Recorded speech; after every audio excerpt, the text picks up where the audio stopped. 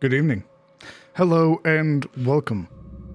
It's episode 38 of Cometh the Fall. End of the line. How's it going, folks? Hello, hello. It's D&D Day, which is a very happy and joyous day. At least I'll have a good time. Hello, Justice Sad Lurker, Prostar, Zebus, EMC, Varys, Silent Wolfie, Sinju. Hello, Kieran. Mind's Eye. Howdy, folks. Broken NPC. Mind's Eye, thank you very much for the 8 months. Just checking to say happy anniversary while dinner's being cooked. We have missed the presentation of meals, good sir. Please be sure to stop by and show us what you had for dinner. Holy, welcome. Hello, Raiders. Hello. Welcome. Thank you, Momo, very much for the raid. Hello, everybody. Mr. Bite, thank you very much for 9 months. Jesus. I appreciate that, Mr. Bite. That's incredibly kind of you. Thank you.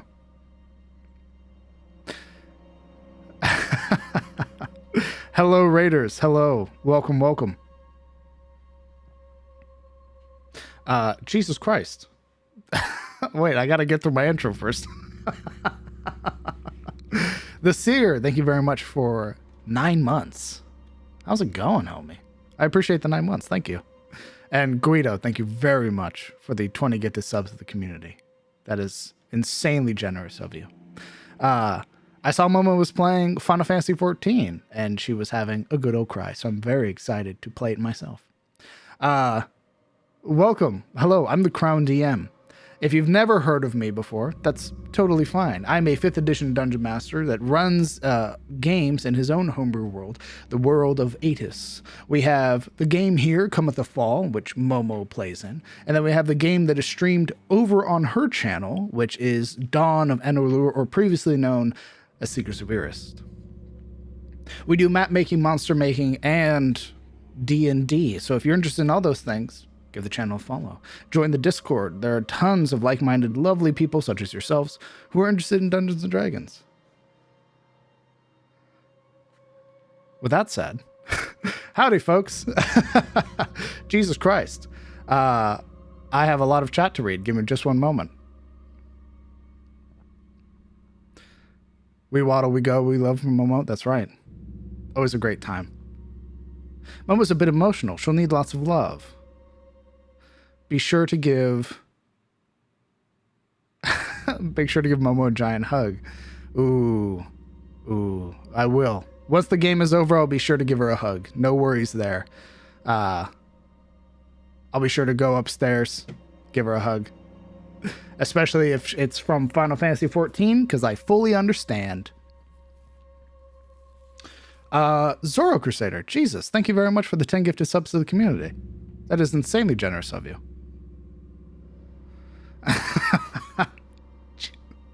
Guys, hello. Jesus. Itis, thank you very much for 21 gifted subs to the community. You don't have to do that. You're my mod, brother. You don't got to do that.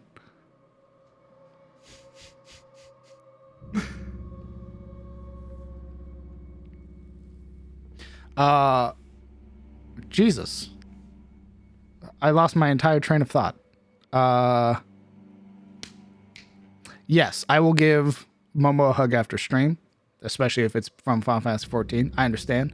Final Fantasy XIV is one of my favorite MMOs. It has some of the best story ever, and I love it. No, like hands down. So, absolutely. With that said, welcome to episode 38 of our continuously running game, Cometh the Fall of Man. We are giving the players just a moment to get themselves situated, get drinks, snacks, and the like, and then I'll be unmuting to get introduced to our players. They're going to tell us who they are, what they're playing, and then potentially a recap. Maybe not.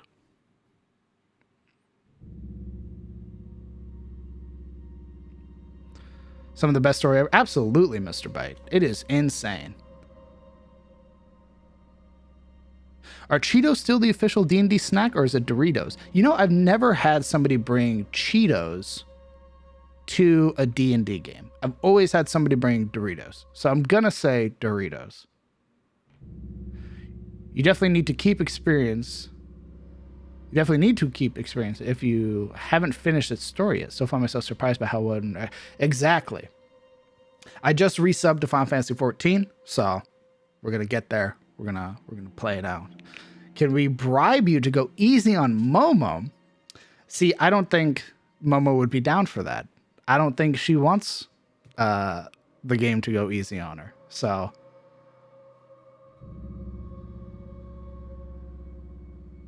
Varys, if those were the ones you ate, I always remember Heidi bringing in her own cooked food and like Terry bringing in Doritos. So we can bribe you to make it harder.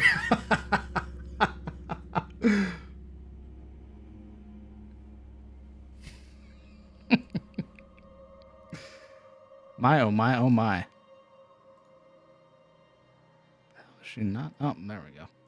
Something got changed.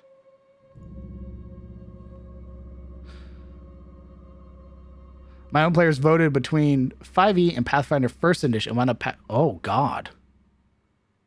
Ooh, Zen Nico, I think you are the last Pathfinder First Edition Dungeon Master.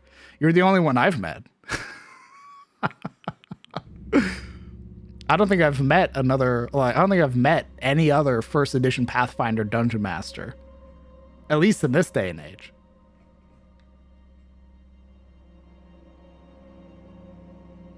Oh, never mind. Celestia. They also are a First Edition Pathfinder Dungeon Master. And FFD20.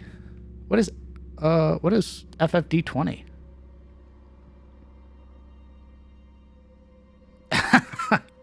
That's fair, Bears.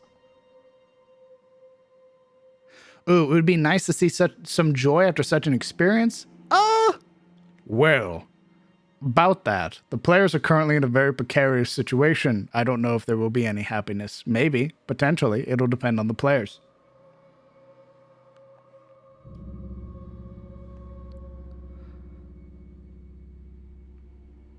Let's go ahead.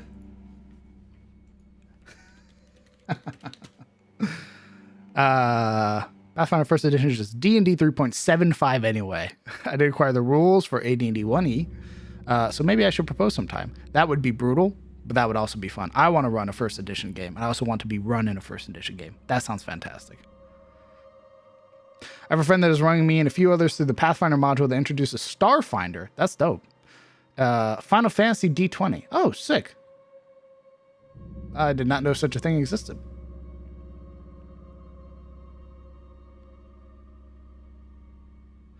Okay, let's go ahead. You came to the wrong place for happiness. Jacob. Come on, there's happiness here.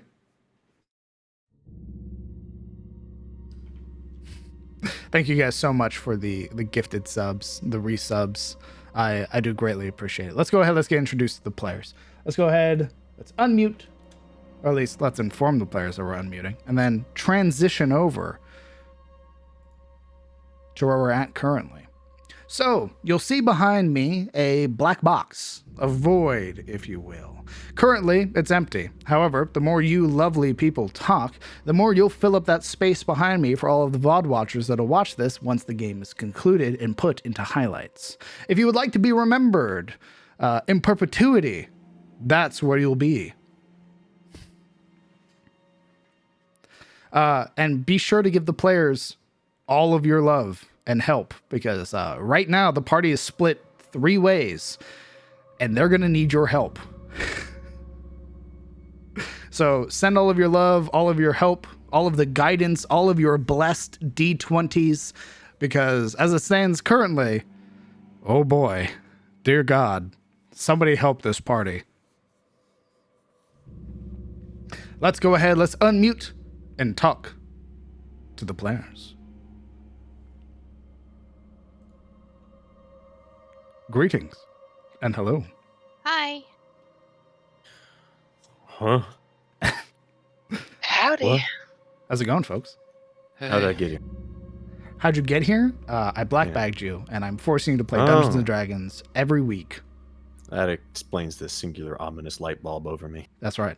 You That's should why my have feet a are desk, a computer with the bare minimum essentials, and like a wooden chair from like a kitchen. It's not Yeah. really comfortable. Yeah. True. It looks like I have everything, DM. Perfect. Everybody else has all the things that I prepared for you. Yeah. Fantastic. I see two of our folks are currently muted. Are we still getting snacks, drinks, everything like that? I'm here. Hello.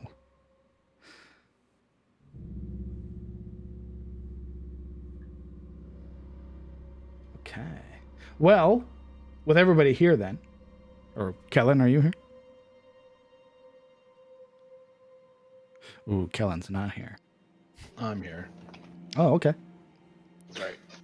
It's all right. So, Playing with the cat. He's being a butthead. be sure to keep him away from you. You know that he induces narcolepsy.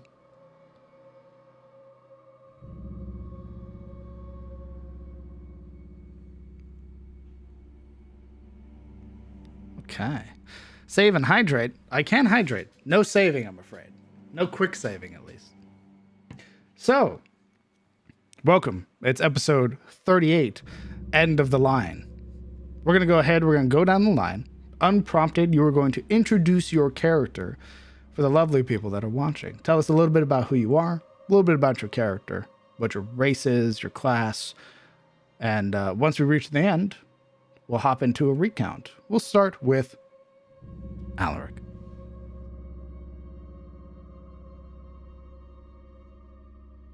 I play Alaric Cravain, second son to Veladonna Cravain, High Lady Consort to the Isle of Karim, and the human side from which I bear the title Half-Elven.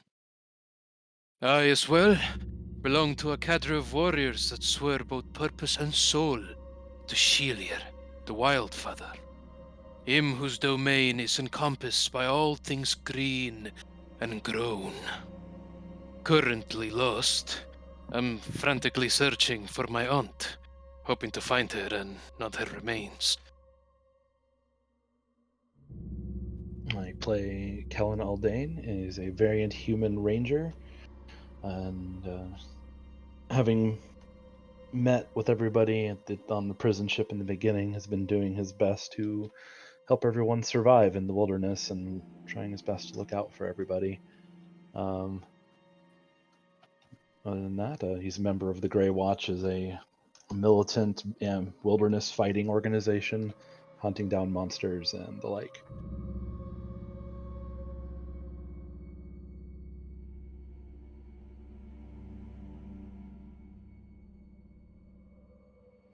I play Marana Lamordia, level 4 Dampier Rogue, with strange abilities connected to the dead.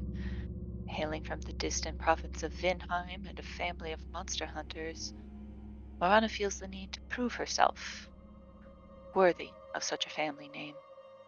But down here in this dark alien facility, who knows how much of that will be useful.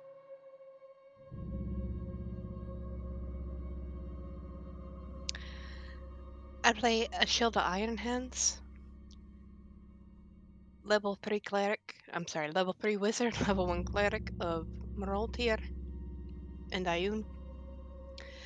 I am currently on this venture to try and find a wee bit of research in regards to the lost shards of Thorlun, and due to my unfortunate run-in with the law, did fall in with these people, but they're growing on me ever so slightly. I myself was born and raised in Tharkan Steep, but I learned a few things in regards to Arias and trying very hard to get over some predispositions towards a lot of them, even though one of them did lie to me in the beginning, but I'm getting over it.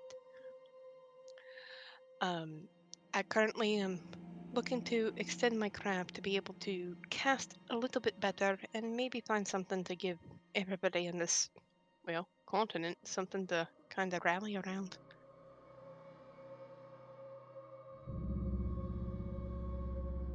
Greetings.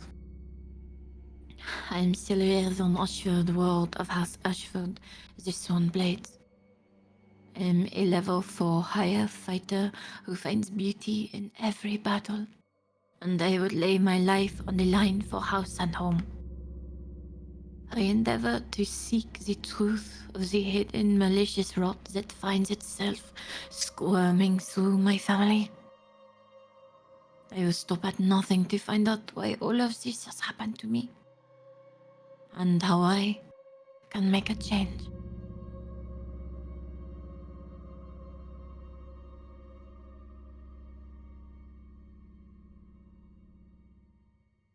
I play Uriah Zaire from House of Shademore. I am a level 2 Warlock Hexblade and level 2 Sorcerer Aberrant Mind. Spurned by the secrets of my father and house, I have come here to discover one secret I know none know from home. Coming here from halfway across the world, I have since fell in with this group of individuals, these people who call themselves my friends. And I have, instead of finding secrets, found only more questions, not of my people or its history, but of myself and my own origins. That, however, must be put to the side, as I am once again, along with my fellows, stuck in a hole on the verge of death.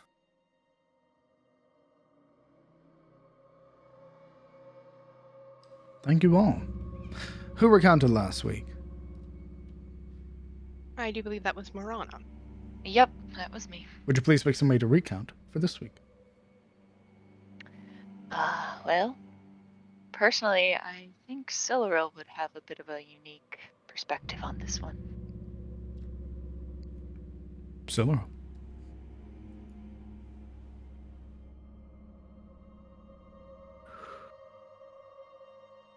We are well against odds, I would say. Lost in our ambition to go forward without an idea of what we would do. I myself was concerned with the state of my party, my friends here, and strangely enough,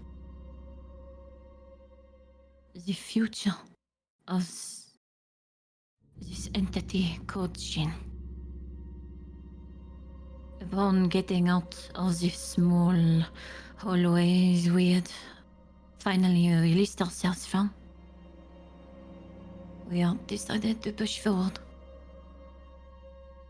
Upon entering, it was Moana who found the ability to tell us we were safe, you could say.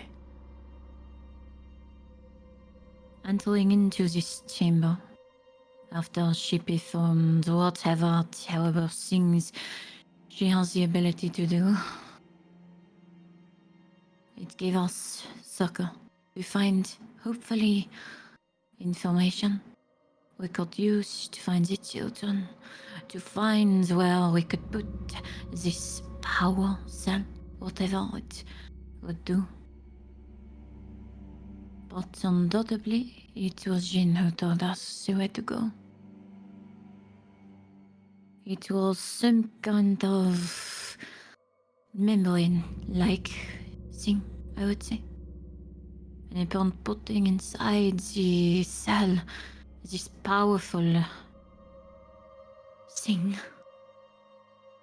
all the glass enclosed fires lit up at once.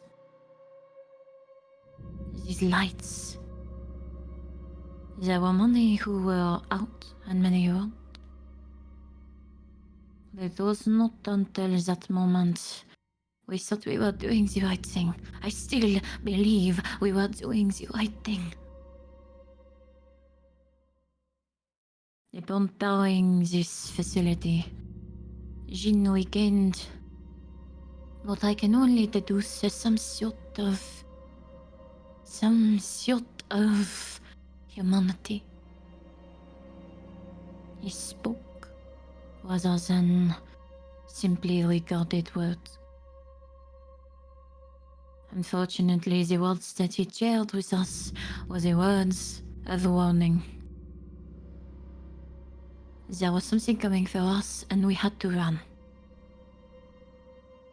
This unit.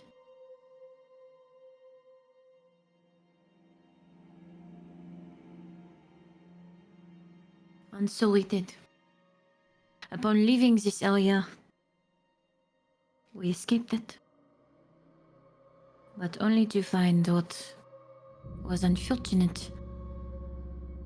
Another room full of tribulations and trials. Upon the entrance of battle that could not be unavoided, it was Yulia who found the way to call forth this unit. If I'm honest, I was scared. I was scared and confused, unsure of what was going on around us and why it was all happening, why we were even here in the first place. And then it dawned on me through the announcement of this mouse of the dying Duke. It was the children. Steeling myself in my resolve, I fought alongside my friends and Rama. And we were able to triumph, if not only to save ourselves. Upon Yulia's quick actions, the Epsilon unit, this large thing, had come to our aid. At least I thought. I tried to command it, to give it order. As overseer, this title I had just come to give. And unfortunately, it, just as before, did not follow my direction. Instead, it gave haste to chase my companions. And the only thing I saw fit was to draw it away from them. In hopes I would complete 2 objectives in one, I ventured north, calling it to follow me and leave them behind, so that they may, in some case, find respite.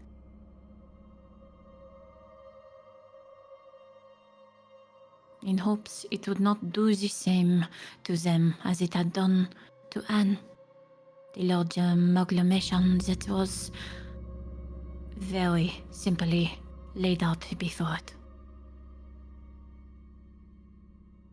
Upon entering north, I found a room filled with so much. I did not have time to comprehend what there would be. I ran, dashing and diving into something I thought I could hide inside. The fear swept me more than my resolve to continue. And to much my dismay and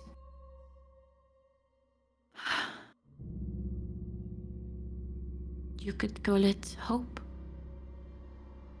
this unit had followed me. I can only deduce at that moment that hopefully my comrades had gotten away. It was for a moment I thought to myself as it was searching around of what he had said before. What Jin had said. So I focused myself to think nothing. stealing myself inside the rubble and rubble that had fallen down from years before this moment. This very moment allowing me to hide because of the time that had passed.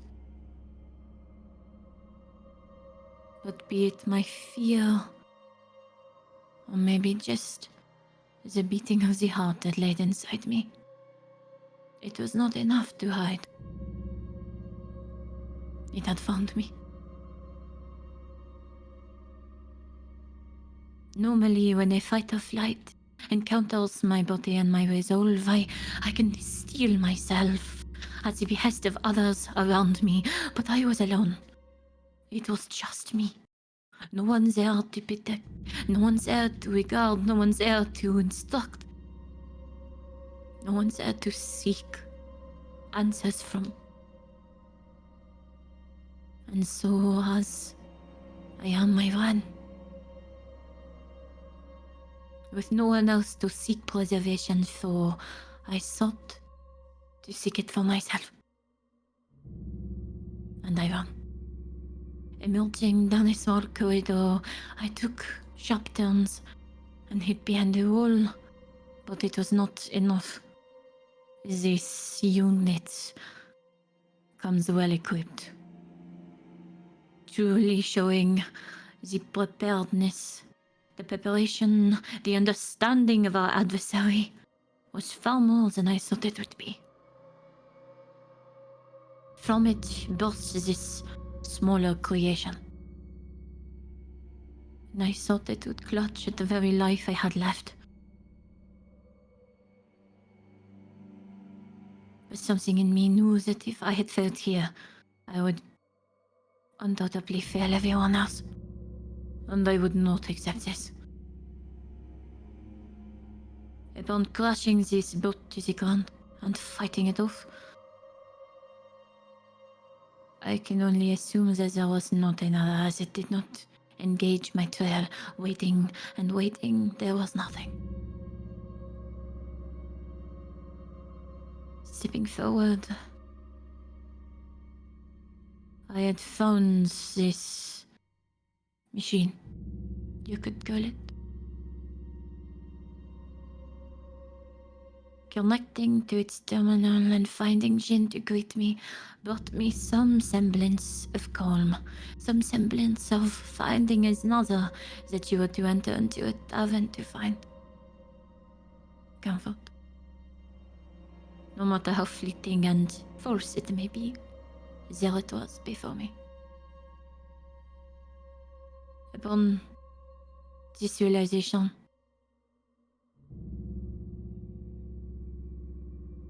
I knew that I had to give what I had left.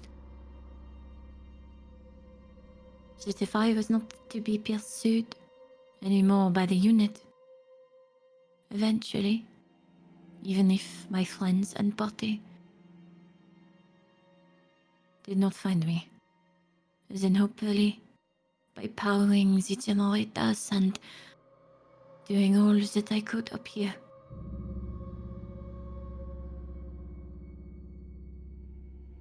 then maybe they could find their way out.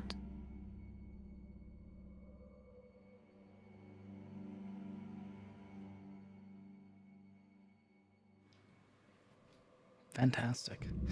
Thank you very much.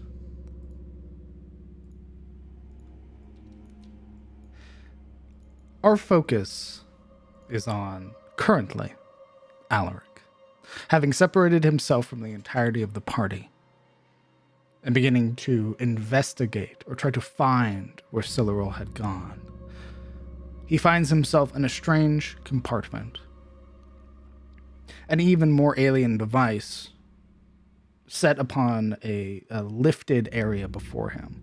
Debris scattered across the floor. Numerous thick cords connecting from the machine into the wall. You can see that the front of it is completely busted. The glass-like protection where a light had once been is completely shattered.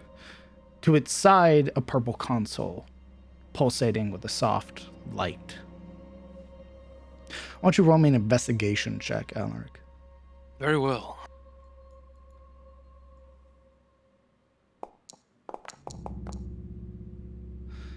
Make sure you set to public, brother. You're still set to private. I am. It was an 8, though. Just so everyone is aware. Peering around, there's a moment where you hear this sort of raspy breath from the other side of this console here, or the other side of this machinery, sort of tucked away out of view, as this machine is some 8 or 10 feet tall.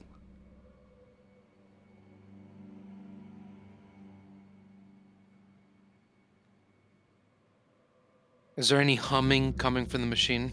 No. Any sound whatsoever? No. So the rasp is coming from behind it. With an 8? Yes. All right. Is there any quality to this sound? Anything that could hint at it being feral or otherwise? From what you can hear, it sounds hurt. A sort of like sucking breath each time, almost this strenuous effort to take in a breath and then exhale.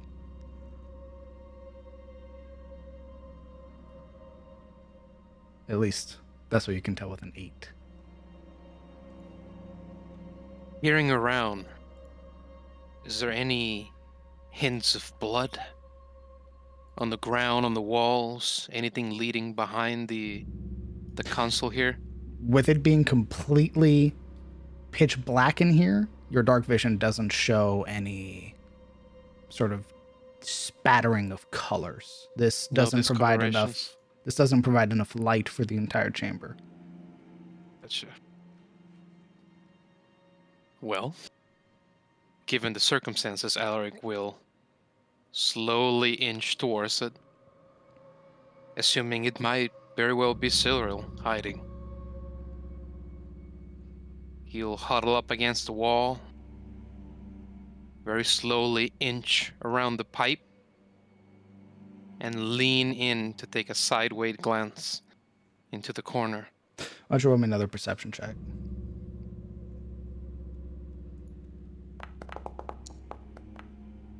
$19. You would hear the breathing again as you draw closer, the source growing louder. But as you approach, you hear the breathing almost turn into this sort of like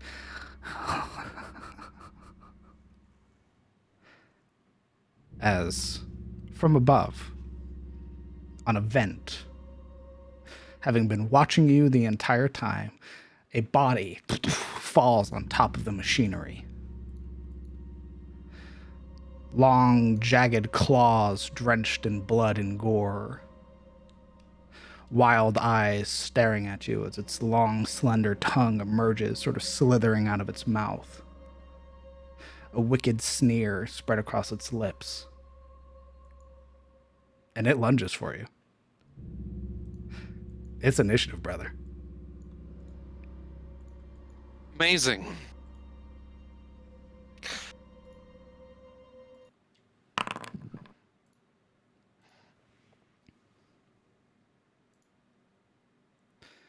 Let's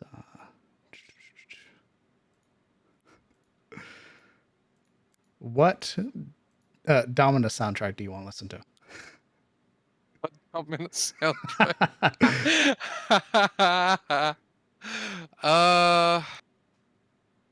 Do you have Crixus? I do. We'll play Then that. let it be Crixus. Very well.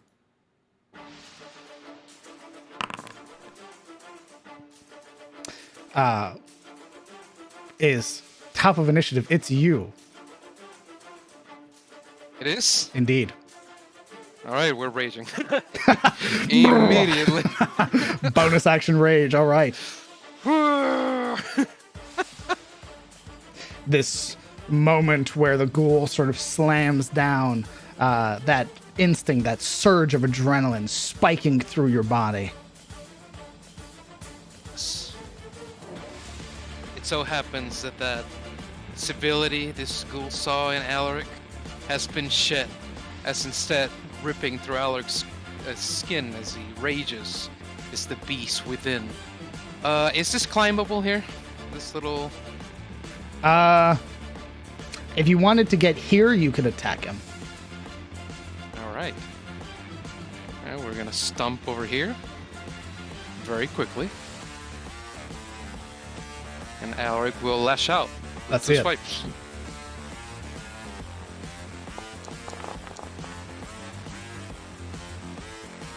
An 8 misses.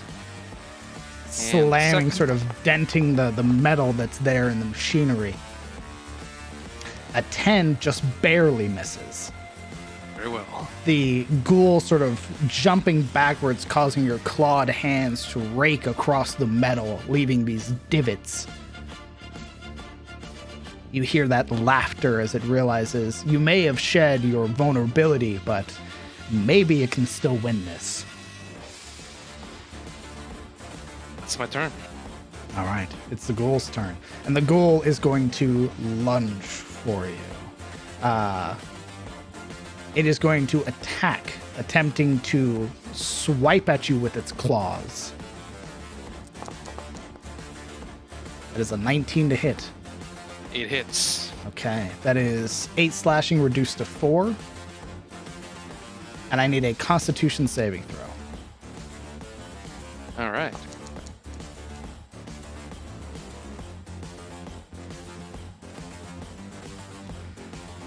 Okay. A 9 is not enough. You are paralyzed. I see. Give me just a moment. Where is...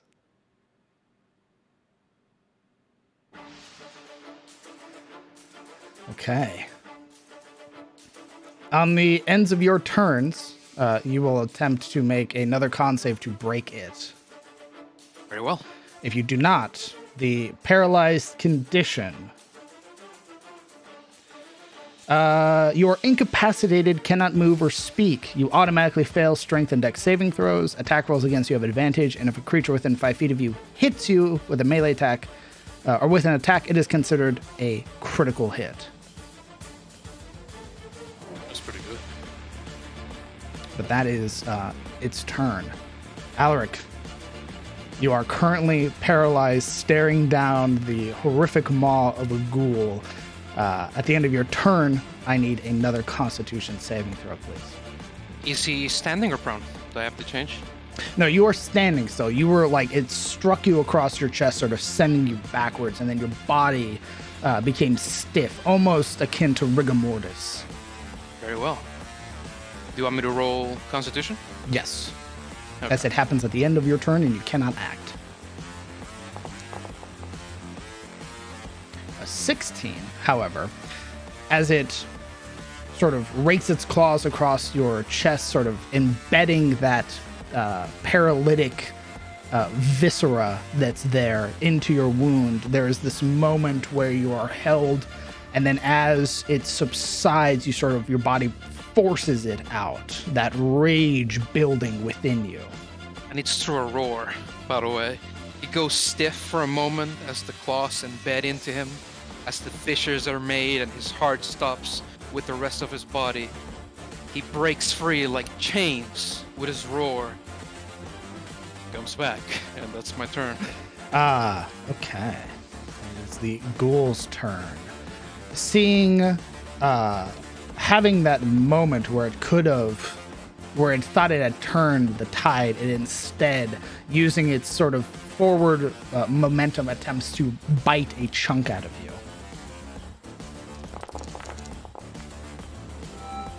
That is a natural 20. That is a 19 reduced to half for 9. Alaric. We're gonna claw at him. Let's see it. Yes, sir. An 8 misses. Indeed. Let's do another one. I don't imagine a 1 hits. It does not. Oh my god. It does not. It is. Are you staying there? Am I staying here? Yes. What do you mean by that? You still. It's still your turn. Yeah. My turn's done, yeah. Okay. It's the ghoul's turn. He's gonna claw at you. That's his right, self-defense. That is his right with the 20 to hit. First amendment, yeah, that hits. That is a 8 reduced to 4. I need another con save, please. I imagine that you would. With a 24, you succeed and are not paralyzed. Well, that's a nice change of pace. That is a lovely change of pace. It's your turn. Yeah, we're gonna clad it, boss. Let's see it. Boom. Finally.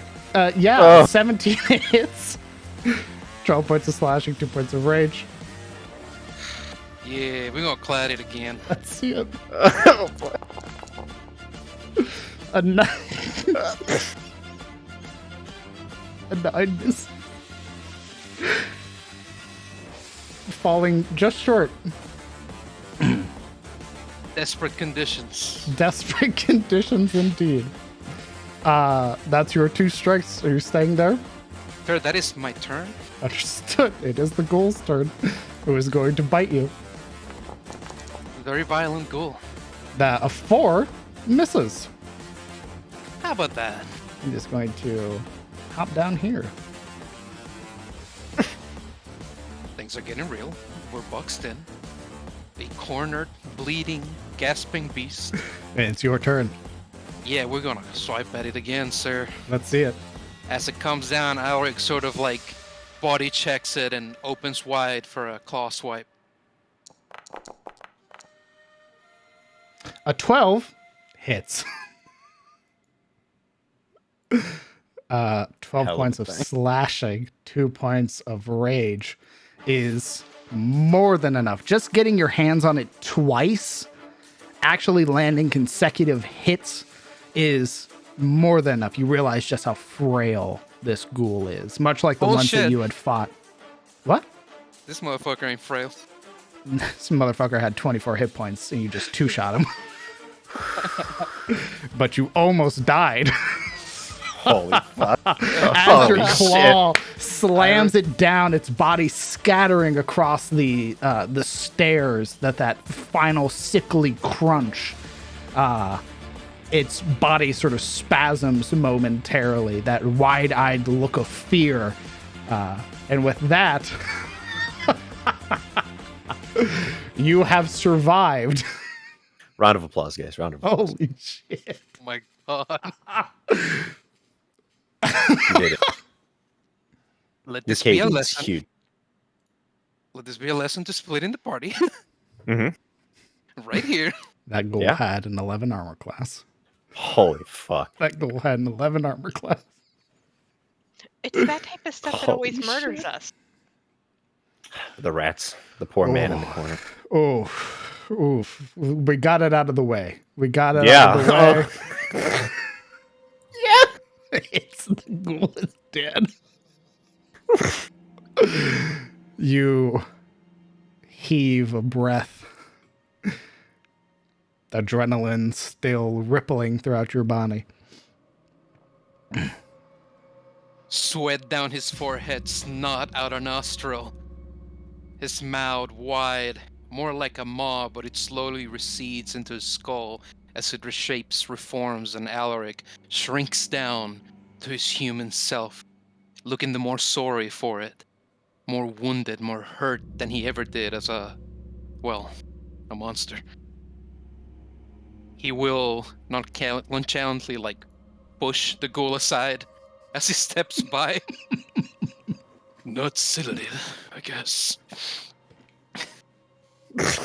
Take another look around and You could True. hear your own echoing breath, that labored breathing.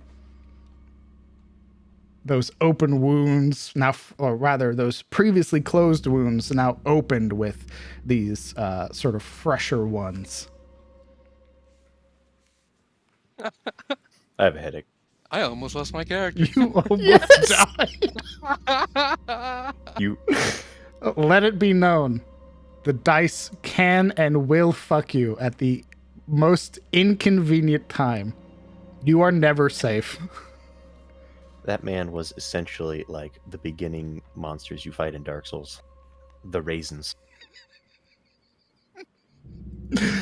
We put a pause there. We're going to cut back to the other party.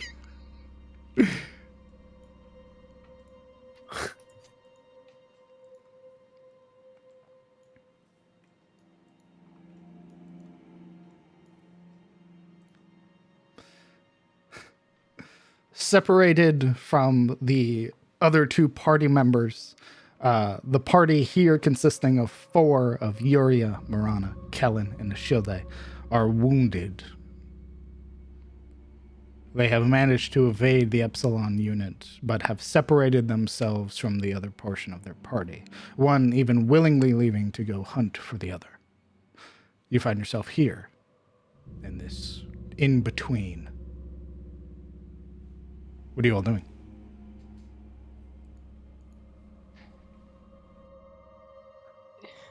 Shielda, looking incredibly haggard and beat up, is actually going to walk over to the rest. And she's going to kind of lay a hand on both Kellen and Marana's shoulders as she slumps down against the wall, just waiting.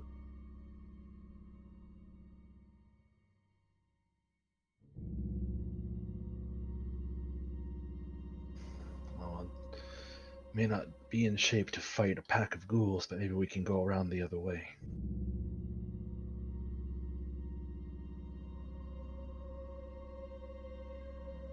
You know, Yuria is already doing so.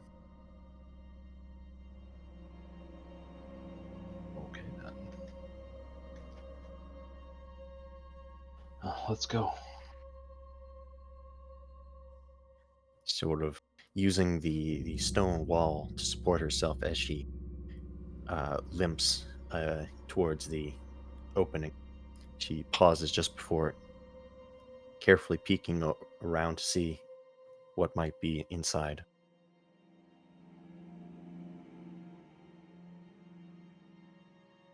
Did you have the lantern on? I think I have it turned down because we had light in the other areas, so Give it just a moment then. it's you're moving, you know. Roll me a perception check, Yura.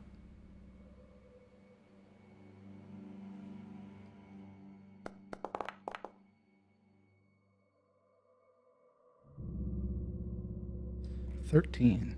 Peering around and listening, you hear the mechanical hum of the machinery, the generators spooling with power, the faint flickering of lights, but that's it. Her eyes drift over towards the vents, where presumably the fight happened, where blood was spilled, and more than likely a body or two was left. She At steps least in. from what you can see of the doorway, there doesn't appear to be any movement. She steps in, but she doesn't go very far. Only enough to contact Jin. Sort of moving to shift to lean against the wall. Jin, are you there? Alienist acknowledged.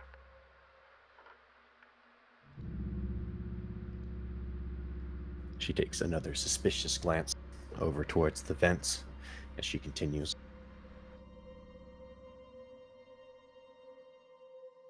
Jin, you mentioned there was a neural link that you set up between myself, my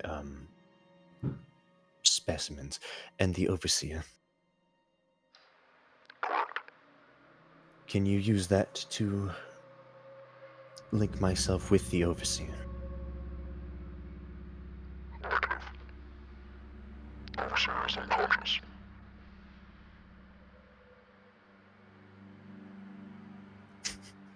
Paleface goes slightly paler. Oh. All right. Jin, I sent one of my specimens to go find the Overseer. Can you link me with him? Scanning. Establishing connection. Alaric, I need a charisma saving throw, please. The literal moment he's AFK. Did he just step away? He had to, his fight was a real doozy. He had to walk it off.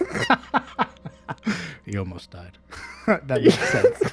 That is understandable. Oh my god. Alien must be advised. My sensors have been restored by the Overseer before her ship fell unconscious. If you can get to the depot, I can take control of the Epsilon unit.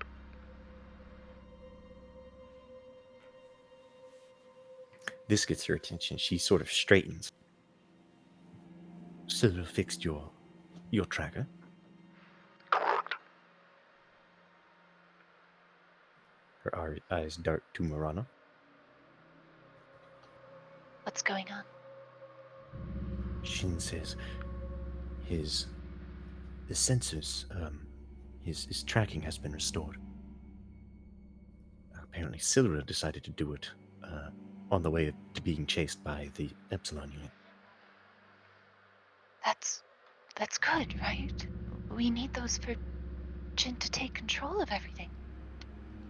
It does open up options, however. He also mentioned that Silra is currently unconscious.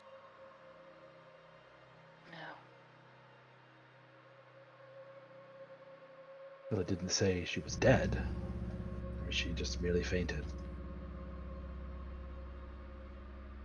Not dead. I feel Jin is very specific with his wording. Unconscious was the word he used. Either way, falling unconscious here for very long just doesn't seem good. I'm trying to get into contact with Alric, but it's taking time. Meantime, Jin, you mentioned that taking the Epsilon unit might alert further rogue security, yes? Correct. It'll take all before they're able to deploy. What was that last bit? I've intercepted a message from the Epsilon unit to another facility.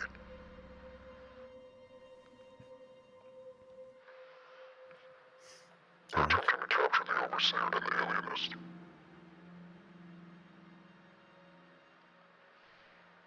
Understood. Don't take the Epsilon unit now. I don't need more rogue security at the moment. Just keep me informed if it's near, and keep my wayward specimen alert of its presence. Understood. You said you can track now? So you can track the Overseer. Correct. Pinging location. All of you Wait. would feel within your minds a sort of distant ping.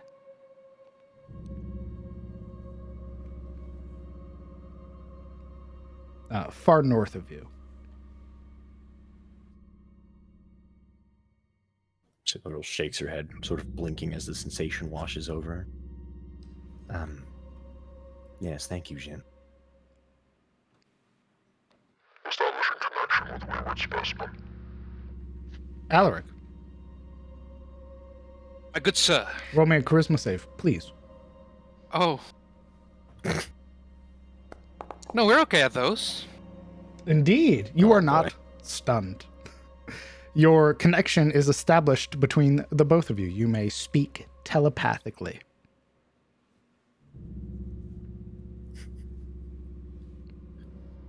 Probably shortly after the fight, Alaric would hear, seemingly out of nowhere, Yuri's voice. Alaric, Cinderella is unconscious. What sort of connection would she have? Is she able to feel his emotions, his frame of mind, so to It is speak? purely just verbal. So there's no. It's like she knows where you are via like GPS almost, Okay. and is able to speak directly into your mind. You would feel these tendrils sort of wrapping against your brain. So a chat box just opened up. Indeed, Correct. You got against your will. Siluril is down? What do you mean? How can you speak to me? Jin. Jin has connected. You know what? I'm not going to explain it. Siluril has fixed Jin's tracking, so it has opened up further options. We're not really in a position to help at the moment, as there are ghouls currently consuming Anne's corpse. None of us are prepared for a fight yet. But I can get Jin to send a sensation of, I believe, Siluril's location. You perhaps related to me? See if I am close. I suppose. Jin, send the wayward specimen, Siluril's location, if you would. Pending location for specimen. Stand by. Alaric, your head, this throb, moves through it. The tendrils wrapping momentarily, sort of tightening their grip. And you would feel directly to your left that ping. She's close. Really close. Is it like a sort of cardinal direction or just plainly to my left? You're not able really to discern its entire functionality. For right now, it's just a feeling to your left. But it's hurting. It's still like searing through his head. Indeed. All right, I got it. Whatever you're doing, end it. Oh? Are you sure? Yes, I am sure it hurts. Oh, apologies. All right, trying to check back. It's hard to tell time here. Soon. Don't die. And again, watch the UD lift. There are ghouls in there now. We're currently hanging around the generator room. Good luck. Jin, cut the connection. Disconnecting communication. Thank you. Keep me informed of the specimen's condition, whether he is fighting or not, if he is down or not, whether he has found the overseer or not. Understood. She turns, seeming to have just stood there for a moment to the other. Alaric has gotten a direction from Jin on Silbra's location. Does he know where she is now? Can he get her? I think so. I hope he can get her. I am fairly certain he knows the general direction of where she is. I don't know what Alaric will do with it. I doubt he's used to this sort of thing. Are any of us? Anyway, All right. That brings remains the question of what we should do. We know the ghouls are there. None of us are fit for a fight.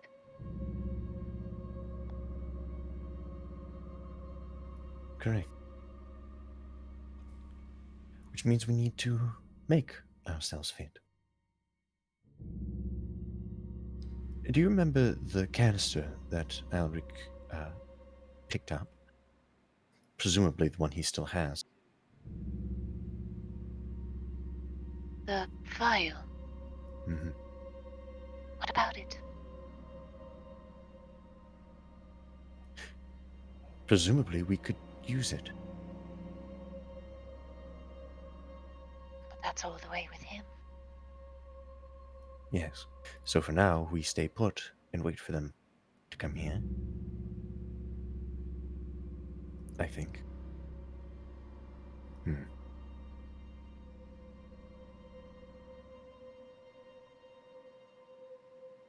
Assuming they come back this way.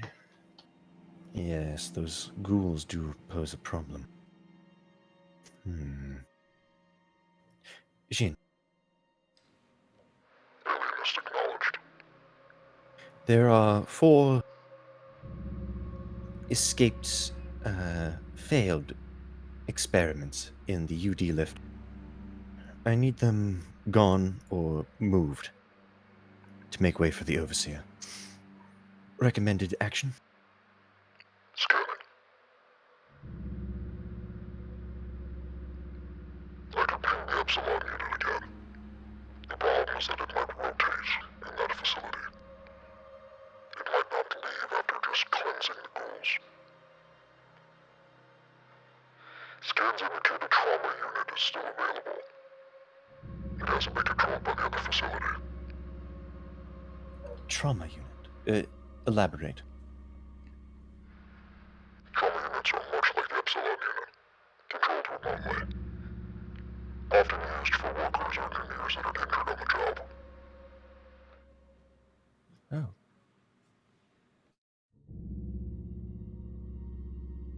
All right. And taking this trauma unit, recruiting it, will not alert this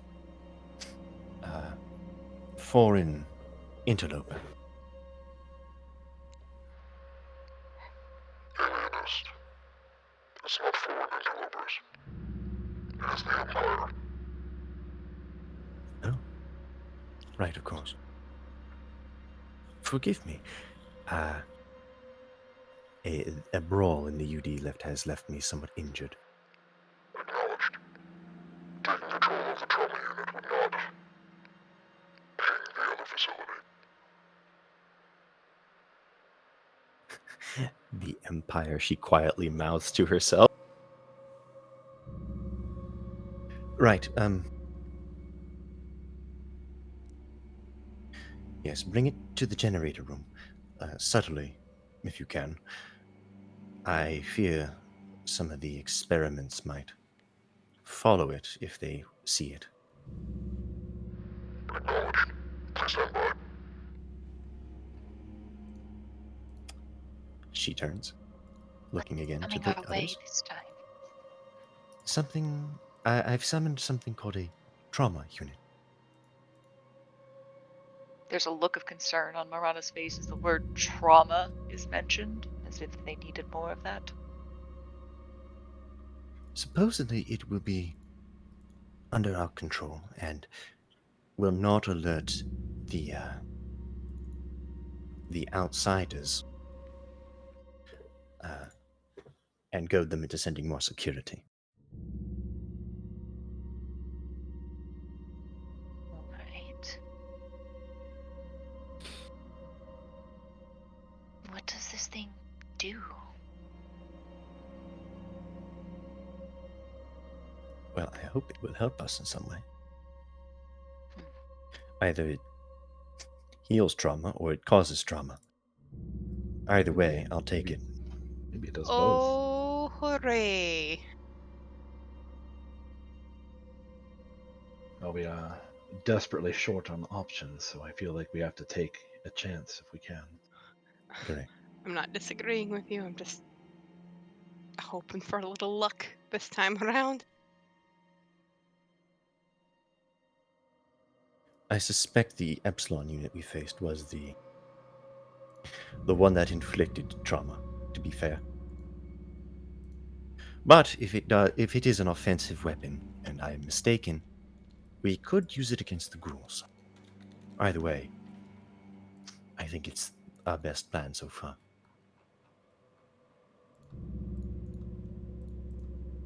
All right. So for now, we wait, keep watch, and keep a wary eye on that ventilation. She gestures towards the southern vents over there.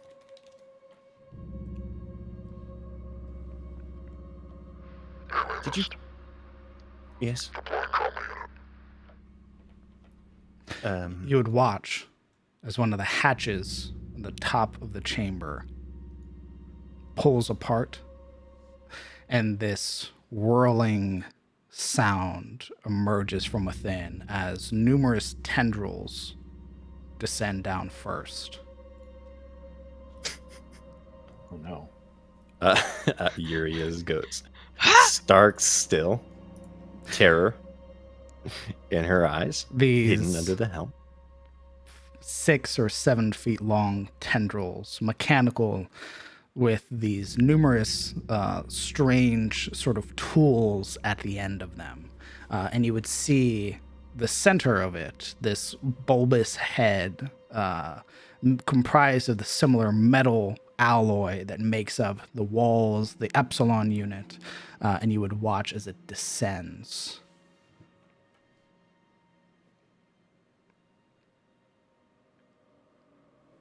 You would then watch as the lights on it flare momentarily. This very sudden room-wide scan. Wounded found.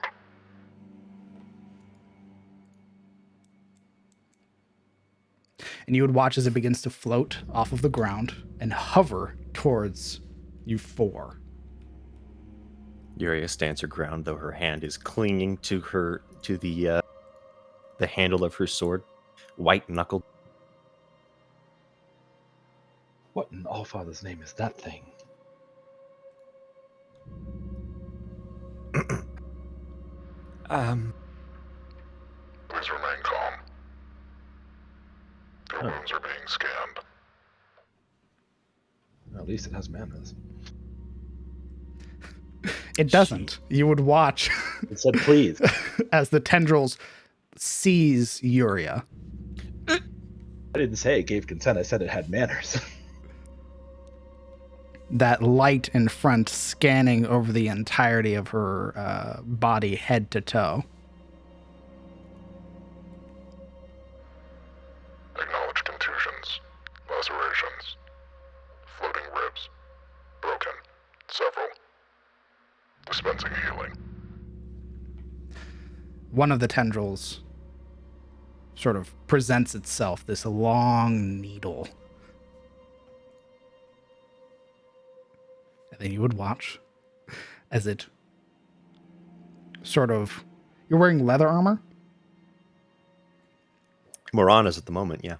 You would watch as from the end of the tendril, you would see it projecting this square-like pattern over your abdomen, sort of moving, and you would watch as it's almost looks like it's highlighting organs as it does, until it finds your belly button, and then stabs. Dispensing healing. Please remain still. Yuri is choking on a scream. Fingers clutching at the sides. Does the jab hurt? Yes. Yeah, she's basically biting down, trying to suppress screaming out in pain as her hands cling at her own garments. I need a Constitution saving throw. All right. We're real good at those, by the way. The pain is so blinding white. That moment where everything becomes overly sensitive, where you are aware of the heat, the change in temperature, everything. Your body goes through shock, and you fall unconscious. However, by the end of it, you are healed to max. Roll me a d4.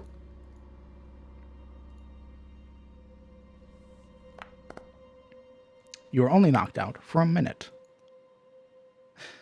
The tendril for a moment twists and pulls free. That sort of sickening squelch as it does. And then you would watch as when the other tendril sort of applies this seal over the wound, this sort of deep purple liquid that solidifies once it touches blood. Band-Aid. Scanning the next one. Oh, Numerous wounds detected. Kellen has his swords half drawn, and he just stops like, well, it didn't kill her. Please remain still. Marana, you are seized. oh no! Scanning. Shield's face just goes wide with horror, like, oh god, what are we doing?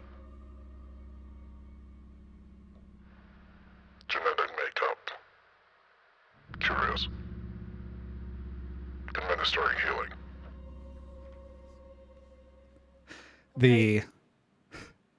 The needle once more, you would watch as it pulls back. A rotating cylinder on the end of the tendril shifts one, and then another needle emerges. It would once again scan your abdomen, highlighting the various wounds, highlighting your internal organs, and then finding your belly button, driving into it. I need a con save, please.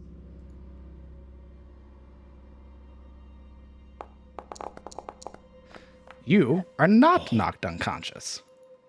But my god, does it hurt. How? And you are healed to max. Oh shit. That would be truly the most fucked up fate, as if the entire party just was sent unconscious.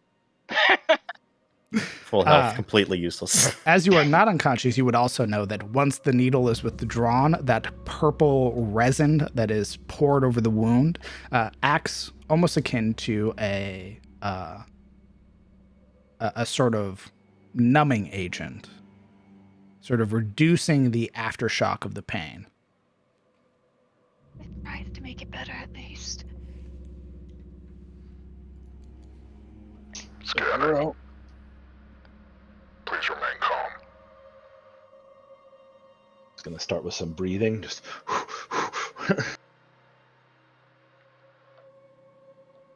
Numerous contusions, lacerations, effects of magical properties detected.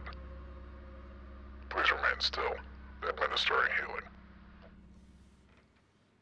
You would watch again, needle withdrawn, cylinder turn, needle protrude, highlighting the entirety of your abdomen, and then driving into your belly button. I need a con save, please. save.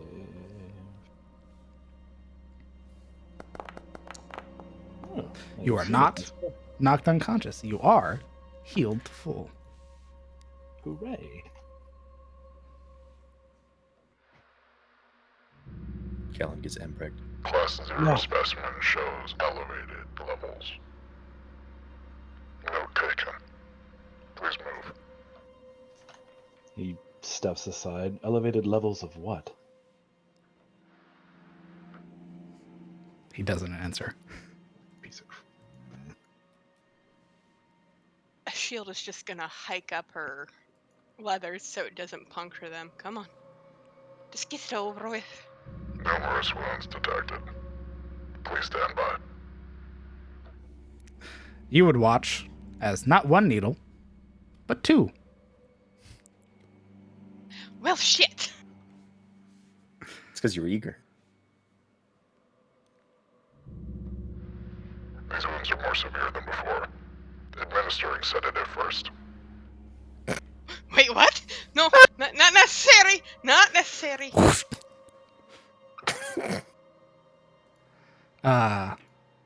I need I need 2 saves, please. I need firstly, I need a charisma save. One of those sedatives. Okay. 14. Okay. You are you are not paralyzed. But it does mean that you feel what's about to happen next. Is it as bad as the kobold life story? Yes. Well, shit. Because not only are you the most wounded individual in the party currently, you would watch as the injection isn't the only thing it does. You would see that it is like applying a brace to your arm, and you would hear that sort of strain against sinew and bone as it fixes a fracture that you had. Oh, God. And then I need a con save. I can hear the snapping. You know that, right? Mm-hmm. It's inside of you. Of course you can hear it. My teeth itch at this. But out of all of them, you brave it, Ashilde. You are not knocked unconscious. Fucking dwarf. And are healed all the way to the max. Oh, my God. Healing's been distributed. Numerous wounds have been recorded for note-taking. These mind players look hella different. I don't suppose you How can would give you a rate your healing? 10 out of 10, thank you. Acknowledged. painful but effective. I don't suppose you're going to tell us those strange things you said. Class 0 psionics are not allowed to view notes. Oh, somebody wake up, yeah. Peter Griffin. Yeah. Marana has kind of like picked up Yuria just kind of onto her lap and is just kind of like gentle shake. Yuria. Deploying trauma units to Overseer's location. Oh Yes. no. Oh, wait. Oh no. Maybe we should follow it?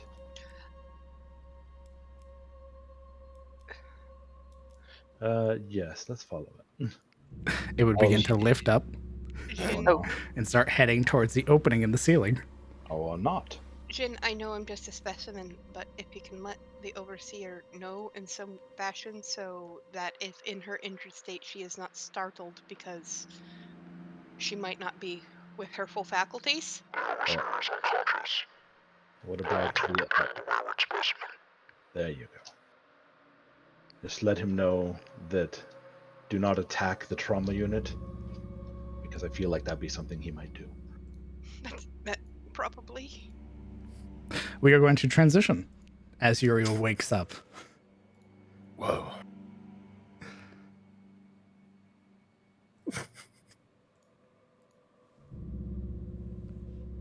Alaric, DM. after having gotten your ping from the unit or from Jin, and having survived your encounter, you would, as you were beginning to move through this place, you would also get another sensation. It's this time it's Jin talking to you. Specimen be advised. The alienist has deployed the trauma unit to your location.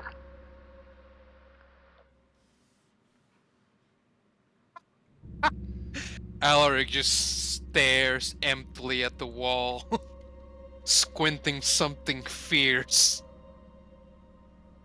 I'm trying to figure out what it means. Okay.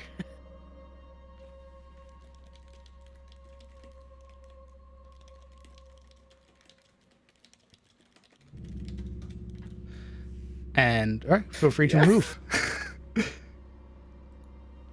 All right. You'd have gotten the ping from over here. Very well. So wounded through as he is, haggard by wounds, exhausted, Alaric would stumble back through the hallway he made it through. He supports like his failing body with a hand ever present against the wall. His now slightly lengthened nails bordering into claws, occasionally catching on some ruddy projection of rusted metal or whatever. Let's see. Inches by. I imagine that once he meets this corner, the direction becomes horizontal. Indeed. Yeah. It would be when you get about here that you would watch a hatch open here.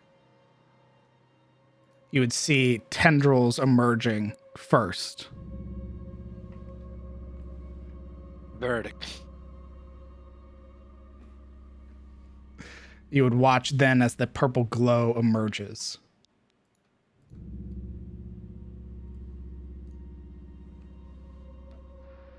Make sure I get it right.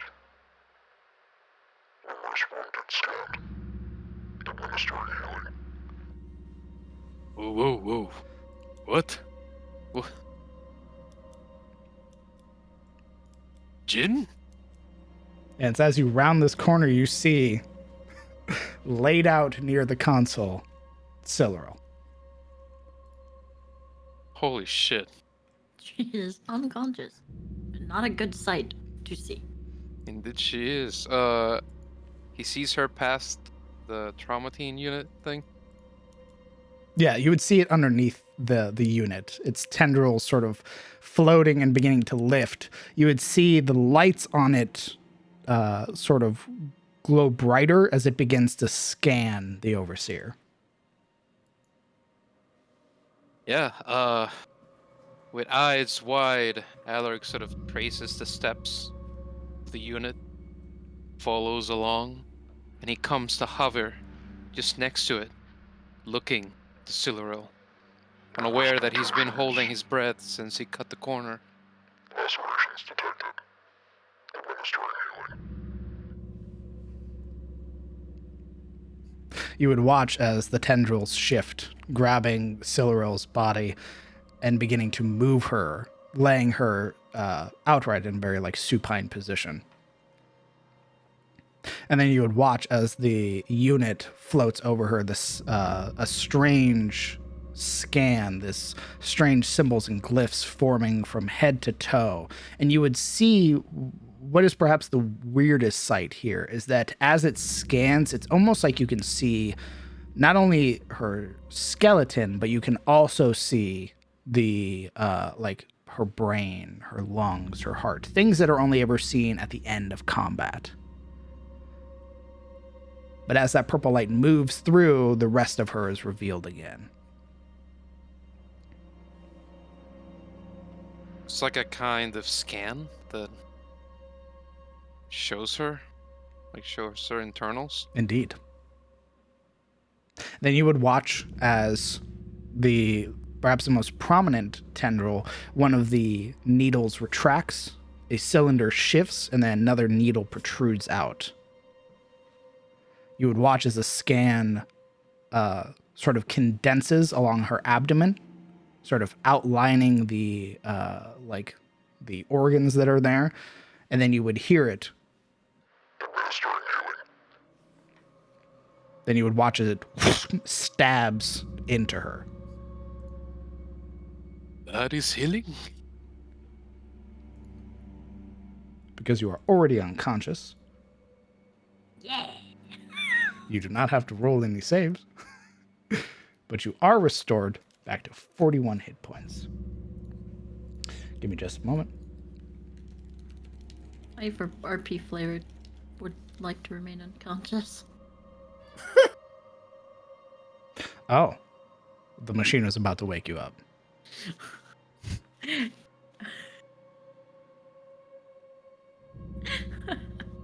I see. Machine starts shaking. No, I'm staying. Oh, okay.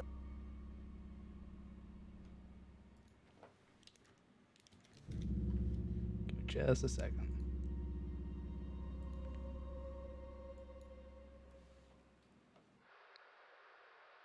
Overseer's condition no longer critical. Administering stimulant. A stimulant. What is that? You would watch as the tendril, you would watch as small links along it that comprise the outside expand outwards. Then you would begin to hear a static hum, like a charge of electricity. Applying stimulant.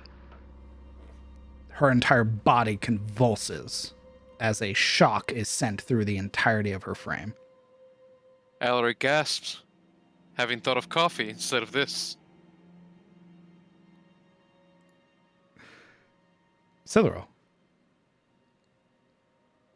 Yes. Overseer, you are brought back to the world of the living. Just in time to watch as this large needle just rips out of your body. She just kind of goes.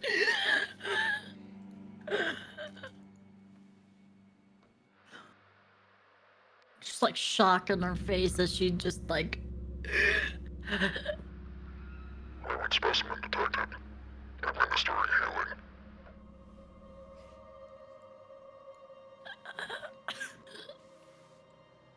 Uh-oh.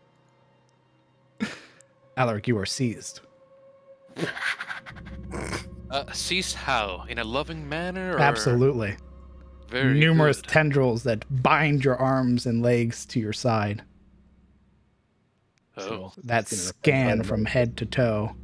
There is an instinctual resistance throughout Alaric, but it only serves to compound his muscles through what little space the tentacles leave.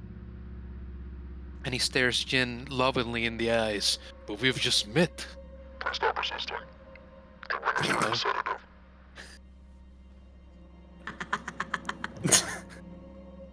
I need a charisma save, please.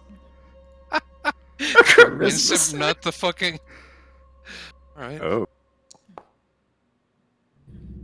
Despite its attempt to administer a sedative, you resist. You are not Yeah. momentarily paralyzed, so you will feel what it is about to do to you. Great. Yeah. Yay. And here I thought Alaric was the one with tough love. Welcome Nice to the success, club, bro. brother. The tendril scans rotating out to the final needle, the highlighting light illuminating your internals as it settles on your belly button. Numerous lacerations, contusions, broken ribs. Administering healing. Please stand by. As it centers, stabs into you. I need a con save, please. If I fail it, does he get like an umbilical hernia or something? Yeah? Is that what you Sure. want? Is that... No, I don't know. I'm asking you. What's this about? This is to not be knocked unconscious by the pain, Oh, very good. but you I want to succeed. be... Oh, nice. Good. You are healed to full and are no longer wounded. Withdrawing it,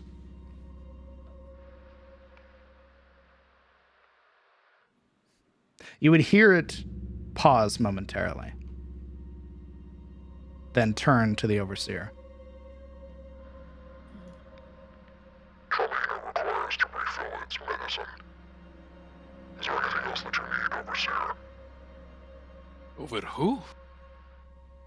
That's Cyril.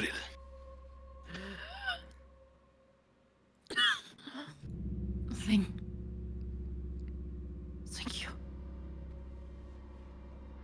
Acknowledged. How would you rate your healing? Perfection.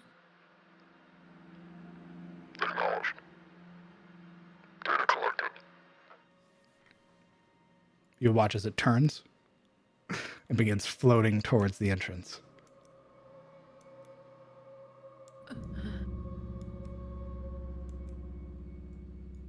And then once beneath the hatch, it would begin to lift into it once more. Even though Alaric stepped closer to Siluriel, he's just watching the unit leave. Why did Jin leave? What happened? Up until recently, Wayne was standing over the terminal here. My guess is as big as yours. She sits up, like, against the wall. Alaric very hesitantly takes a knee beside her. He looks her over, quite surprised that after all that robotic manhandling, she seems whole. That he himself is whole. He's been frowning this whole time with like a sort of dipped smile, but now it turns wider, more wilder, and rather roughly he'll reach in to hug her, pull her into an embrace. And here I thought you were dead.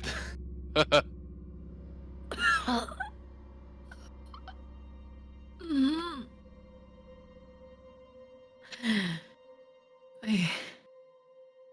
I bellows you here because she kind of like taps him on the side. Oh, what? Oh, Did I'm sorry. you all get away? My bad. Yes, well, we all made it. You just see like a widening of her eyes as she just goes, "Wait, if you're here, did you see the unit? It was outside this place when they came in." Calm down. And she Calm like down. checks over him. It's gone.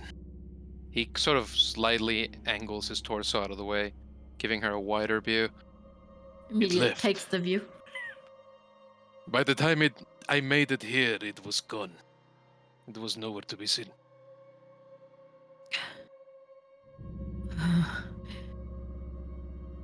Mm.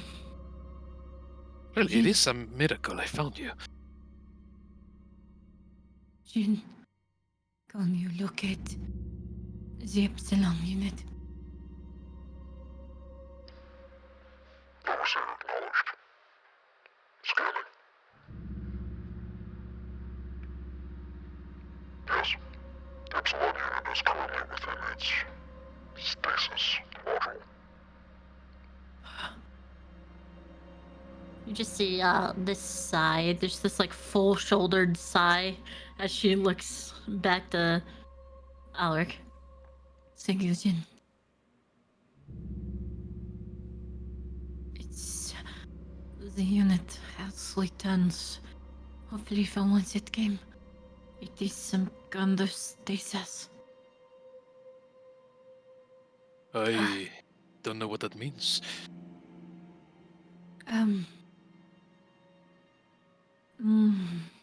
Went to sleep? Kind of. I can only surmise it is like when I rest.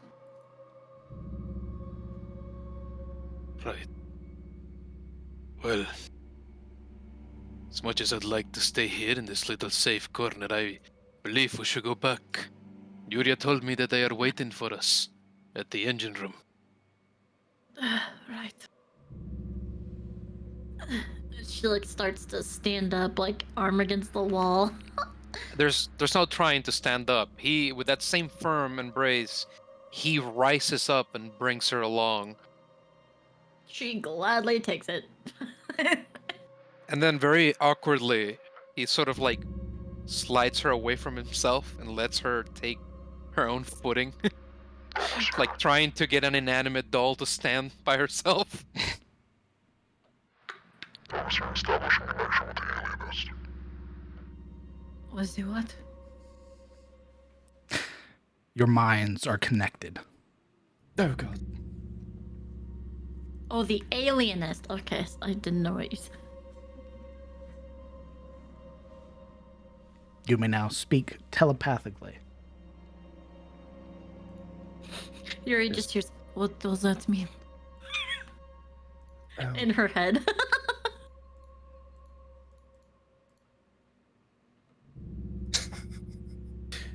Yuria, at first still feeling sort of woozy from her fall, would verbally say, "It's like I can hear Silveril in my head."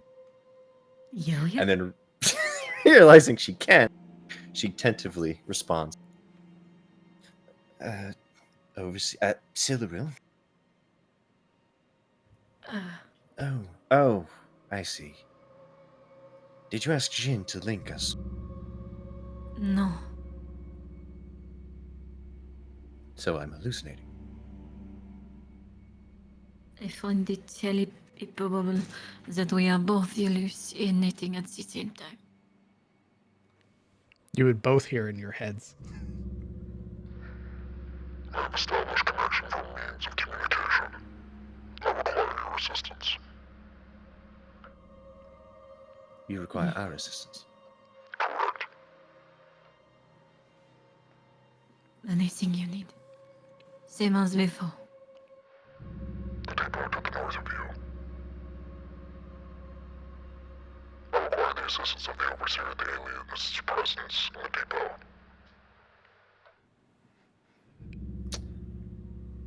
Is it possible to do an insight check on an AI in your head? You could try. All right.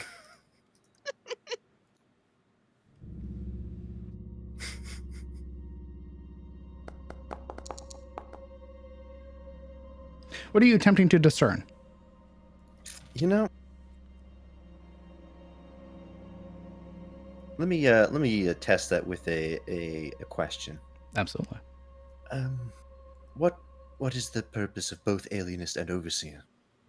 Can't the overseer do everything the alienist can do? The overseer is currently spent. I require the assistance of the alienist to activate the control panel.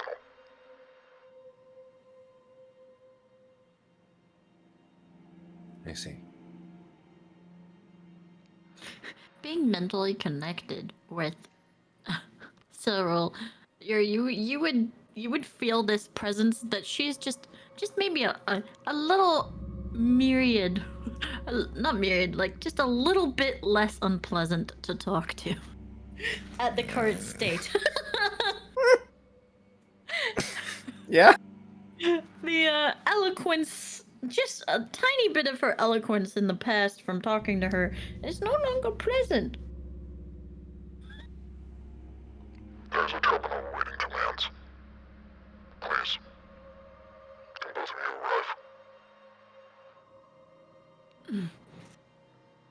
I will make my way there, Jin. Hold on.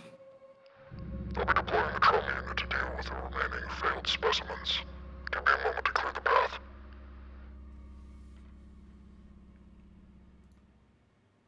Oh, thank goodness. Silro. Alaric.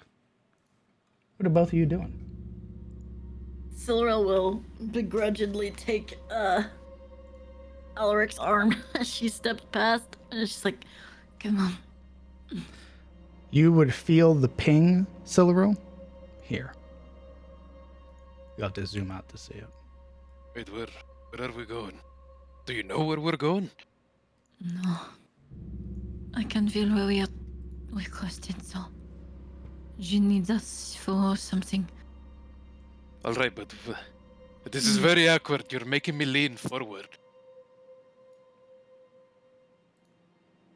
She just kind of stops and looks up at him. He's craned forward on account of their height difference, her holding his arm. Just like gives him a look and just lets it go and walks forward. And we'll peek around this corner here. Or may a perception check and peek. Peekers? I'm peeking. With an 18, you certainly are. You would see, peering around the corner, that there is no movement, nor do you hear any sound. You would see at the far end, though, that the door here does possess a small, rapidly blinking light every time you look at it.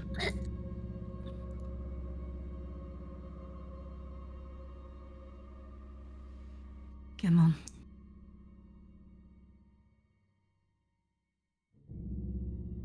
Peekers. With your 18 peering around again, aside from the recently disturbed rubble, which you would remember, there doesn't appear to be any new changes. In this direction? The door is still closed. Okay, cool.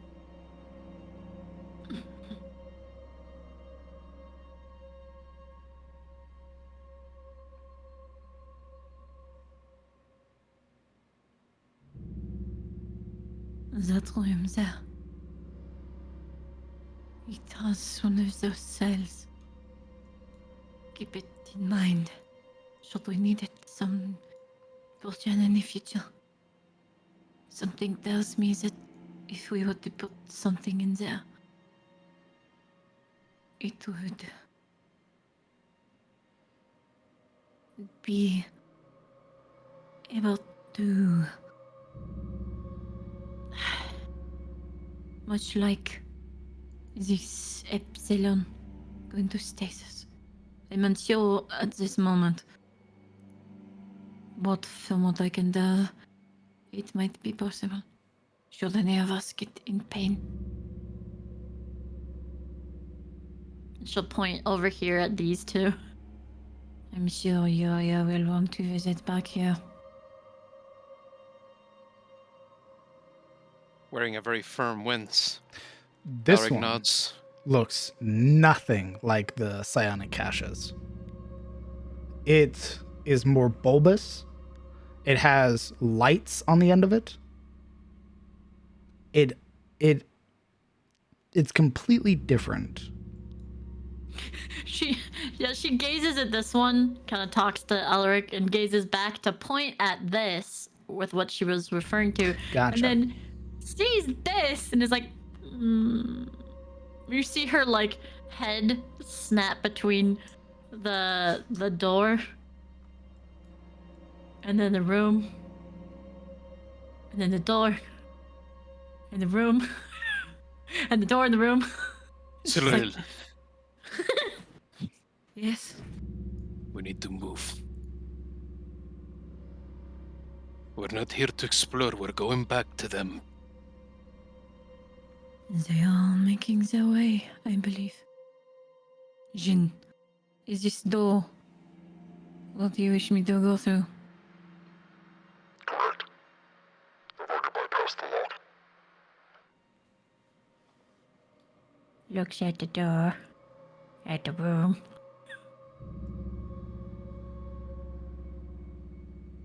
We should really meet with the others.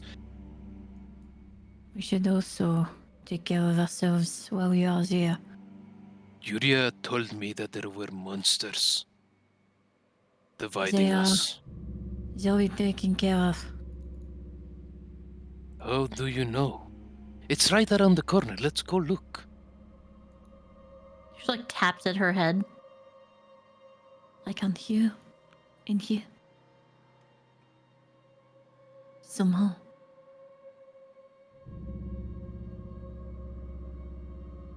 Well, We can go As- this way and meet up with them, but they are going to be coming this way regardless. Jin would lead them this way. what if there's trouble along the way? Let's at least try to meet them halfway.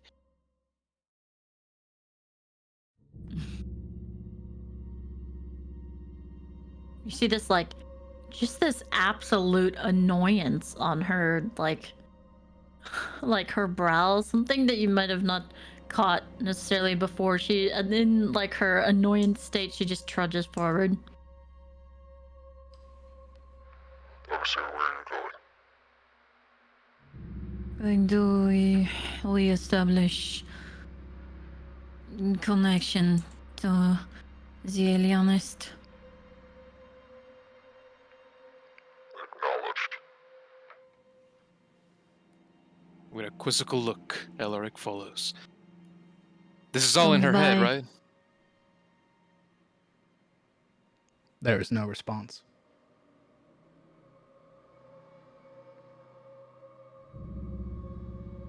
The conversation with Jin is in her Oh, head, right? that's a door. I thought that was a wall. My dumbass. Okay. Yeah, it's all in her head, yeah. Come on, Alec. Okay. We are coming back to those. Something there. It could prove important to finding the children.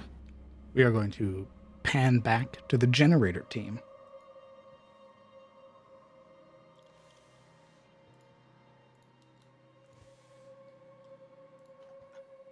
I can't see here. How can you not see? Because I'm not there. Oh, right. I can only see because I'm currently inhabiting Alric's player sheet, actively destroying all his inventory. I noticed that. Yeah. Take it easy. Okay, we'll give the party observer. And then we'll remove that. Oi! Get out of the Oi. fucking wall! Damn, that's a Get dwarf. out of the wall!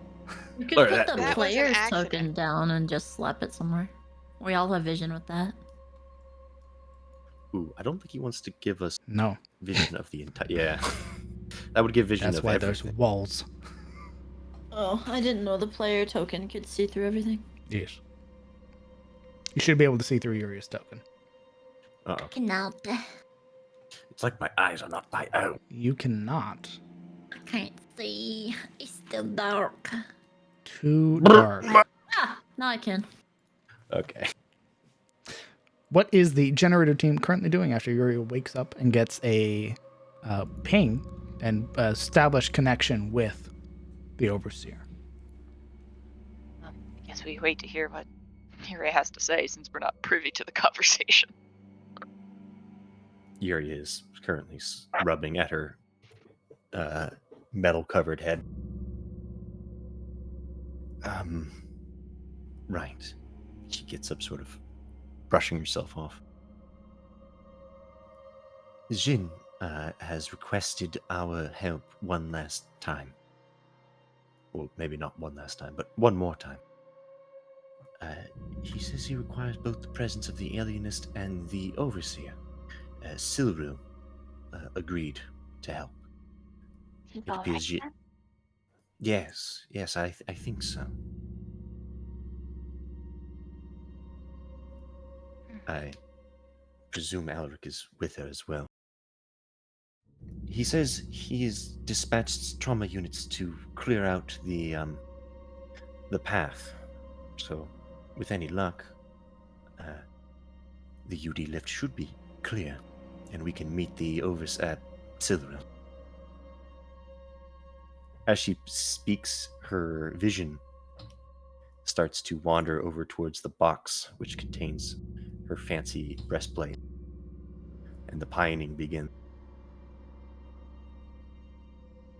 Damn shame about that. Maybe we can come back for it unless you think it's safe.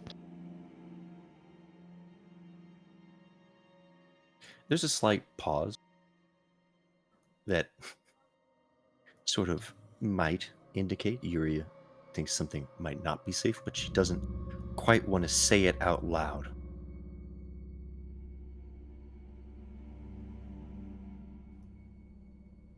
Jin, is there any way to pry the tracking off of that breastplate? Alienist acknowledged. Oh, right. Scanning. Tracking unit left by the Epsilon unit. If you bring it to the depot, now that I have full control of my faculties, I can have it removed. This is the depot you want us at anyway, yes? Correct. Very well. Think of it as a secondary brain. I see. Secondary brain. Interesting. She mutters that last part out loud. A secondary what? She sort of puts a hand up to give Ron a pause. Jin, is there... Opening these boxes... Is there a way for the specimens to do it that doesn't leave injury?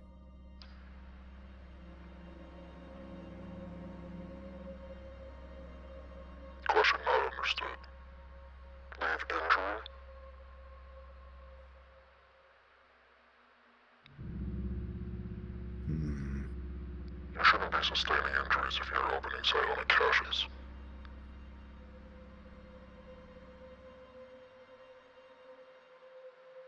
I see. Ignore me then. I'm still coming to terms with my faculty. Acknowledged. Her jaw tightens.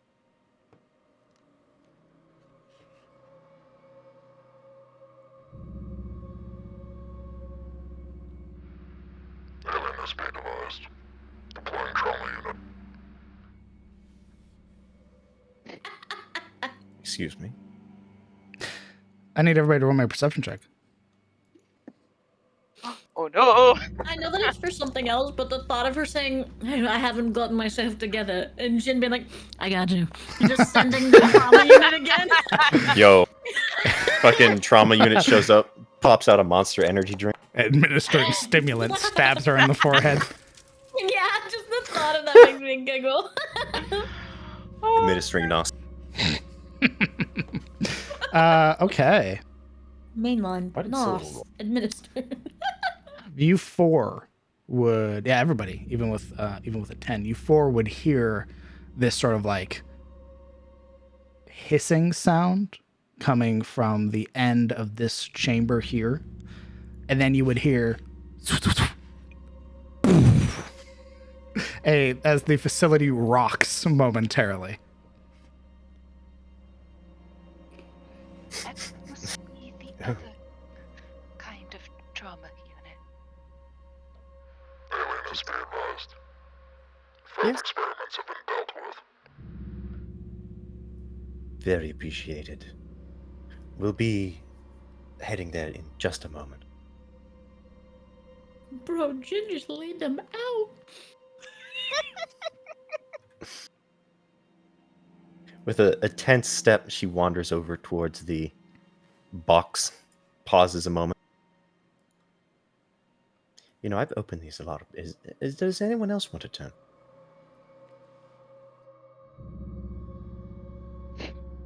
I suppose if I must.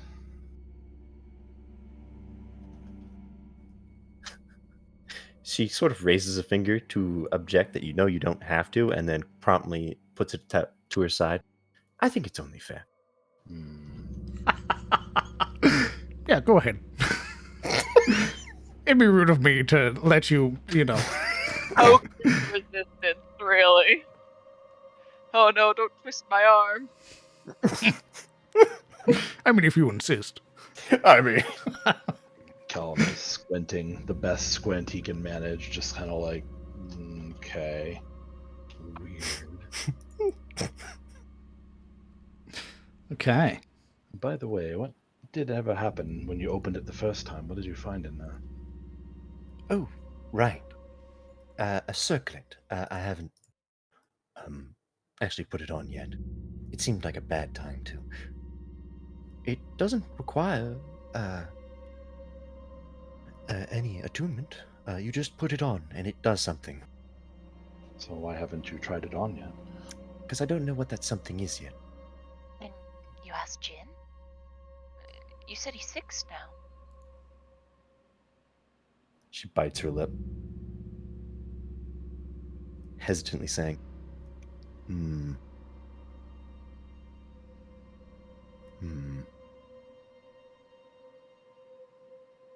I think I'll let Jin be for the moment. Well, we did feed him. Perhaps he's feeling grateful? Or are you worrying about annoying him? She nods. Yes, definitely annoying him. We've asked him for a lot. I'd hate to waste all of his uses.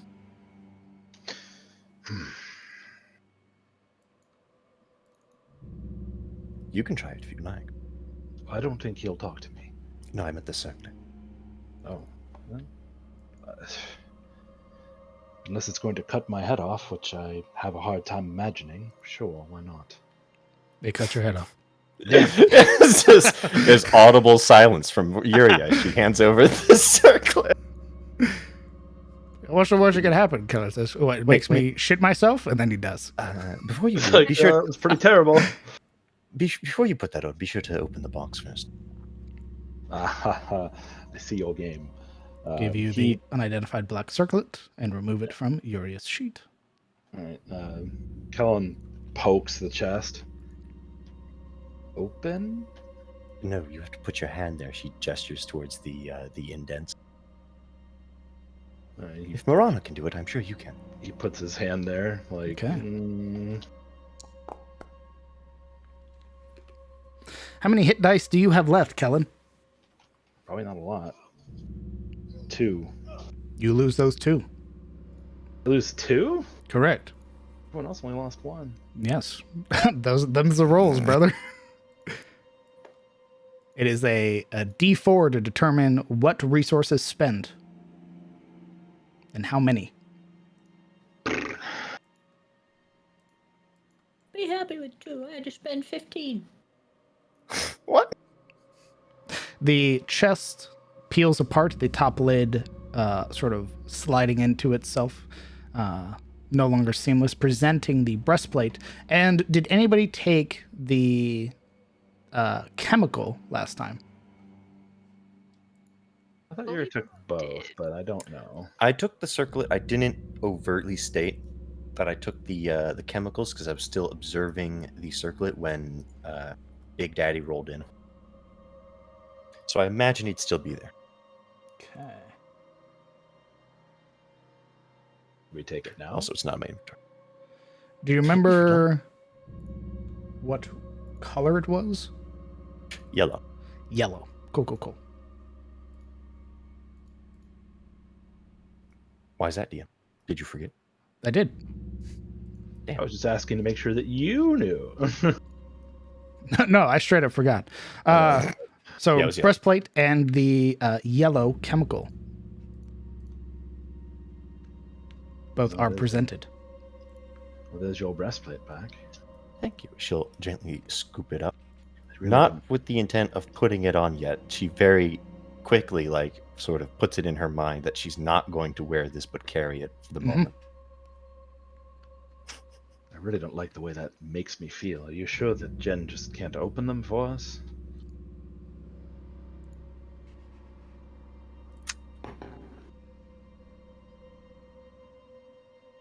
I mean, maybe. Right. Well, enjoy your armor. Hopefully it doesn't get us killed. Jin, do inform us if the Epsilon unit gets close. Alienist acknowledged. The Epsilon unit is currently in stasis. Intercepted messages from the Epsilon unit to the other facility dictate you might be sending another team. Oh. Oh no. What? I don't like that. Another team of Epsilon units? Incorrect. An acquisitions team. She swallows hard. This is where I need your help. I see.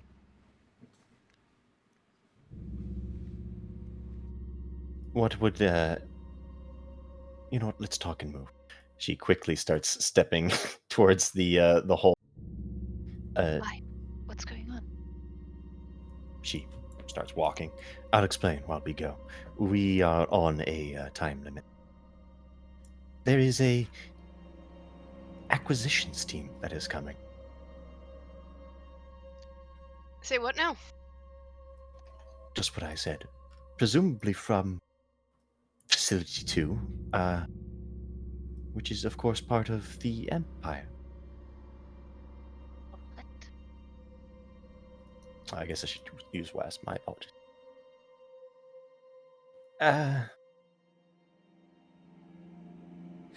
It would be in That's- this moment, as the party, your intent is to go to the UD lift?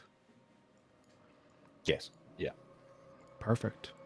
Then, for the sake of brevity, we will have the party meet once more as we map transition to the UD lift. The smell of ozone and burning flesh are the most immediate sense that hit your senses. As she walks through that tunnel specifically, she will finally state, I don't know if I trust Shin. I think he might be suspecting that we are not the rightful owners of this place.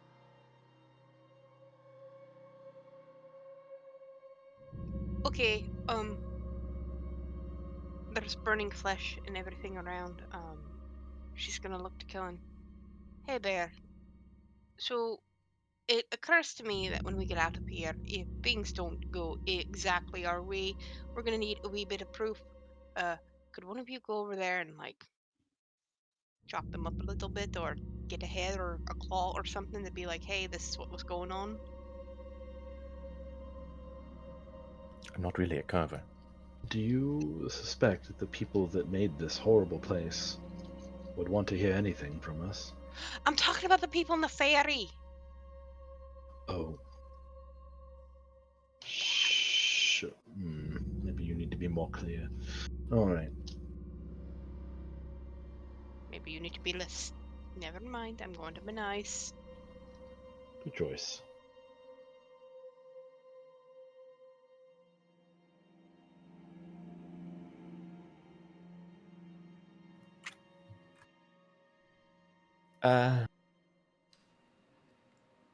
How long is that going to take? Please be quick about it. And she won't stop. She will start walking up. So you would see Mutter, Kellen mutter. across the way.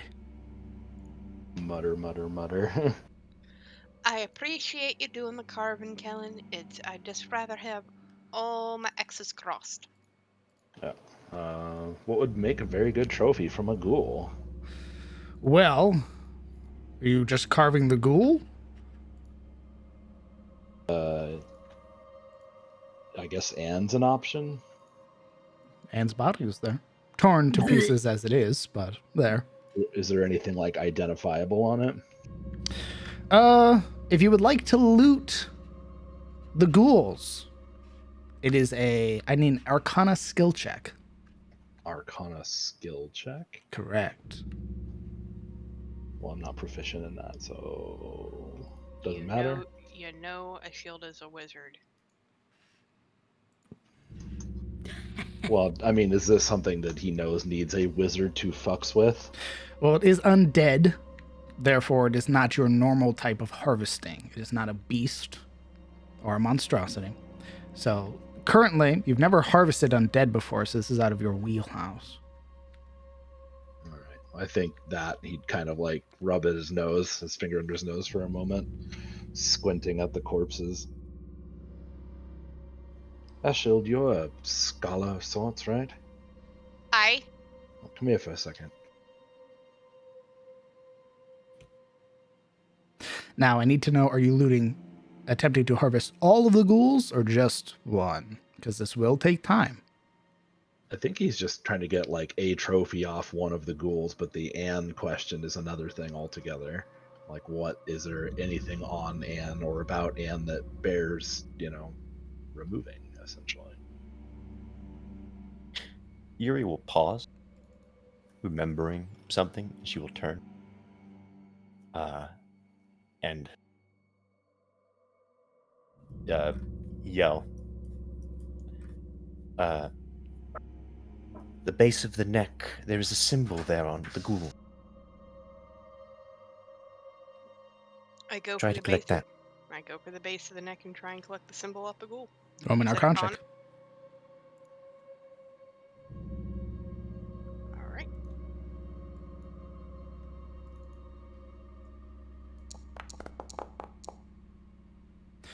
25.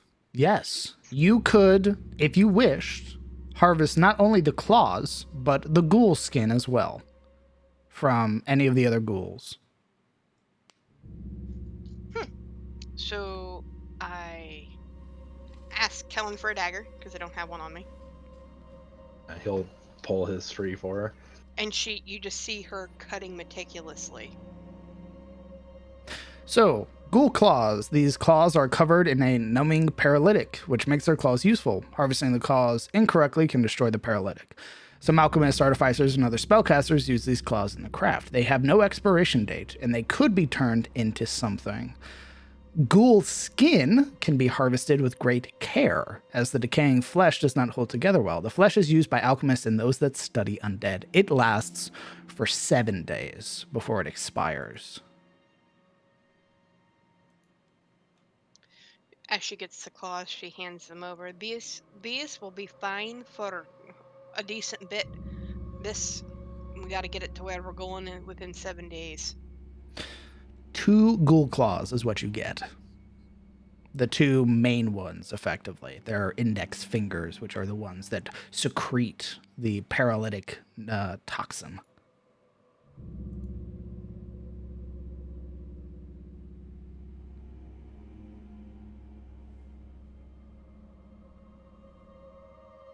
So that is, we'll say it's this ghoul. That does take a hot minute. You see her stop and think. I wonder.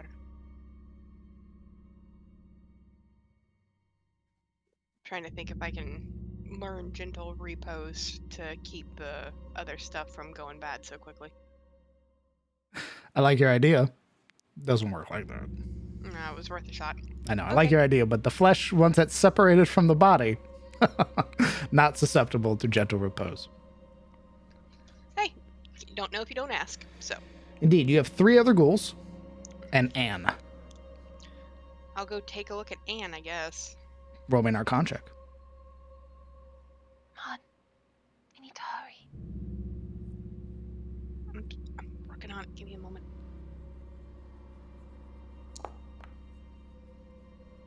15. The skin is too badly damaged. You would be able to harvest the claws. Give me just a moment. And you would find a number of other things that sort of stick out to you.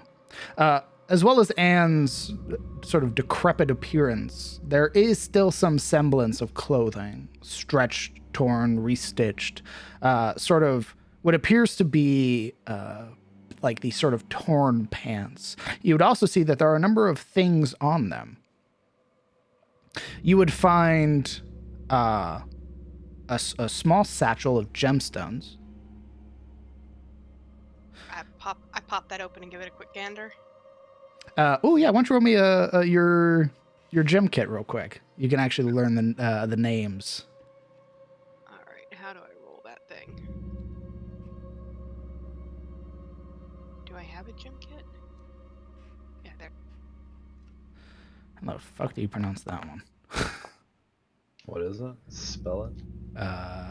Well, you would find what appears to be it's one of each, and with your actually, let me see your kit real quick, because I think you can also discern value, can't you? I can. Is that a different tool or a different check? Same one. Same one. Okay, you would learn that each of these gems is about 10 gold each. They're relatively small, but you would find what appears to be this. I'm going to post it in the Discord. Some blue quartz, some azurite, a tiger's eye, a lapis lazuli, and whatever the fuck the last one is. Rhodochrosite. Yeah, whatever you say.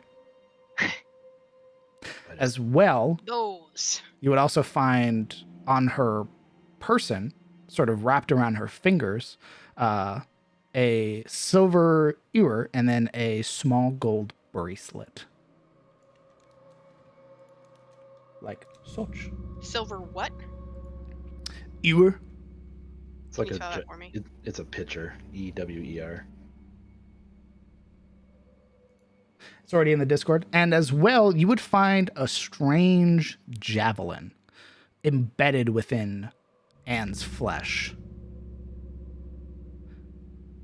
I'll try and remove that. You do. wrenching it free, you would see that some of the body sort of collapses in on itself without the support of that javelin. So what I have are 2 ghouls, 2 ghoul claws, 2 and claws. 5 basically 10 GP gemstones, silver pitcher, gold bracelet, and javelin. Correct. Cool. That is what you get with your check of 15. All right. If we're going, we're going. I would. You would see, sorry, final note before you all move together. You would see as you wrench the javelin free, it is untouched by all of the gore and viscera. It is pristine. I'm going to put a unidentified weapon on your character sheet. Now with this, you will be responsible for discerning it or identifying it and remembering it. So, I gotcha. cool. I'm trying to put the jewels on there right now. It is basically a placeholder until you identify it, and then I will give you the actual item. But you already can tell it holds some magical property. All right, so I put the other satchel of gems in my other breast pocket, basically across from the gem that I had originally that I've been working on, and take the bracelets, and we'll hand all this out later. And I'll put the javelin on my back, and I'm like, I'll look at this later. I need a pearl before I can do anything. And I'll be like, all right, we've got the proof we need. 2 giant claws and 2 little claws. I mean, anybody who knows anything about undead will be able to be like, yeah, that's that.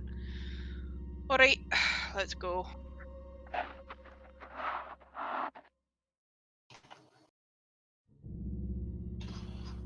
Very well. Let's so we found a few other things. That's good news. Yeah, a small satchel of gems as well. I was able to kind of give him a quick little glance over. I mean, it's menial. It could get us a couple days travel or something. Yeah. Well, we've been traipsing around with no money, so no worries. Oh, I'm sorry. I'm used to it. Come on.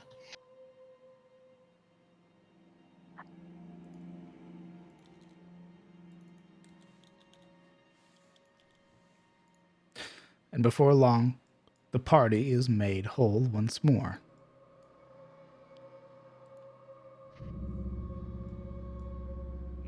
Having all met up, that brief conversation between Yuria and Silro, what are you all doing? Everybody keep up. Siloril, I don't know. She hasn't told me what it is, but she's up to something. We need to help Jin before the acquisition team arrives. What? Yes. What does that mean? Well, as she follows shortly behind Silver, dogging at her heels, it is not more Epsilon units. So, As we map transition to the By the way, depot. following Siluril for Juria is like this brisk pace, but for Alaric is this maintained leisure walk. I'm trying to just keep up with my stubby little dwarf legs. she's like jogging, like, oh god. You are running. Are we running? Because that's what it looks like. Laurel's briskly walking. I'm just keeping up. Yeah. At this point as well, your pixie dust would Oh yeah, it was fade off gone. of you. I already got rid of it.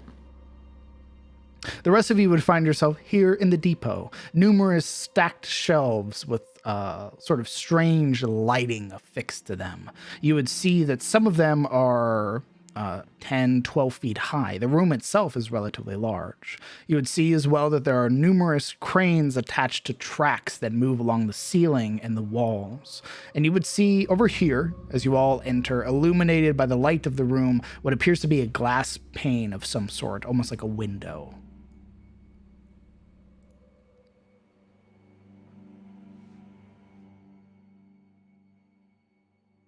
This gives Yuri a slight pause as she takes in this room for the first time. We In her will be eyes. coming back for it, unless you wish to do it now.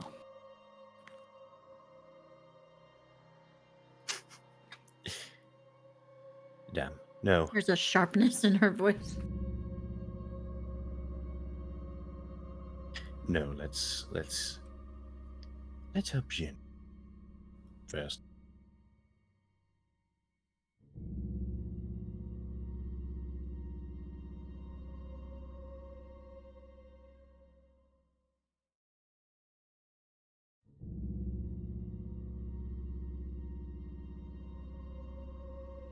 Just kind Kellen of watches the waving Kellogg. flank. I can't move for some reason. Noble sacrifice. I think maybe I was too close to the wall, bro. Leave me behind. So what were those boxes in there? Go touch them.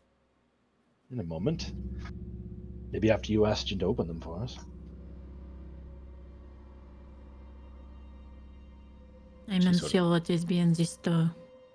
Vision needs us to move to its area. We will be coming back for the boxes. Fair enough. She nods affirmatively and Glad- tries to step through the door. Glad to see you're all still in one piece. It is a incredibly narrow space, but what appears to be a stairwell of some sort that ascends upwards to the far end. She takes a step in and then calls out behind Yuria. This is another tight corridor. Let's all stay together. Try not to have a repeat in the room with this floor that fell before us.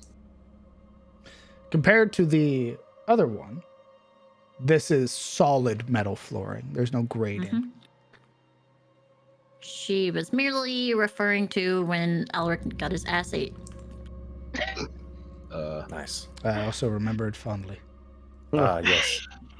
The Barbusan. The barbussy. As you all walk, I hate that. you can I hear fucking the hate all of it. idle hum of the electricity in this room as well, casting that sterile light over all of you. There is a sense of foreboding with a chamber this tight.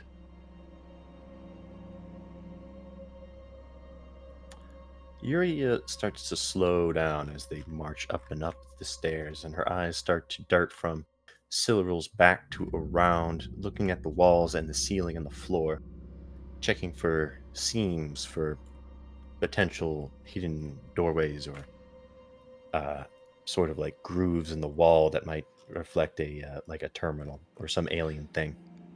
Perception or investigation? Although I Very will well. say, without even needing it, you would notice the red light at the end. I was gonna say, if it becomes sufficiently foreboding, I'd love to kind of take a look as well while we walk. Sure. You may also roll me an investigation and perception. That's What are you obligation. looking for?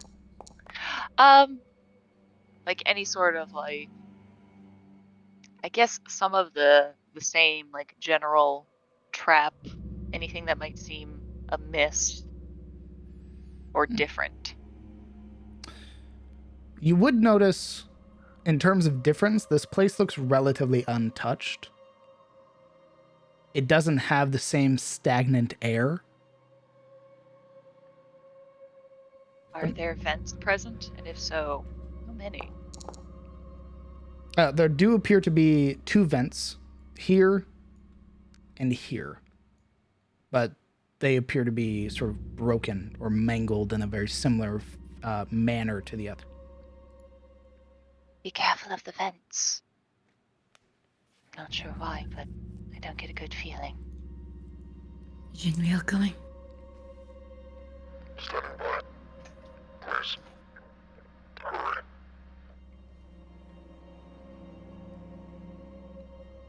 She will peek around this corner. You will be met with a set of seamless doors.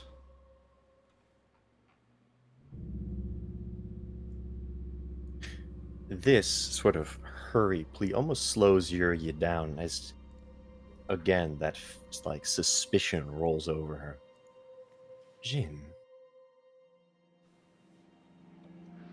Alienist. no acknowledgement. What is your command?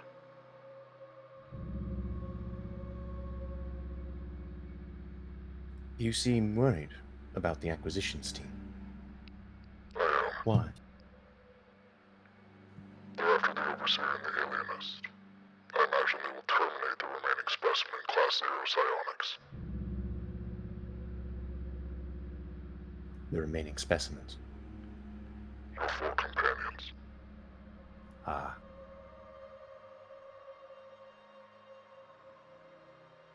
All right. I'm here. I'm here, Jin.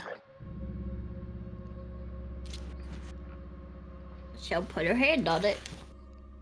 You'll feel this rush again, the tendrils brushing along the side of your mind, Blech. wrapping around as you would feel this tug, this numbers sort of flashing momentarily, much different from before, but you would eventually hear the hiss as the door beside you unlocks, creating a partial seam down the center. Step into the room.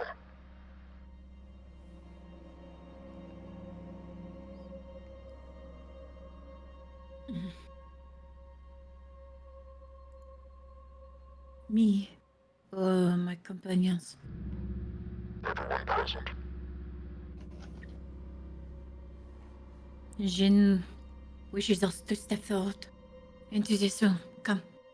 And she will kind of flatten herself against the wall here to allow them to pass by her. Just also keeping her hand on the thing in case the door shuts on one of them. Did I roll insight on Zilorel? Sure. What are you attempting to discern? This seems... I don't know. She seems overly concerned with this Jin unit, and she's always been rather aloof even to people she does like. I just don't know if it's completely her will, as it were. Yeah, roll me an insight check. The moment you step up to the door opens. Silleril, before we continue, is there anything wrong with Silleril? Anything outwardly apparent that could be discerned from looking at her? She is seeming as if she is battling something. Whether it be to keep composure or if it is, there is a hint of this budding regret and seeming as if the same feeling you would get from like seeing a shirt pulled too tight, you can see the seams between it. That similar feeling. I'm not really familiar with that feeling, but... So she seems like she's kind of like repressing something? No. I mean, repressing is not necessarily the right word. She's just battling something. Definitely. Definitely. Marana kind of slows her pace. Silveril, are you feeling okay? No. You're Step forward or You're be acquisitioned. You're acting strangely. She kind of raises her brows at Marana. Oh,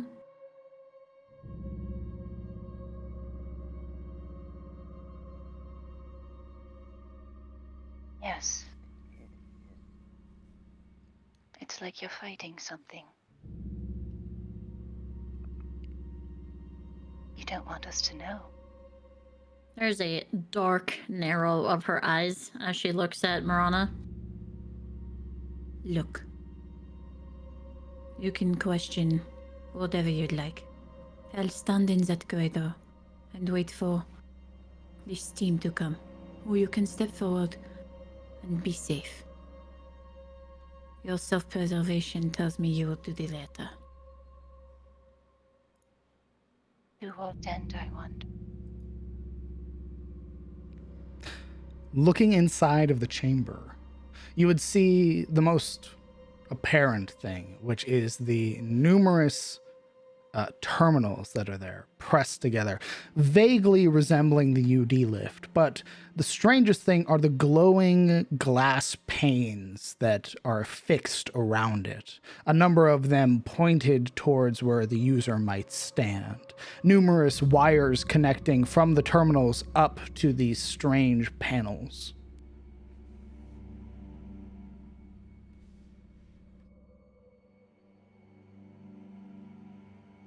Jin, do you need me to remain here to close the door? Or will it close when we are all inside? Once we're inside, I will close the door. She nods, removing her hand and looking to Alaric to step forward. Alaric's been standing right there, braced against the corner, eyeing her critically with a very quizzical expression. To her motion, he doesn't answer, and it takes him a couple of seconds to say, "Back then, when I was asking you to meet up with the rest, you didn't seem so willing. Why? Because I knew they was on their way here. But you didn't. How could you?" I was privy to the conversation between Yoya, Jin, and I.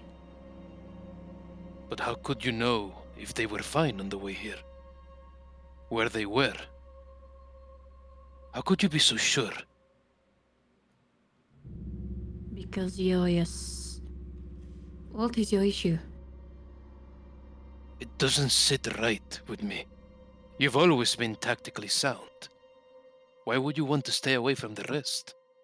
I do not In wish fact, to stay away from them.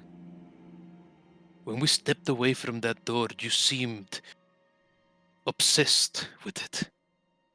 Upset with the notion of walking away. Almost irrationally so, even though I was just around the corner.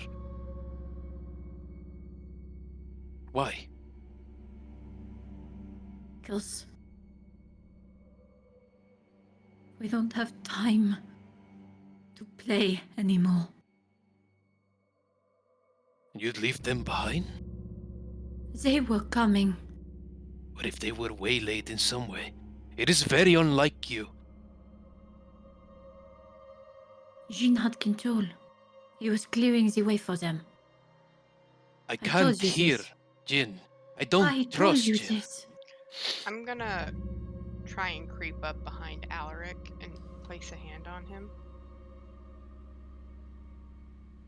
Alaric, I was also privy to that conversation.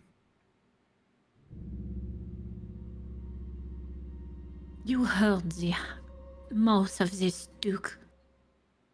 The longer we take, the longer. And she pauses, and there's just like this furrow quiver of her brow. The longer we take,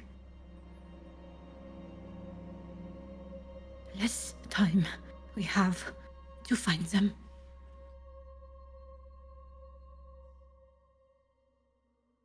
Please. As a reaction, wincing away, Alaric faces the wall and kind of sighing bares his teeth, hissing. All this senseless hurry. All right. Let's go.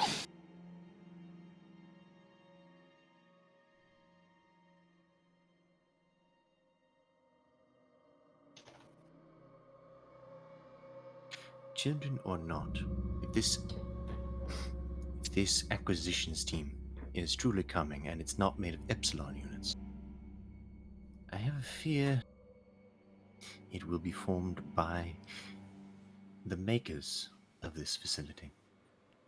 The door hisses closed, the seam vanishing, and all of you would hear. Finally. That's where we're going to take a break. Oh, shit. Hey, is that you in there? The box? We will meet back at past. But I wanted the loot. past.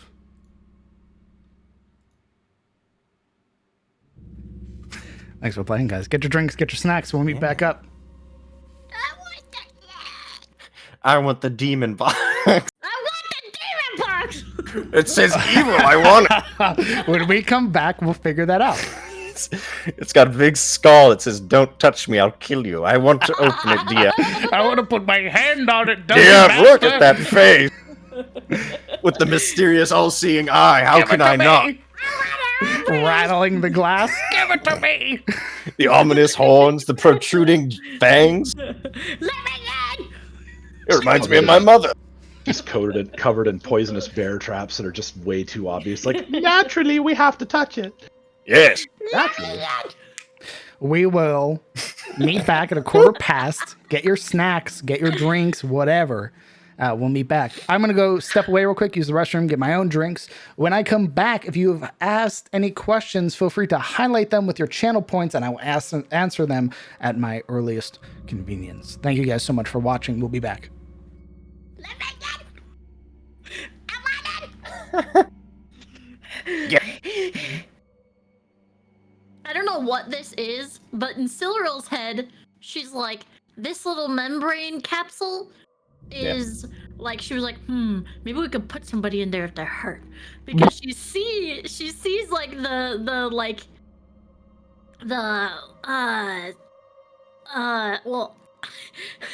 she sees the size of it and the membrane, right? And she was like, we put the power cell in there and it went really well. What if we put a person in there? It's not connected to anything. You're right. Let's put the mouth in there. I'm down. If we get our hands on the mouth, we're putting her in the tube. She's going in the tube. Everyone else is like, let's take her back.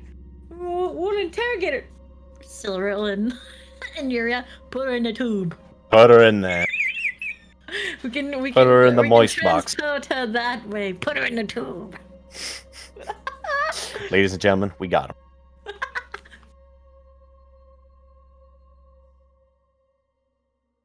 This is how we tamed the mouth. We put it in this giant Pokeball here, you see?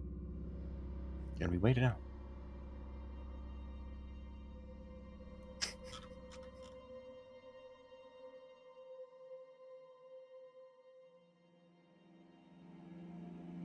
Oh, it's time to catch up on my notes. Oh, I'm so behind.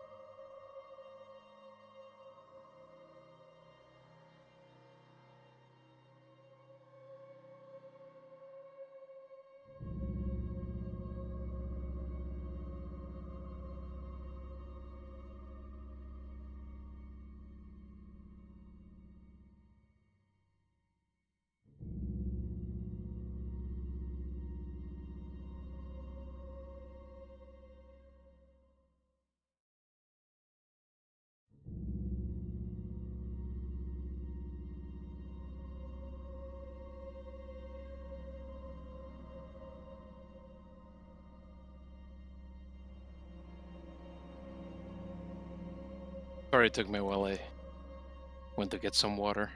Morana. Dun dun dun. That's okay. There was also pizza in the kitchen. No. Didn't grab, because I don't know whose it is. What kind of pizza? The I too. Mingos. The Mingos Oh. pizzas. Damn.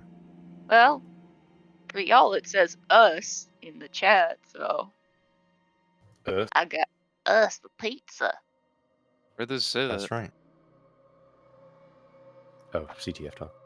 Yeah, CTF talks, dingus. Don't call me I'm totally a thing. You're Yeah. not Damn. got him. What you mean? You What yeah, I you got him. mean- You called him a dingus. That's a wow. What I Big mean tag. is, I gotta be right back. Wow. Real Using quick. those naughty words like dingus and stinky. Be right back. Man, don't ever come back. I Hey, also did we got say pizza, how but long it's this break was? I forgot. quarter after. Neat. Neat. Quarter after. I also got pizza, guys, just so everyone knows. I know you guys cared, but it's just Domino's, unfortunately. Big sad. But goddamn, is it cheap.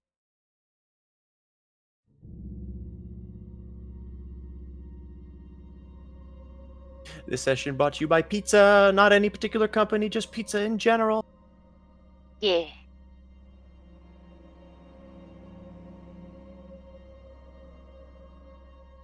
Pizza? That's right.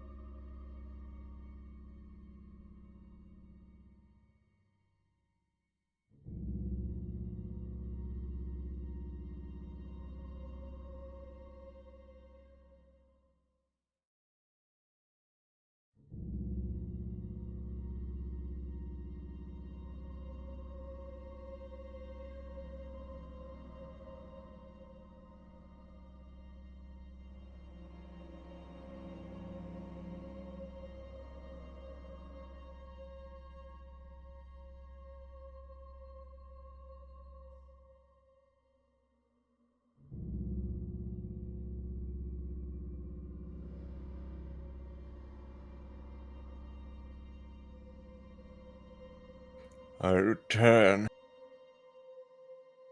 Pizzaless.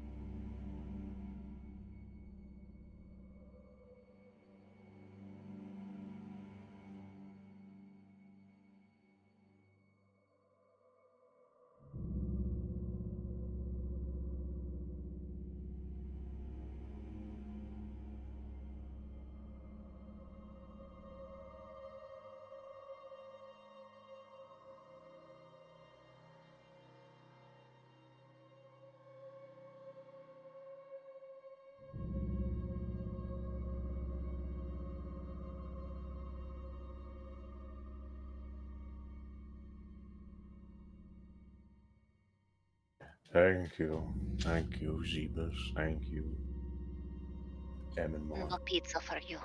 You get nothing. Not yet. They haven't. They just ordered it. They asked me like 30 minutes ago. I was like, "Oh boy, I can't wait for a pizza." And then I went upstairs and like, "Oh yeah, we're ordering it now." I'm like, "Ah."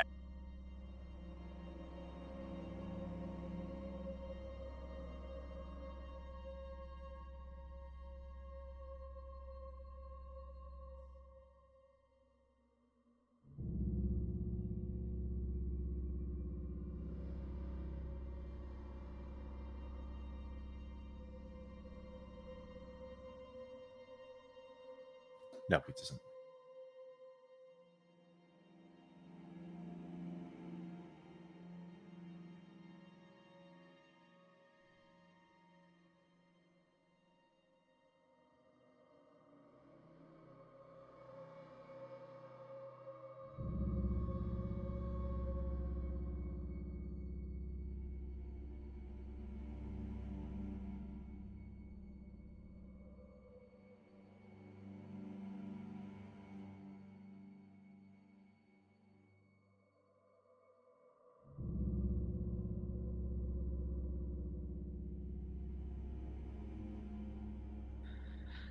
I'm feeling really scared, Jacob.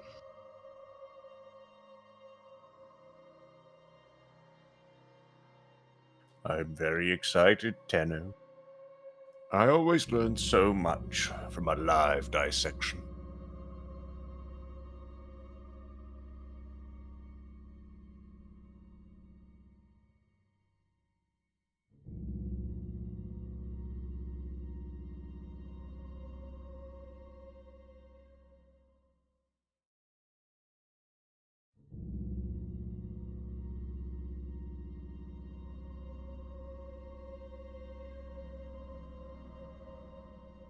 So, two things are going to happen. Either Jin is like, "Hey, I know you're faking, but I like you, so I'm going to save your bacon." Or Jin's going to be like, "Hey, I know you're lying. I'm now filling this room with toxic gas. Goodbye."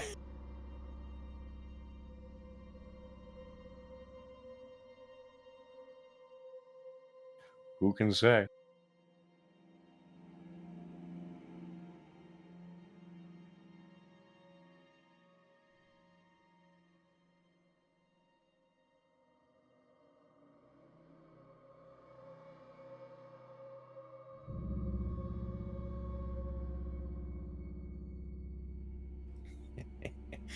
I'm glad someone got the reference.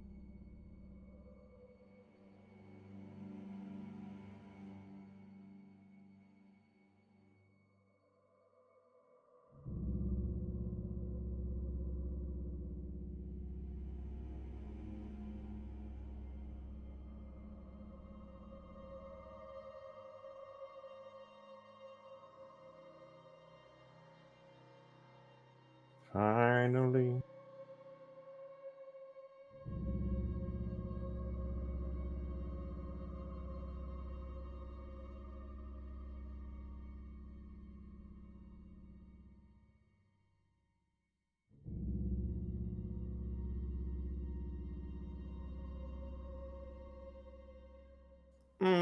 Well, Jacob, considering we took a bunch of strange substances to get our HP back and then proceeded down this narrow corridor into this confined space. Knew there was I'm gonna something up, say- but I didn't get a good description. I'm going to say a solid 5.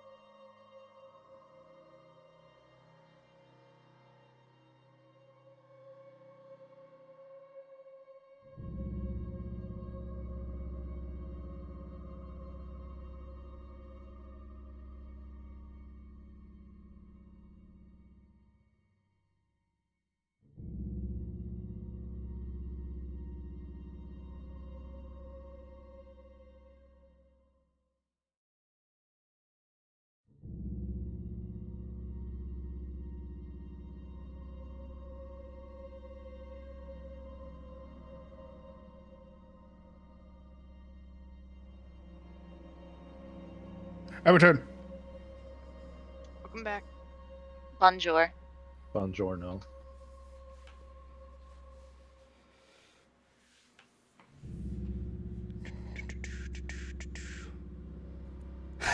To the party, how you? I imagine you've all answered these questions. Pretty effed, yeah. Nice. Delightful. I feel like with that 20, I should have gotten a little bit more. About what? Cyril? Yeah. She... I know what you mean. I answered exactly what I would have answered. I don't think she's being mind controlled, if that's what you were looking for. Mind controlled or hooked up to the system. Step inside, Marana. What are you, a snake? Step inside, Marana. Like, In ooh. the game. Ashilde. Step inside, Marana. Yes. Is everybody back? Yeah, I'm back. Everybody at the computer? Alaric? Computer. You know, I just hit my head really hard Nice. Why? on my way into the room. Because Are as you I was okay? stepping inside, yeah, I'm great. As I was stepping inside, Sora was like hard at my heels, and I put like a bit of pressure on what I thought was like his head or his tail or something, but it was actually my blanket. And instead of committing to the step, I just dropped.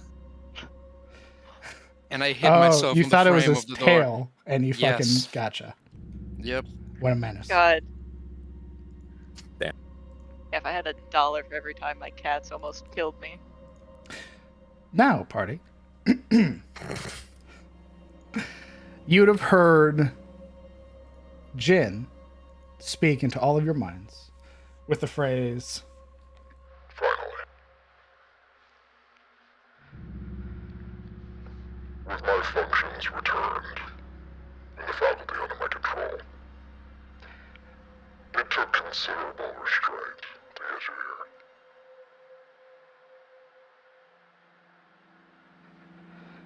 My name is not Jin. My name is Sardox, Master of Engineering.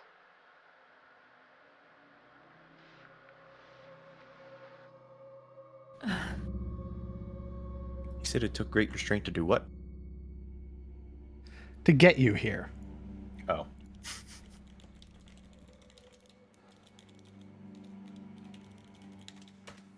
There's the name. Must still of engineering. Correct. Now, you've served your purpose. Quite admirably, I might add.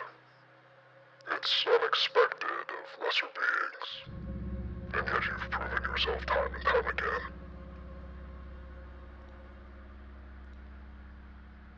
With my functions restored, I have full control of Site-05, as well as the remaining information pertaining to subjects and specimen. Initially, I was confused, unsure of what to make of you, but the tissue sample from the trauma unit has assured me elf, human, half-elf, unknown, dwarf.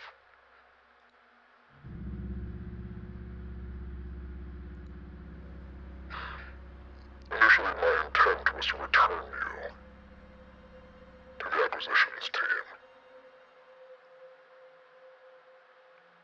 but I thought against it. You and yours have proven more than capable. It's why I need your help.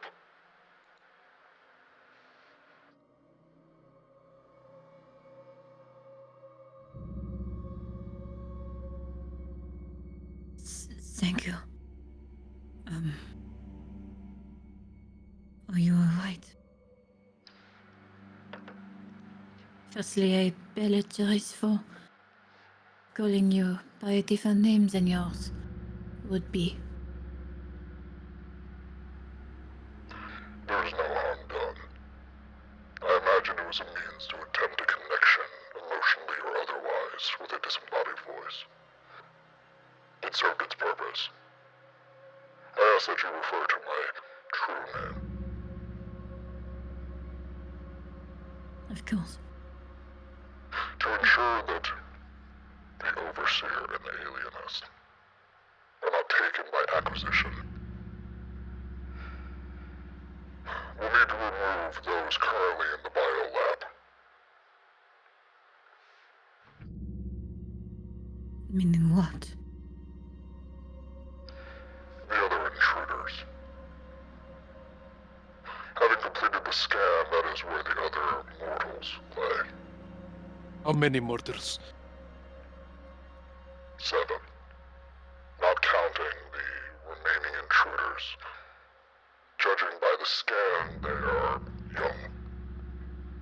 I believe humans equate the age to anywhere from year 5 to year 10. What is their status? Their state? Unconscious currently. Restrained. I can show you a projection on the monitor. Do so.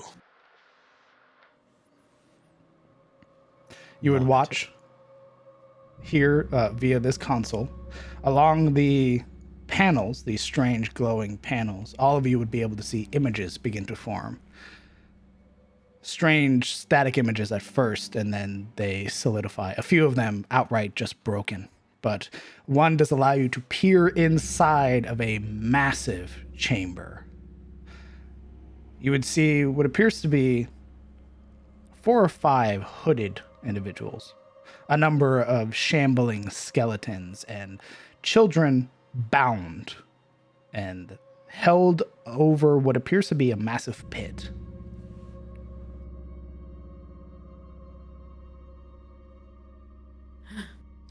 There they are. Sonox, we have to help them. And we will. But I need your guarantee.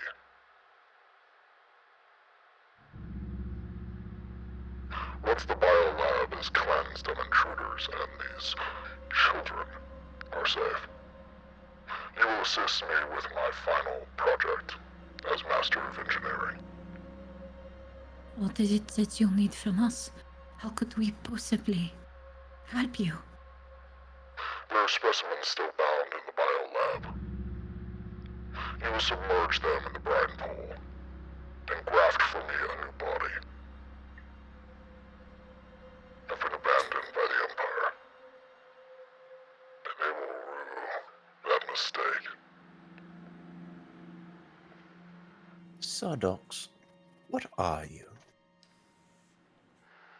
Previously in Illithid, your kind referred to us as mind flayers. Ooh. I've heard the name. Never met one. Never knew what they were. So you're one of the people who are, according to the stone that I held earlier, you'd be the same type of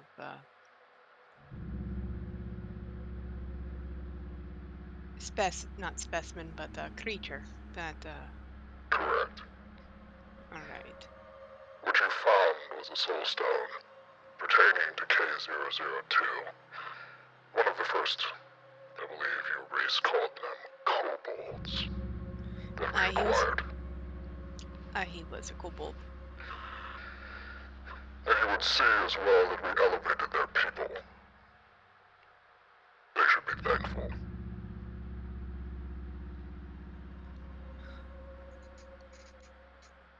I mean, it was all very painful, and he wasn't too happy about it, but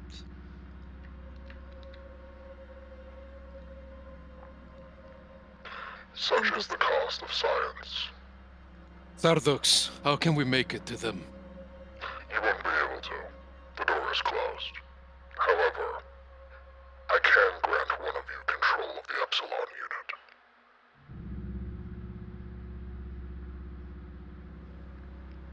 And the unit can go? You can. What if it fails? Then it fails. That is not good enough. We want to save them. To do so, we must make it through. What if this unit could not hold control of the door from the inside? Let us in. Potentially. Sheila's rubbing the bridge of her nose as he's questioning. To control it, one must remain here, I imagine. Correct. What if the rest of us head down, wait on the other end of the door, and whoever controls the thing lets us in?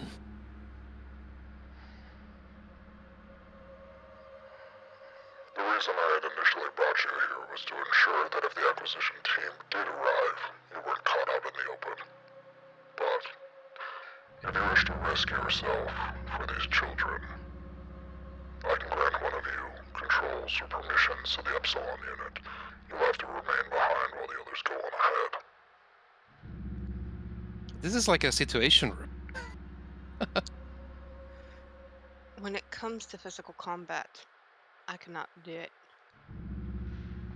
And when I will stay behind. No, they need your combat expertise. I am spent.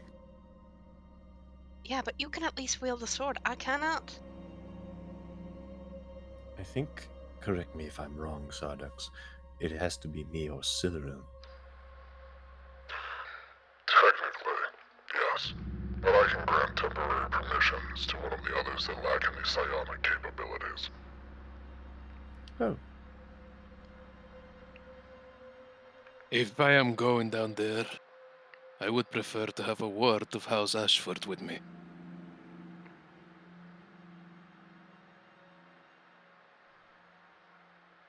I would be nothing but my blade.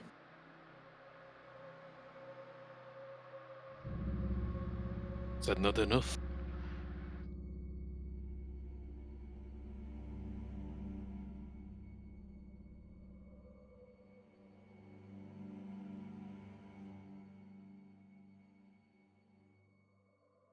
I want it to be. I am sure it will be. Do we need to get you some kind of stool or something, Ashilda? Reach the controls? That won't be necessary. Based on everything that's been going on in here, I don't think a stool's going to be necessary, but I do have a feeling it's going to be very, very uncomfortable. Or am I incorrect? It will be. I'll need to establish a neural link by jamming it into the back of your brain. Oh, Would that be necessary for myself or Sylvan? It will still be. The Epsilon Yeah. unit takes you fully out of your mortal coil and places you inside the unit. Your Fascinating. consciousness is transferred.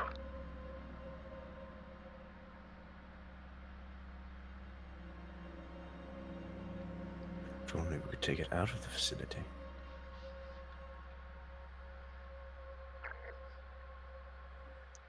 Forgive me if I'm wrong, but I don't think Sardux wants what's going on down here or what they used to be doing down here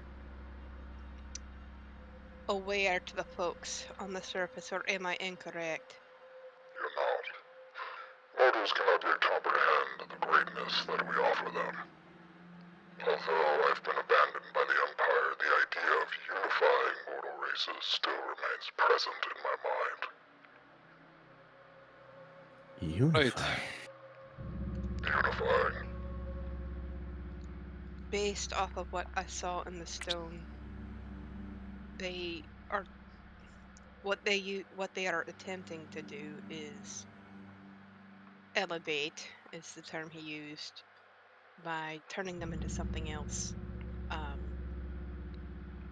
Those tadpole is how you do it, correct? It is one of the ways, but the most prominent, yes. Thardox is acquisition team running through the facility, no? It's not here yet. Indeed. I have not received a ping that they are within proximity. You'll know. But every second matters then. I'll have your back here. But Silveril, you are stronger, and all of you have weapons, and I literally have. I've got nothing. I don't even have armor. And I can't even armor myself right now. Your logic is sound, but I dread to leave you here alone, Ashilda. If this is the way Ioun deems me to go out, then at least I'll go out fighting. And with a great deal more knowledge than I originally had. For what it is worth, the alienist and overseer, both of you have served exceptionally as bone servants. The Empire could use you. Rather, I could have use of you. However,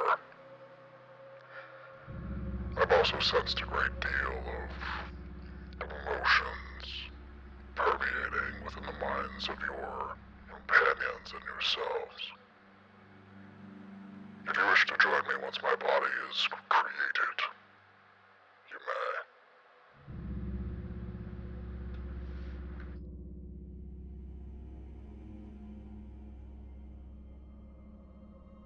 Well, we'll discuss it then.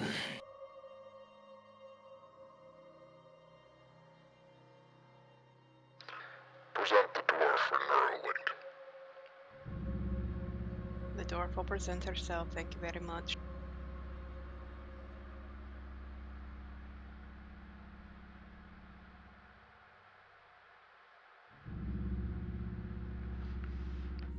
From the center of the console, one of the sort of appendage appears, this tendril-like edge with a even wider needle.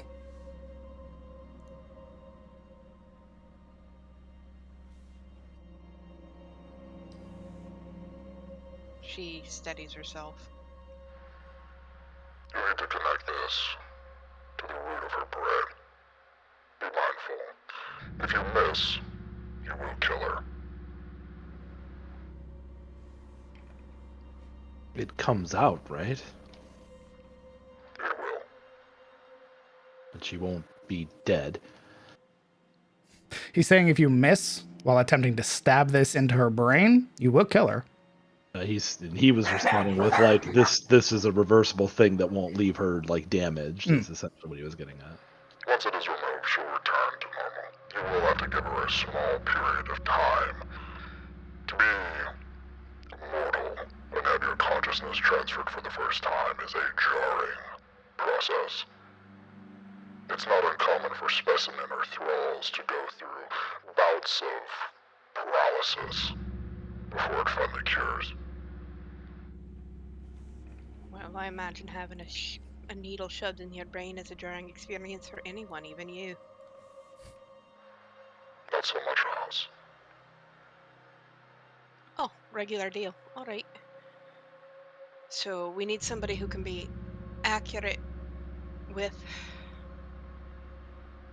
stabbing. And her eyes will train to Marana. Um. Oh. You want me to? Well, I trust you. I've seen you stab things and go based on what I know of anatomy. You know the general makeup of a thing. So I trust you, and if you kill me, I promise you won't go in the book because I'll be dead. There's a look of concern to say that the book was not Marana's only She's got a half cons- grin. concern about killing Ashilda. You can do this. I have faith in you. And if you need to, I have. If there is a way to mark the spot, you said base of the brain, correct? There will be a guiding point directed by the needle.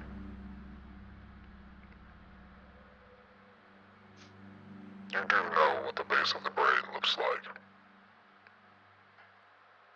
I've studied my wee bit of anatomy. It's how I heal people. I meant the person stabbing you.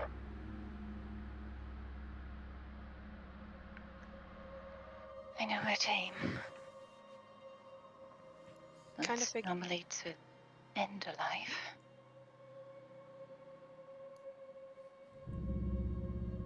Well, try not to end mine. I have the utmost faith in you.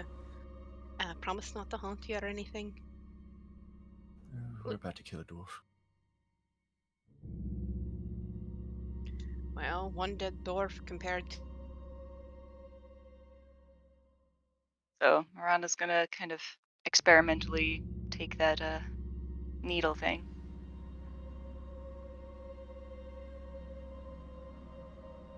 You take hold of it. It is large. It almost looks like if this were to stab in her brain, it would poke out through the other end. Oh, that's a very large needle. Saradox, would it be optimal if somebody with martial prowess were to control it, or does it matter? They might gain the full benefit of the Epsilon unit.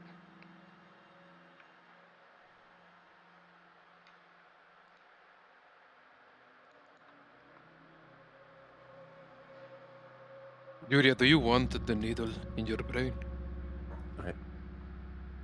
I'm not the one with martial prowess. I've seen you fight with that sword.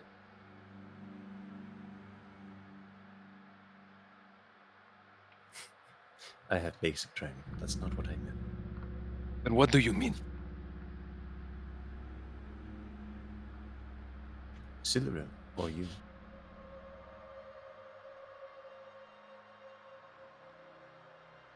We've seen the Epsilon unit. It has, well, it knows how to use its hands.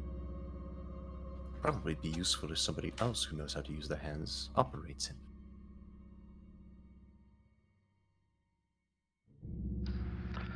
Often drone pilots undergo years of training before they are linked into their first unit. Seeing as you don't have that, you'll have to be incredibly mindful.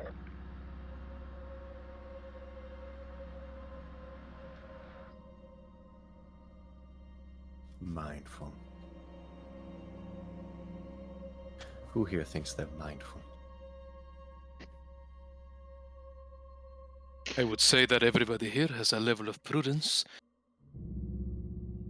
One can hope. Are you trying to suss out who is going to be a better link to this? Is that what's going on right now? Yes. Who would you suggest?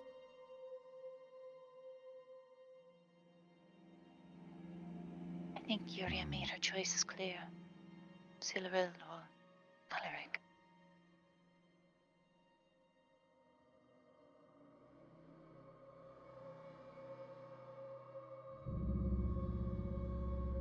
Well, here, how about this? If we kill a Shieldate, will you put them in there instead? They can be the backup.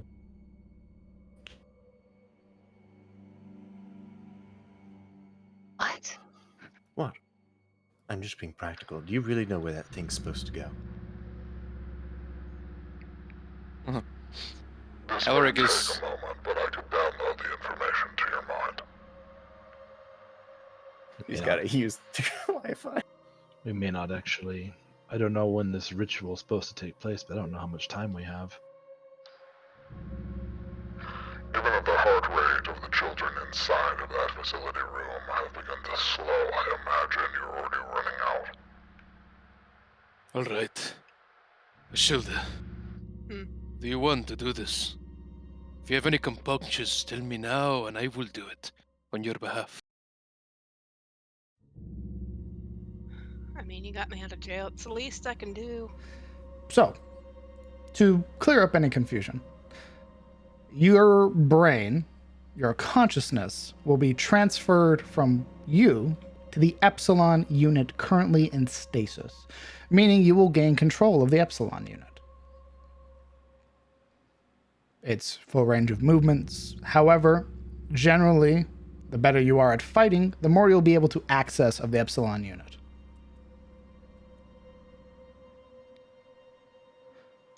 With that knowledge, what are we doing?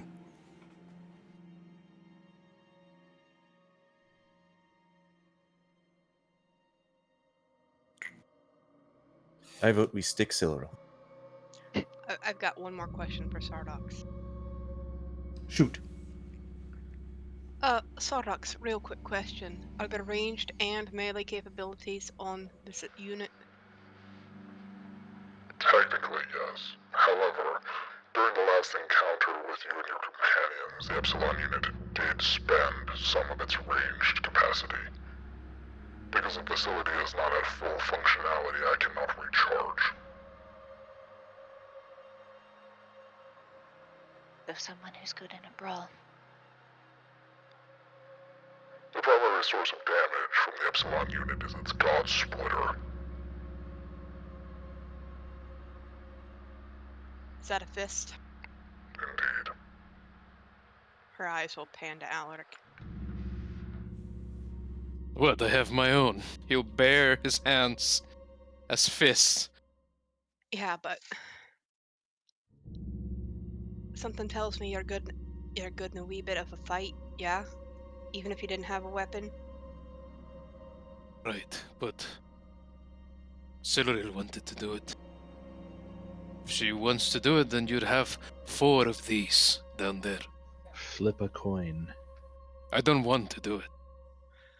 All right, Silveril, get over here and I'll try not to puncture your brainstem. Be careful. I need her alive.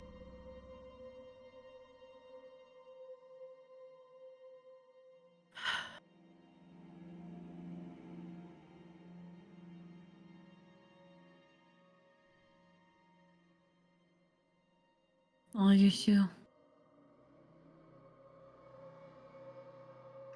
Based on what he's saying logically, and it's very hard for me to say this. This person seems significantly more intelligent than I. Martial capabilities would be the appropriate acquisition and the best chance for the children.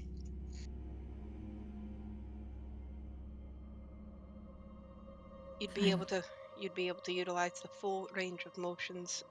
I mean, you might be out of it for a little while, but we can try and walk you back.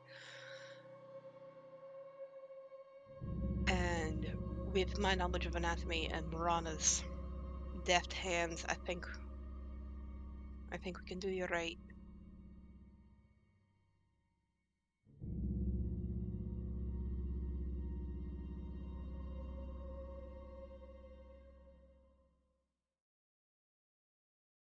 Well, as long as they're making up their mind. Sawdux, I gave Kellen a circlet of some sort. Do you know what it does? Place it in the console. He will do so. Scanning.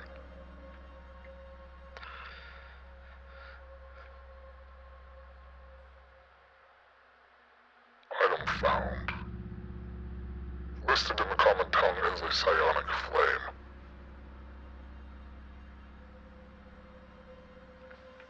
So, Psionic Flame. Minor action. Your next successful weapon attack before the end of your turn deals an extra 2d6 psychic damage. It regains this charge on a long rest. So once per long rest, you fire off a shot, and it does an additional 2d6 psychic damage. Nice. And anyone can use it, not just the psionics in the room? Anyone. Does not require attunement. Dear God. So I will take the uncommon item from Kellen and give him the full item.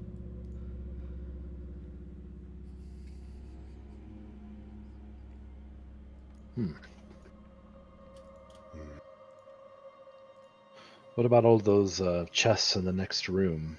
Can those be opened? No. We don't have time for this, Kellen. Oh, well, I thought we were having a long discussion. We are. All right, Then all right, let's get Silveril, going. get over here so we can stab you in your brain.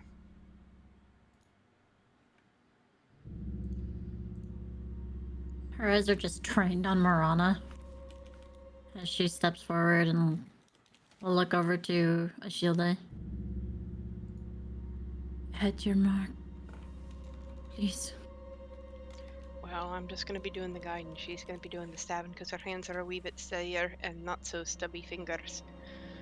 But I trust her, and you should too. I don't. Why? That You is have important, not. right? Fancy for someone who is not putting their life in your hands. She's putting her life in your hands as well. We've If you will not trust her, at least trust her sense of self-preservation, Silla. Sure. That's something that is clear. Just don't miss. He nods, and the severity of Silaril's words is clear in Alaric's expression as he looks at Marana.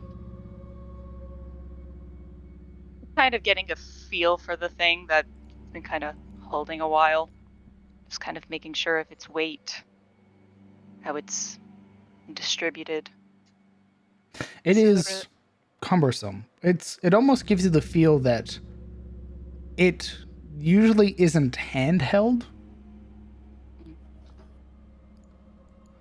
More than likely often lifted by psychic capabilities.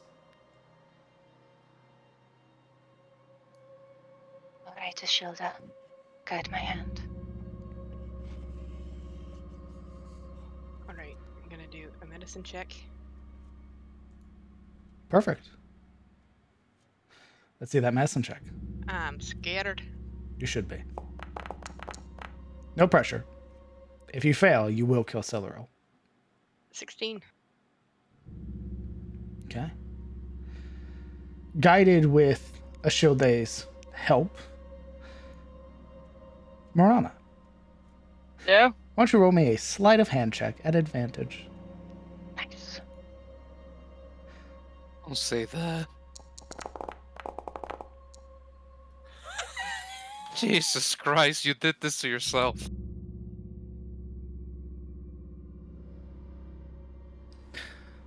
Oh, Great.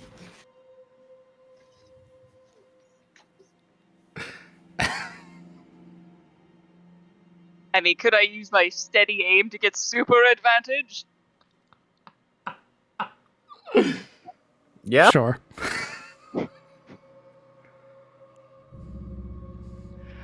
Or just a bonus. See that? You said super advantage. Let's see the other roll.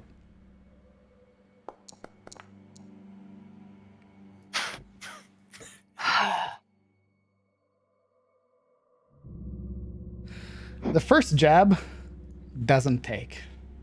I just saw the dead fall off of her. You don't kill her because you didn't fail by more than 5, but you do take half of her hit points.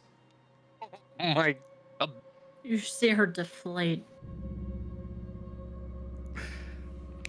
This This terrible pain. this moment where you stab forward, and then you feel like that resistance, like you had gone into the wrong angle.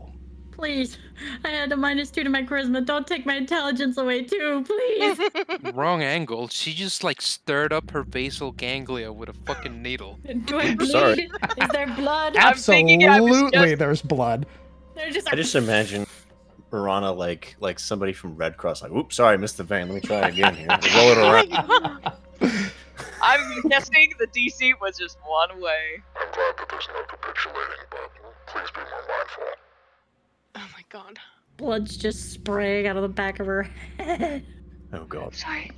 The DC was 15. Yeah. Hmm. Try again. Alright. Are you sure? I'm sure. Well, Oh. rather, Sardox is sure. As a, with advantage, maybe, perhaps. She already had potentially? advantage. She has advantage still. Yuria clears her throat while she shifts over and sort of nudges it under Morana. Excuse me. Obviously, the tension between you two is doing something. Anybody else want to give it a shot? With herself covered in her cloak, she would put her breastplate on the terminal while she talks. Maybe just let him. What did he say? Download it without the needle. Do we really have that kind of time? It's going to take us time to get there anyway. No. The needle is already in her head. Just finish it. Oh god. All right. Please move quick. I do wish to keep this one alive. Just blood pouring down the back of her head. Rolling again. You have advantage. There's kind of an unsure look for a consensus. Stop moving so you get steady aim. Holy shit, please. You can see Yuria shaking her head. Alright. Calm. The DC, unless on the down low. Are you trying to kill Silver right now? You can No. let me know. Full confidence. No. Despite everything, Marana is not trying to kill Siluril. We don't know that. I just want to make sure. Maybe the comments got to you. Despite Murata had everything, enough. like, justice has been done to you. There can be only one. Let's see those rolls, Morana. At advantage. Please don't. Today's been a funny day for rolls. It really has. Oh, thank God. Oh, Oh, thank shit. Christ!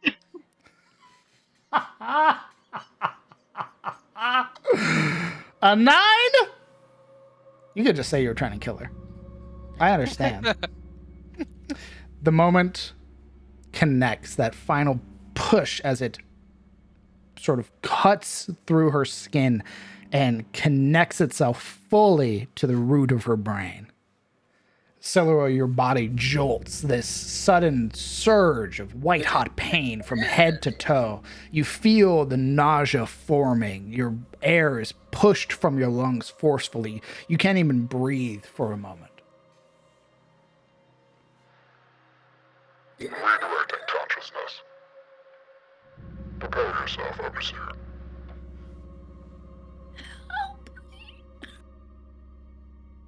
I help her by giving her a thumbs up. Celery No. is paralyzed, Dear God. and your consciousness is shifted. Celery, the sensation doesn't really... You've already been in a completely alien situation, but now you are in a different body. You're taller. The area around you is this thick, viscous liquid that is currently circulating around your metallic form. You would feel a sort of lens open, like your eyes. Lights beginning to emerge from them as you highlight the chamber you're in. You realize that every part of you is mechanical. It is an otherworldly feeling to be inside of a body, yet retain your own mind. As you go and think to even lift your hands, the hands move. You peer at the strange metallic fingers of black metal alloy. They flex and curl, just like your hands do.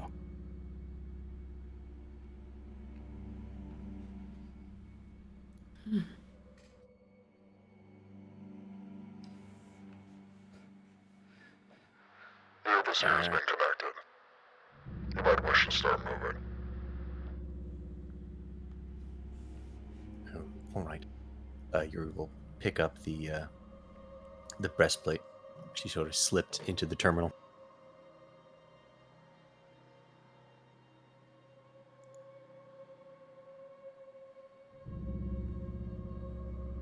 I suppose it doesn't matter if I'm being tracked by an Epsilon unit at this point, and she'll don the breastplate. We'll have it removed when this is over. You don the armor? Yes. Are you sure? Why do you say it like that? I'm asking. Well, I do like an AC of 19, and I do like the drip, and I do like the guarded stat. And, Just a yes or no? yes. Okay. The leather armor you are wearing is destroyed. I took that off. Oh? Yeah, check When? /me's. /me's? I don't read that. Yeah. Yeah, obviously not. Never mind. Very well. That's why I was asking. I was like, are you sure? was Yeah, meant no. to make I the literally, corner. while everyone was like, who goes? I was sitting in the corner, like, stripping. We just didn't notice. Yeah, nobody knew. That's why it was the perfect time. All right, the breastplate of fortification is put on once more, and your leather armor is no longer on. Once she's fully armored, Alaric will manifest the capsule with the red liquid. She quirks her brow. There's nothing said besides the sort of inquisitive look he gives her.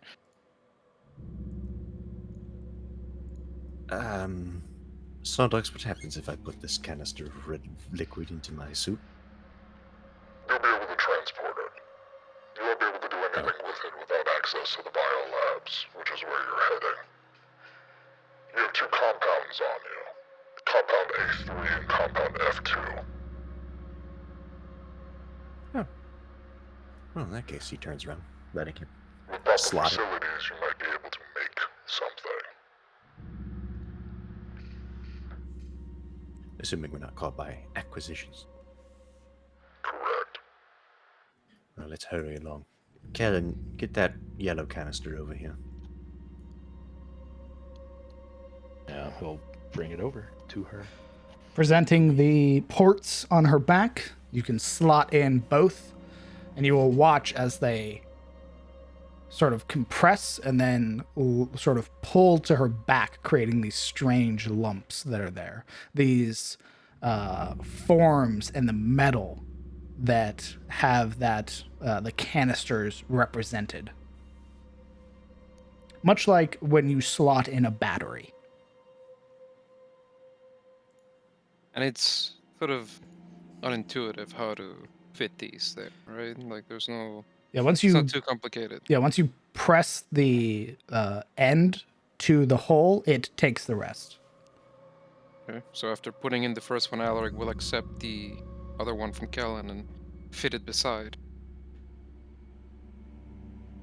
And after that, he's just concluded fitting an engine. He'll give her a pat on the back. Feel any different? She sort of rolls around in the breastplate, rolling her shoulders and her neck, seeing if she could feel the bumps or any difference in restraint and movement. It's only when you try to become aware of them that you feel them. Otherwise, it is sort of non-existent. They won't get in the way, which is what is important.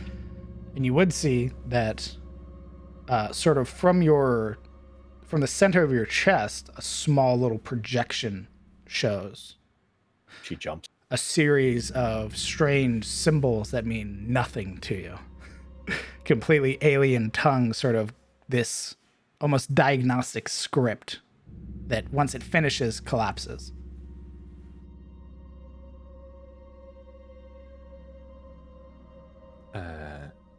Sardox, what did this thing just tell me? Informing you of what you're currently carrying. Oh. Understood. Right. Assuming we want to save the children alive, or still human, shall we get going? Good. Remind Siluril to open that door. Let's go. All right.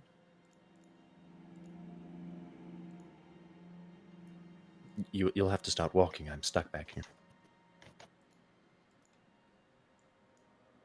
Well, She gives the sort of unconscious Siluril a pat on the back before she starts heading out. Covered in blood. Damn, Am I like on my knees or like sat on the ground next to this thing? You are, so the way it currently is you are facing away from the monitors. You are sat down, legs in front of yourself, so they'd have to step over you. And you're sort of leaned forward. Oh, great. Very shrimp position. Shrimp. Damn, Siluril, I didn't realize you were a redhead. Ramping. She probably won't bleed out. It'll be fine. I mean, it's plugged in now. It's fine. It's stopping all the blood. It plugged the hole, guys. Guys, we did it. Blech, blech, blech. She's not dying. Everything's fine. She still has HP. Get his thumbs up. Oh god, why'd it go down by one? We come back and it's a desiccated body Ooh. attached to the... You know the first guy we found with like the wires? I drained all of her psionic capabilities. You can Ew. have your husk back. Ooh, but imagine, I mean, how cool would it be if she soma'd and now the Epsilon unit was her body? That's No! exactly what just No. happened. Yeah, but permanently, forever. Oh. No! What do you mean? Princess, is that you? Why did we stop moving? What happened? I don't Where are know. we going? Oh, we're going this way. I believe it's the other way, isn't it? Oh dear. The elevator is this way. Yeah, I'm already there fighting, bro. Yeah, gotta hurry up. Sardox, which way to the, what do you call it, biolab? Continue along the path. You will see a set of closed doors. Ooh. Here. Ooh, Ah. Mm-hmm. ooh, you're right. The path you were heading to is the UD lift. I'll be accessing the doors. Give me a moment. You said the path we're taking is towards the UD lift. The path you were previously going. Oh, yes. This path will take you to the bio lab. Get ready.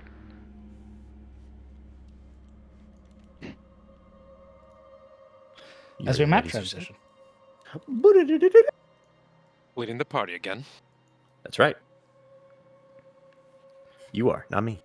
You did. Nope. We your stupid ass. Ooh, what suited to do it? You're right. It's like I'm already power there, kaiju battling. Accessing door. One moment.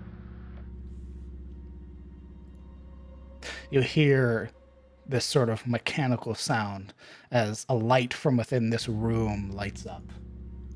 Then the door hisses open.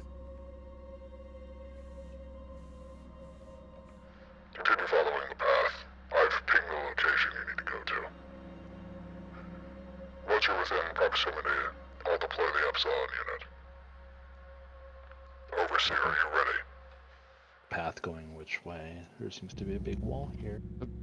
I think the ping is what Crown is pinging for us, so we will be Yeah. seeing that. So, okay, yeah. Alright, let's go that way then. In- Down, Inside of your strange capsule, Siluro. What are you doing?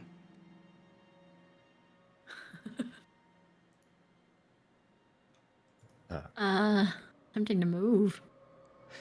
You feel that sort of flex. You realize your entire upper torso can move independently of below your waist, sort of rotating in place. Freaky. Don't like that. You would hear in your voice, or in your head, Overseer, your companions are in location. Are you ready? Get here. I am ready. Deployed. Stand by.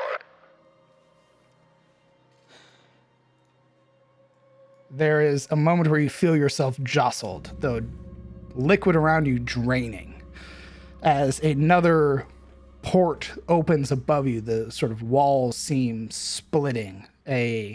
Two sets of claws retract down, grasping your shoulders and lift you up, and you are beginning to move through this sort of strange ventilation system until eventually you would hear this hiss, the machine stopping, the seam of the floor beneath you opening as you are dropped into a room, this heavy thud as I give you control of the Epsilon unit. Bepish. Come on, Bepish. Hello, Bepish. As you land, you find yourself in a massive chamber. Numerous strange, pods surround the nearby walls. A pool of weird mercurial liquid resting in front of you as the entire chamber is highlighted purple with your presence, and you would see numerous targets around you.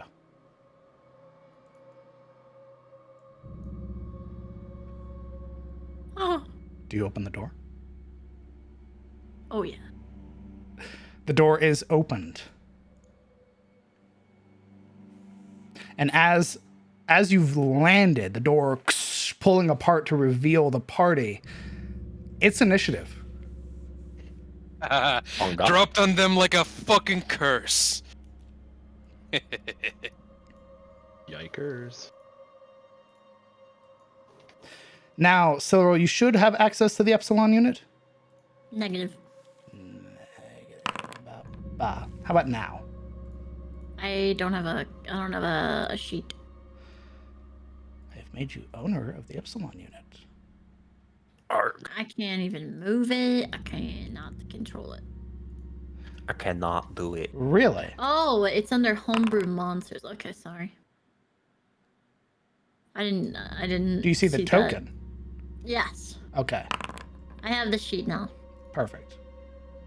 Because you are a martial class, you have full access to the Epsilon unit. Give me a moment.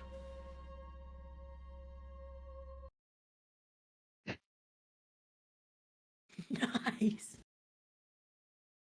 Let's go. If there isn't at least one riff by Pacific Rim, I'm going to be a little upset. I can't play Pacific Rim. I know. I'm just gonna play it in my mind. Play it on my side. What about like Hotline Miami? I tried to get a lot of the Hotline Miami stuff, and it doesn't really work all not too well. Well, yeah. I am rolling a lot of initiative. Please stand by. Ashelde, please roll initiative. It's not letting me. Give me a second. Wow. It's saying the game's paused. You should still be able to roll initiative even with the game paused. You rolled. She's there. She's a Yeah. 20. Yeah, holy shit. It wasn't showing for me. We begin combat. I can't Like, roll go. initiative. I'm not a part of initiative. Oh, what? The fuck? Oh, yeah. There you go. Yay. All right, she's still trying to learn the controls, guys. She's like, It's what's not dexterous. WASD? That is the problem. She opened the door. Come on. Well, yeah, that was my action. Was I opened the door? I'm not Fantastic. last. I just went Nodders. first. Nodders. Nodders, that's right. I Top just of went initiative, first. it is the ghoul. Rushing forward. It doesn't get within reach. It does not have that much reach. Oof. Imagine charging him and not being able to reach. Kind of cringe. Miscalculation. Looks at him and is like, oh, I'm Miscalculation. sorry, brother. Alaric. The M. Alaric is going to step up here. Ooh. It's a lot, brother. Here. Okay. At a passing glance, does this liquid seem like noxious to one's health? From what you can see, you can't even see inside that pool. That's how deep it goes. I see. That's great. Yeah. Alaric doesn't walk. He charges in, and he's going to rage, and he's going to charge this way, and he will attempt to shoulder barge the ghoul into the hole. Let's see it. Into the drink. Uh-oh. I remember Return of the Storm when we tried to shove, and then they shoved back. 24. Woo! Even with an 18, it is not a success. They are shoved backwards and begin falling into the brine pool. As he body checks this creature out of the way, it was almost unintentional as he rushes by and ends here. Okay. That is the end of my turn. Ashilde, combat has begun. I'm gonna move into the door. FBI, open up! Line. Stand behind the unit. And I'm going to actually take pot shots at the cultists. Let's see it. I'm gonna hit for, if it lets me ping.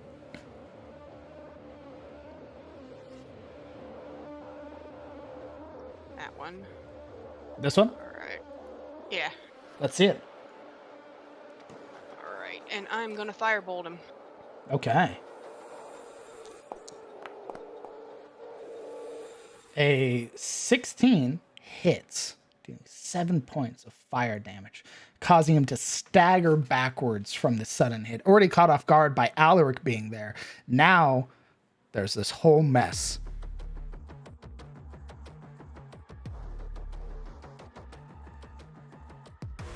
What else are you doing on your turn? I'm gonna step 5 feet to the side. Hope the guys from the one side do not come at me. And go next. I don't have anything else. All I have is cantrips. All right. It is the brawler, the one who just got hit. It's going to lay into Alaric. What a guy. What a guy indeed. That's a 14, which I believe misses. Yes. A 20 hits. Indeed. That is 10 slashing reduced down to 5, and that is you are bleeding. The rolls aren't coming across on stream. You might have to redo.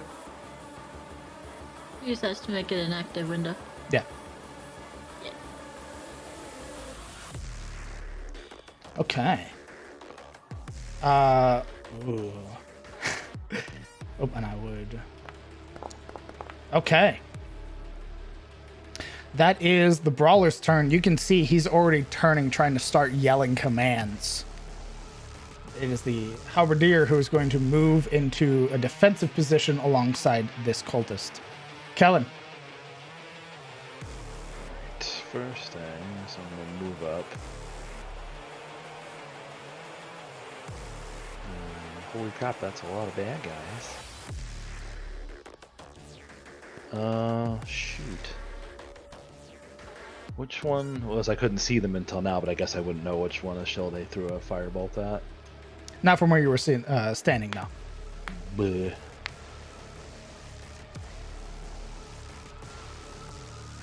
I recognize that brawler, right? There are 2 brawlers in this room. No, but I mean, I don't know. Okay, never mind. I guess they don't all look alike or anything. So Brother. yeah, That's a little problematic. yeah, it's a little toxic, but yeah. I don't know if Okay. you've seen all the undead and WoW, they kind of like the exact same. Yeah. Oh. Yeah, all the NPCs look alike. What the hell? You're a necromancer? Name every undead. Yeah. Yeah. What are you doing, Kellen? Prove it. Okay. You would well, see that Alaric is harrying these two over here. He's also getting hit. Yeah, 'tis a problema. Okay.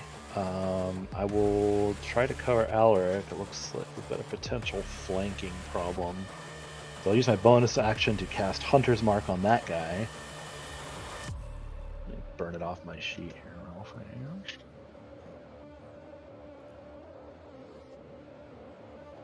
Just cast the spell. Thank you. Thank you. So once he is Hunter's marked, I will fire an arrow at him. Let's see it.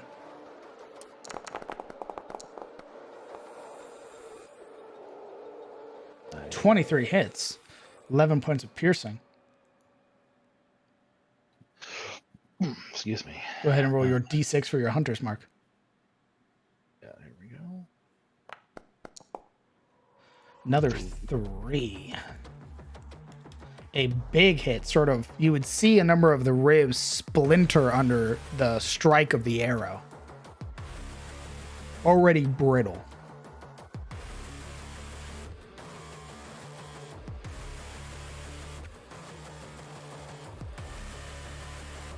Actually, we're going to play a new Oh, one. go ahead. Keep it up. I'm sorry. Okay. But yeah, seeing that, I will use 5 feet of movement to get back into the doorway. Okay. Yeah, that's it. Yuria. We're stepping in, Chief. Oh, okay. I'll see everything. Oh, I need to step around Morana. So that's 10 feet. Now, DM. Yes. Funny question. How far down does this water go? Like, how far do you have to fall before you actually reach that briny water? You'll have to get closer to find that out. Is it more than 5 feet? Absolutely. Ooh, okay, so shape water's out of the question. Yes. Damn it! Okay, fine. It will be quirky. Alright, we're gonna bonus action. Hex. Who are you hexing? We are going to hex. Let's see here. The Schooliton. I closed the door by accident. Next to Alric. Yeah, it's just, wow, that looks really awkward. I'm closing this. No, thank you. This one that's already marked? Yeah. Ooh, he's already marked, isn't he? I can't double mark it, but it looks like it's falling apart, so it looks mortal. Ooh. Okay. So I have to use a...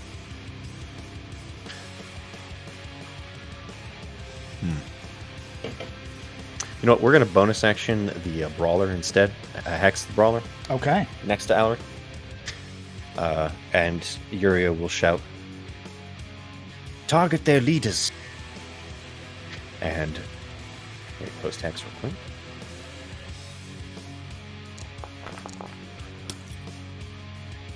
You I missed. don't know why. Apparently. And his strength will be at disadvantage. So any strength checks, not strength saves. Gotcha. And then we're going to Eldritch Blast the skeleton next to Alaric to get it out of the way. You know what? Eldritch Blast the skeleton. Okay, let's see it. A 22 absolutely hits. 9 points of force, obliterating that skeleton. Awesome. Before it even got a chance to move. He died with a smile. Look at that token. What a guy. What a He's just guy. happy to be here. I'm going to move here. Okay.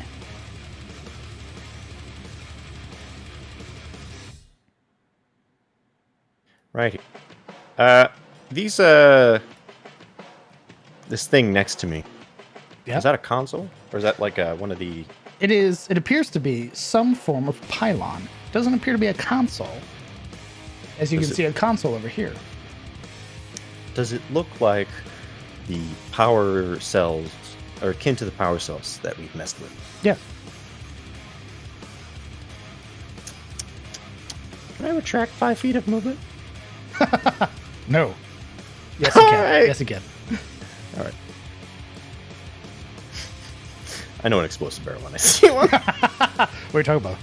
Get that away from me. What are you talking about? Get that away from Stop me. being so toxic. What else are you doing? That's my turn. All right. The veteran is going to go.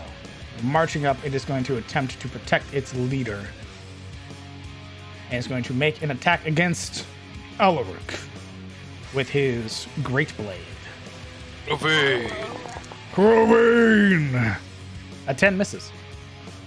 His Thank second God. attack, A lot of that. Oh, okay.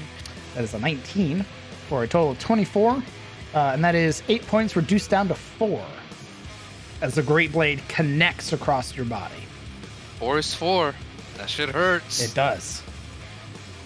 It is another ghoul's turn.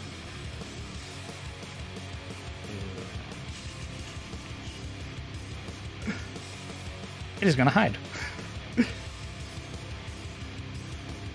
Damn. The soldier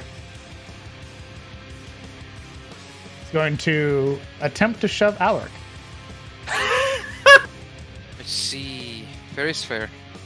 Yeah. You need to beat a 14. Oh my god. Oh my god. Oh my god. Oh Remember, you are raging, you have advantage. I know. I don't mean Don't say nothing. that. Yeah, It does. do mean something. Despite it like throwing itself at you bodily, it does not move you. That is Just its attack speech. action. The halberdier is going to begin moving, putting itself in front of the brawler as the other veteran begins to move.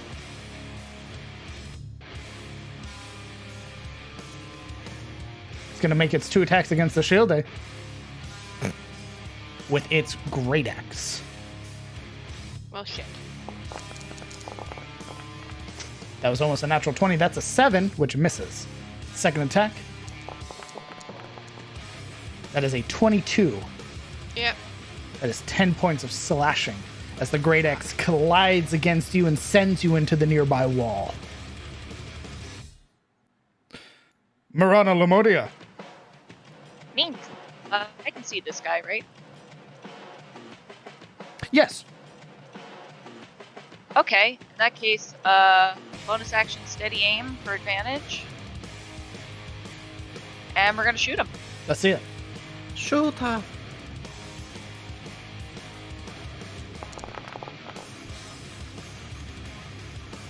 Ooh, 25 hits. Oh my. 7 points. Piercing. Another Sneak attack. 8 from sneak attack. That arrow finding purchase in his chest, this gasp that comes from the brawler as he sort of falls back against the console momentarily and then rights himself. And then, because I hit with sneak attack, I'm going to use Wails from the Grave on this gentleman. Okay. Show me Wales. And 30 feet of Another first. creep. Okay, it takes Yep. 4 points. Yep. As the ghost appears behind it and shanks him. Yeah, you're ranger, right? Yes, I still That's have the right. hunter out. The silent hunter striking with a blade against the cultist's back, causing them to scream. It's okay.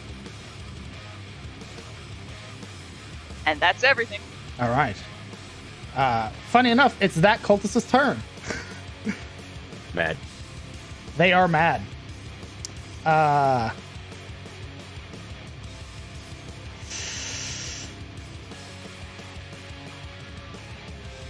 Ooh. What is the range of this? Ooh. As their hands glow, this crackling energy between them, they fire out this sickly red beam that attempts to hit you. I need a Constitution saving throw, please. Oh, wait, is it a roll? Never mind, sorry.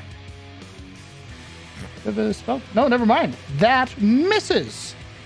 Neat. I thought it was just a save. That red sickly beam scatters across the nearby pillar, barely avoiding you. Nice. They are going to move back. I should read spells more. They're so quirky. Don't I know it? It is the other acolyte's turn. That acolyte.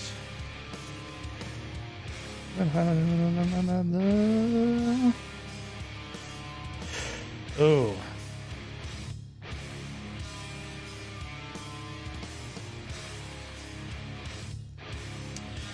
They're going to fire off 2 Eldritch Blasts, or 2 Void Arrows. Against the Epsilon unit, because it's horrifying. Just waves, like BMO. Fair enough. A 22 hits. Let me check, make sure. Oh, that is... So you know, I am going to be hearing the Epsilon unit's voice and Nemo's voice now. Thanks for that. That sheet is not entirely accurate. Give me a moment.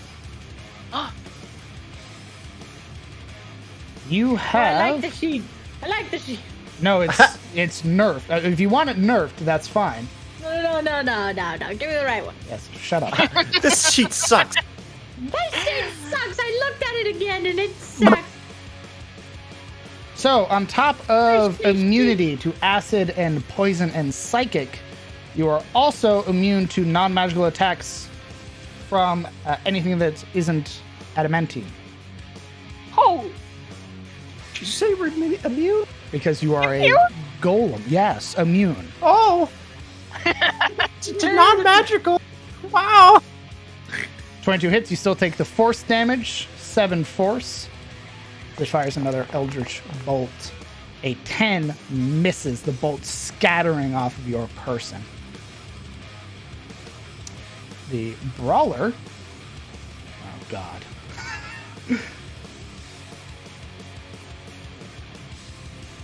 Brawler... Ooh, I hate that for you. Seeing a Shove, is going to make 2 attacks. Gonna give it to you. First one. A 7 misses. Second one. A 9 misses. Both She's strikes. too short. Whiff, whiff. Flying over your head. You are a dwarf. Dwarf It is I think that would make her mad, ironically. the ghoul. I aimed for the head, he The says. ghoul is not going to do any of that. Not going to do any of that. It's going to, seeing the Epsilon unit, is going to run. Understood. The other ghoul is going to cower behind the acolyte. BMO. The soldier is the only brave one. Oh, What a guy. sweet bean. It shambles forward, blade in hand, lifting it up, strikes it down as he uses Graveyard Slash. For an 11, which does absolutely nothing.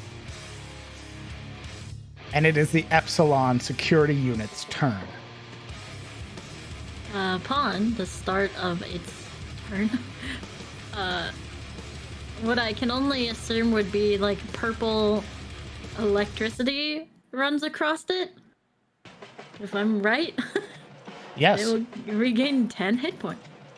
indeed. It regenerates at the start of its turn, immediately regaining 10 hit points.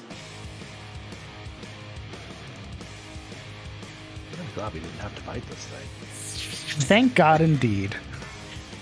And it's going to, its torso is going to move independently from its legs as it goes and the Silveril unit turns and Circle unit. um, um,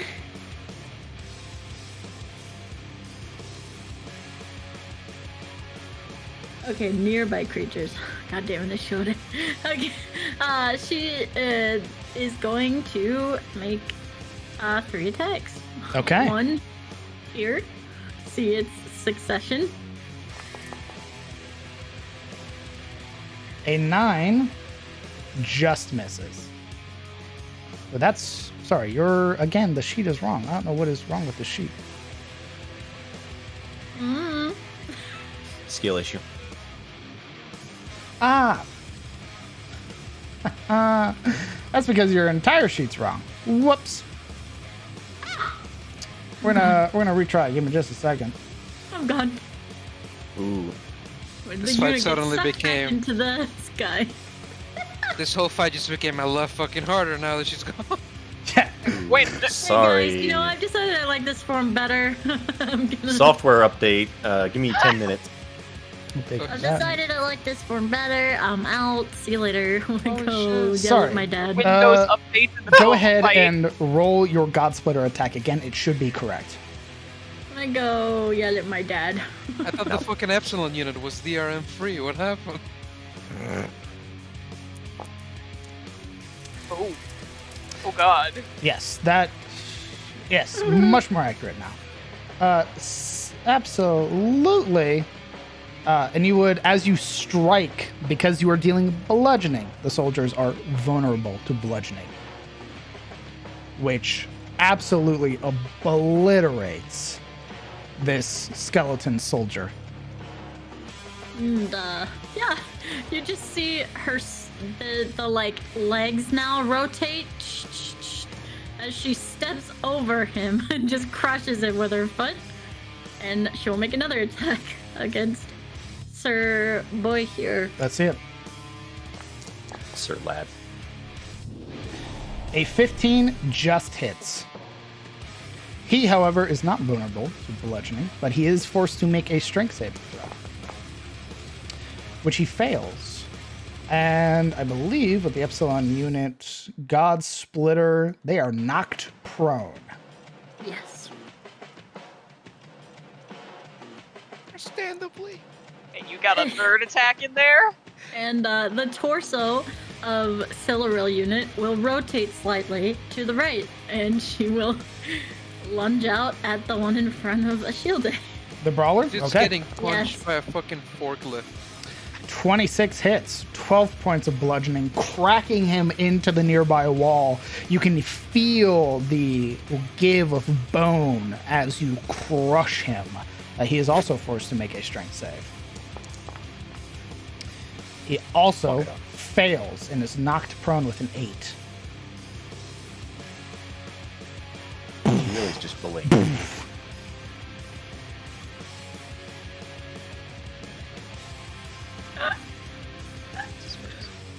That is Silveril unit's turn. Understood. That ghoul falls, splashing into the brine pool. Alaric, you suffer, the start of your turn, 2 bleed damage.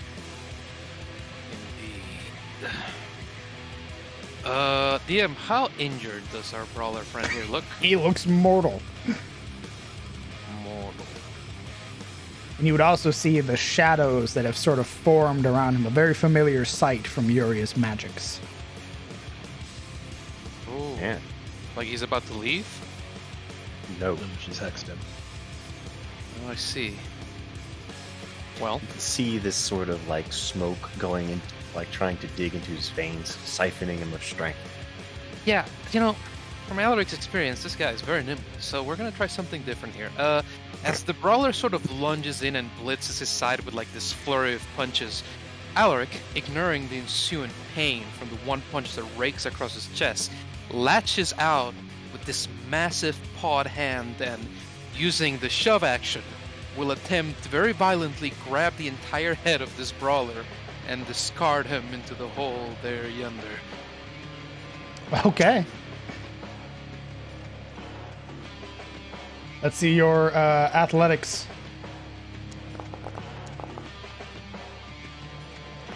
Is this a contested athletics? No, he uses acrobatics. Fuck that guy. He's a monk. Damn it. With a 13, you are matched. Ooh, do we reroll? Indeed.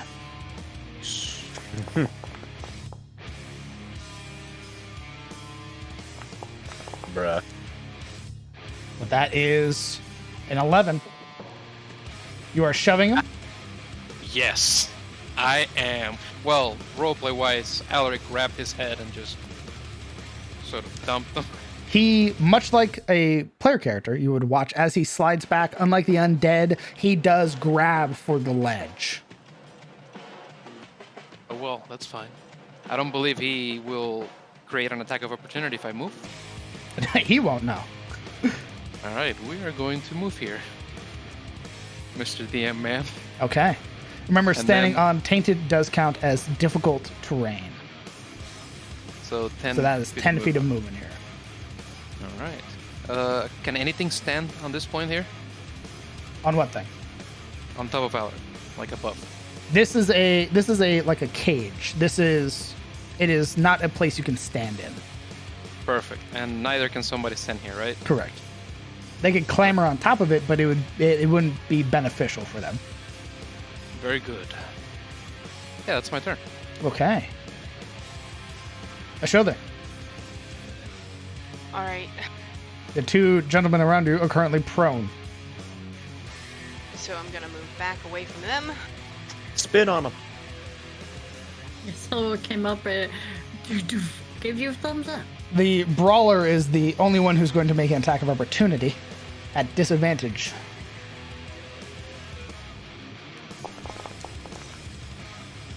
That's a 13? Mine's 14. Misses. All right. So after moving back, I'm going to firebolt the guy on the ground. Okay. I do believe that's a disadvantage because he's prone. If I recall, yeah, if you're doing a ranged attack against a prone creditor, it's disadvantage.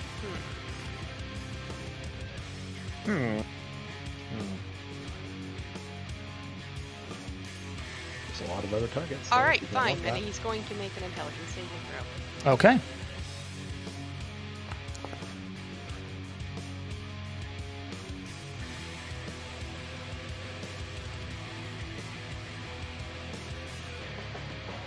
All right.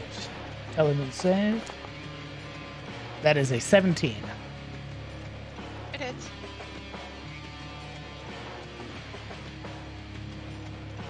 You mean he succeeds? It succeeds. Okay. You said it hits, so I was like, what? No, he succeeds. Gotcha. Is what I meant to say. So no damage. All right. Are you staying there? No, I'm going to continue moving. All right, where are you moving to?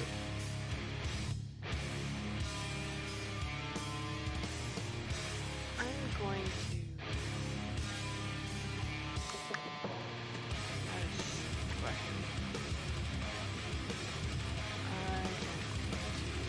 Back and out.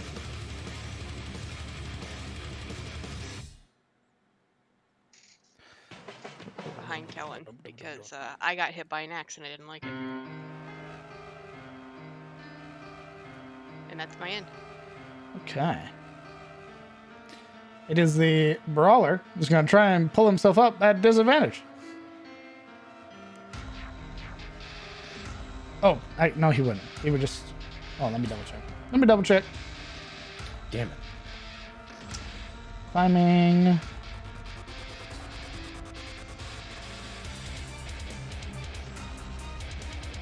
Oh no, he would have to. Never mind, because it is a slippery edge. There is like thick, viscous brine on the sides of the pools. So he'll be rolling at disadvantage to pull himself up. While his body is atrophying because of the hex. That must Uh, suck. Let me double check.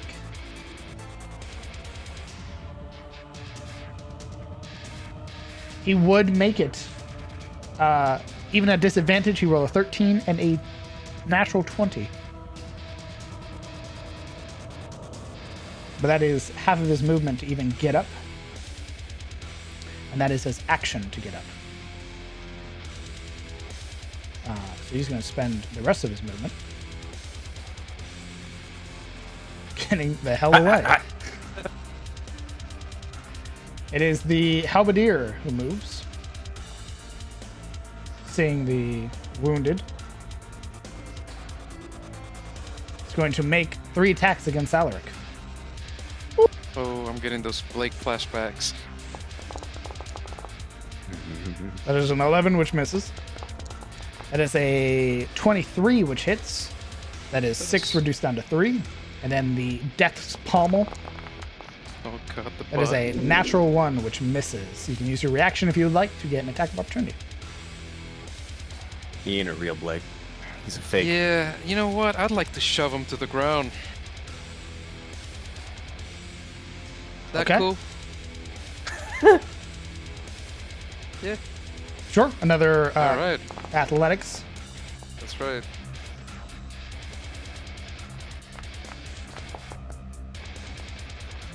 As a 17, he is knocked prone.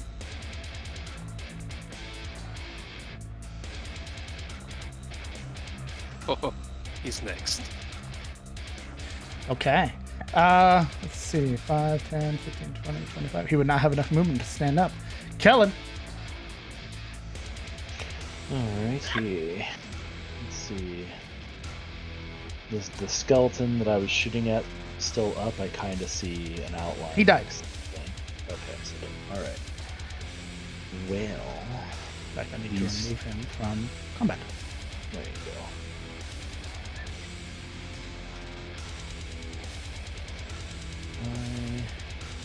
Reasonably, yes. I will shift Hunter's Mark to this guy Okay. with my bonus action and then fire. That's it.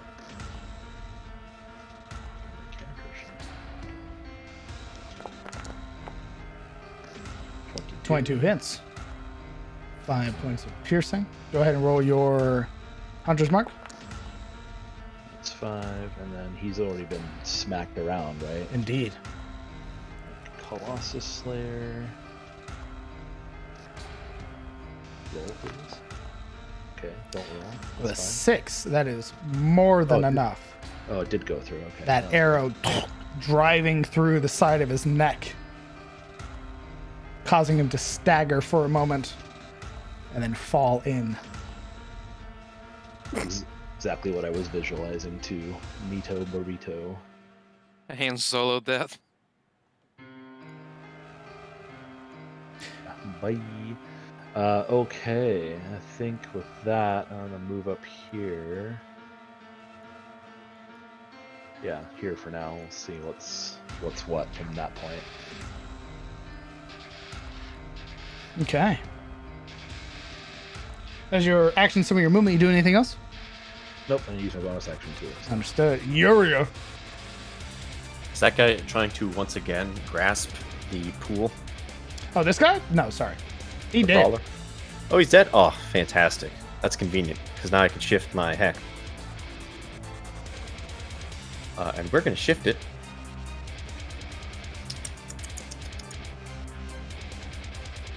Ooh. We're going to shift it towards this funny halberdier guy that's currently prone. Okay. So he's going to get hexed. And it's going to be his strength. Understood. All right. And because he's prone, instead of an Eldritch Blast, we're going to get spicy and we're going to Mind Sliver him. That's it. I need an intelligence save. Spell That's an 8. DC of 15. He takes 1d6 psychic damage, and whatever his next saving throw is 1d4 is subtracted from him. Understood. And And he takes an extra 2 damage because of Hex. an extra 2 damage because of Hex. All right. driving that sliver into the skull. You can see it sort of rattle inside of the armor momentarily.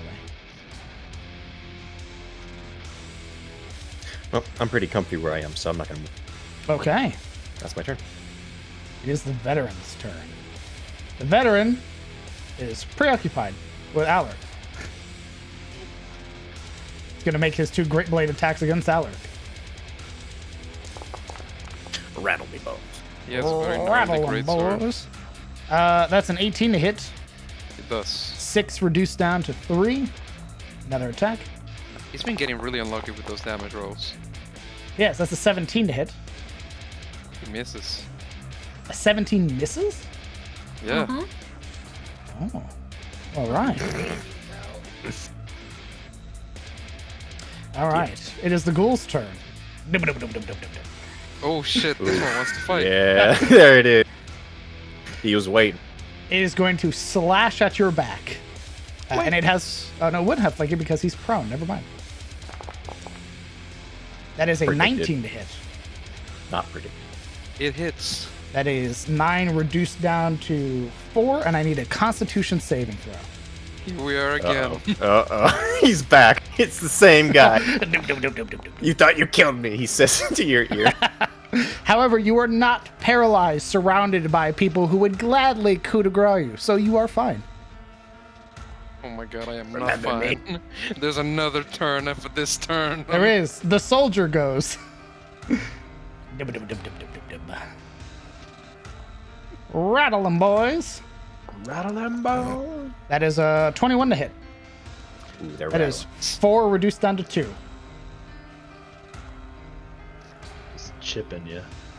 Hey, yo, you good? It is the halberdier's turn. It alone stands against the Epsilon unit. It's going to make 3 attacks. An 8 misses. A 24 hits, but does no damage. Hey, how you doing?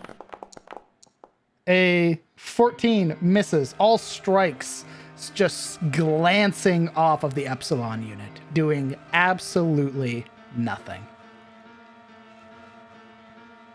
It is the veteran's turn. The veteran is going to stand up, half of its movement. It is going to move in a sort of protective measure around the brawler. And despite its...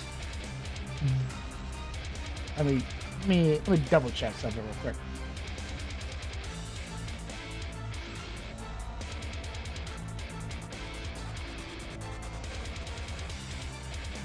Really? Uh-oh. More than one size larger than you.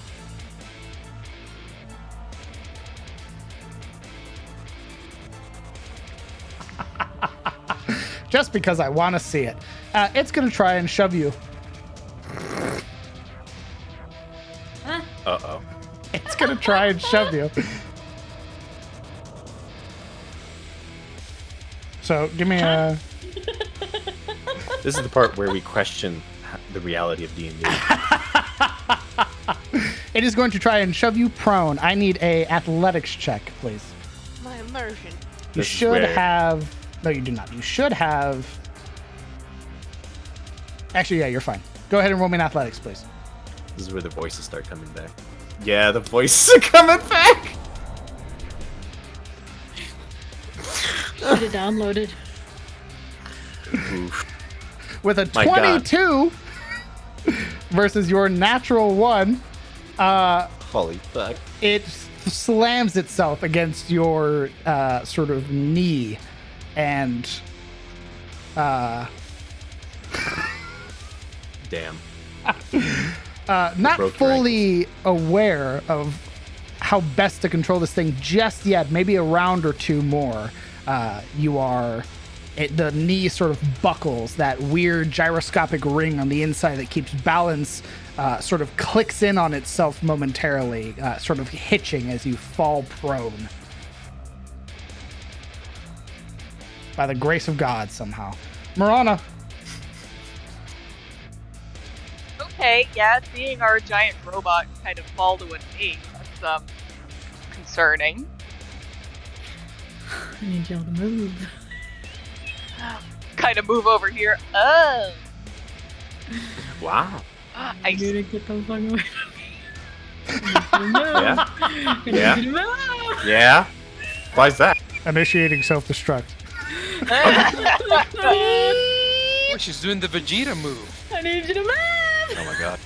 You can talk while you're the Epsilon unit, by the way. I need you to move. Marana Lamodia, what are you doing? All right, that's interesting to hear. But we'll try and go to the tune of the Epsilon units. Tune of the Epsilon units. Goals. First, we're gonna hop in though, and we're gonna try and stab this guy. Let's see it. Oh, that's not the stabbing button.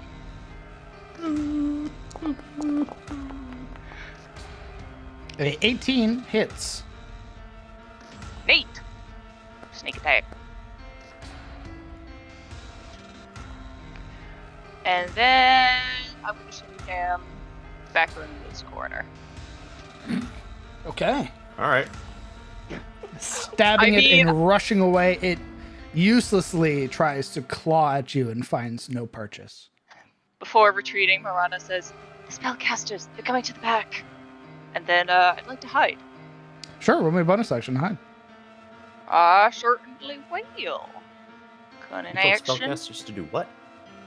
I said the spellcasters are in the back. 14, you believe you are hidden. Oh. There we go. All right, that is your turn. Yep, that's everything. It is the Acolyte's turn. It's Acolyte. You would hear, "The machine is with them. Kill them all." And is going to target Kellen. Rude. Thanks, bro.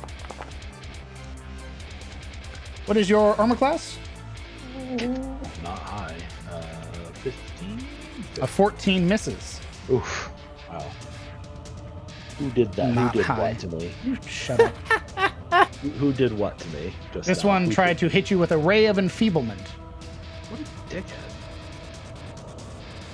Hey, does Kellen count as half cover? No. Okay. This cultist goes next. Is going to fire. Ooh.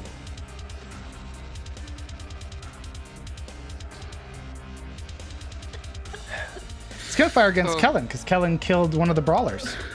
How could you, Kellen? That is a 23 to hit. That's 11 points of force damage. You are pulled 10 feet Oh no. as the tendril strikes you. The void arrow connecting, these tendrils rip you towards the cultist, and you are being pulled into the brine pool. The other void arrow is going to hit Yuria now that she's exposed. Wait. That is a 23 again. For 7 force damage, you are also pulled forward 10 feet. Oh, okay. Oh no. Kellen, you are in the process of falling. On your turn, you will attempt to pull yourself up, either with assistance or with not. The Brawler goes next. Brawler's going to stand up, half its movement. Actually. Oh. Howdy, gamers. Beep beep. Sir, where you going? If you would like, he's still within your reach, as you have a reach of 10 feet. Oh, okay. I know. Okay, I misunderstood reach then. I thought reach meant you could move. You could attack outside of 5 feet, but Yeah, you can attack up to 10 feet away. But he is still within your reach. So He is, also accounts for that. he is going to make 2 attacks against the shield day.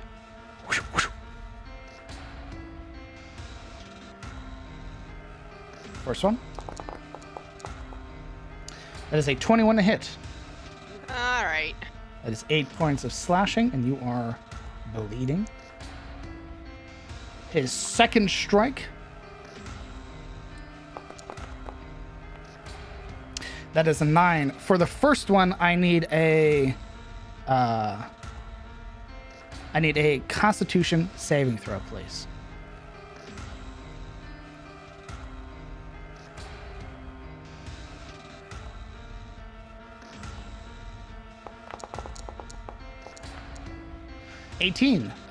Despite expending one of his charges, you are not stunned. Okay. It is the ghoul who's going to actually stay there.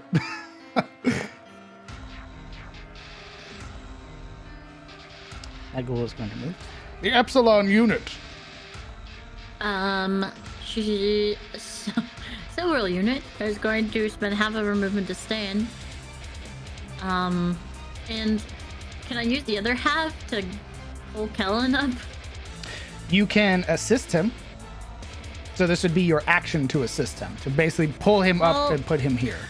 See, the issue is there's an ability that triggers and takes my attack action.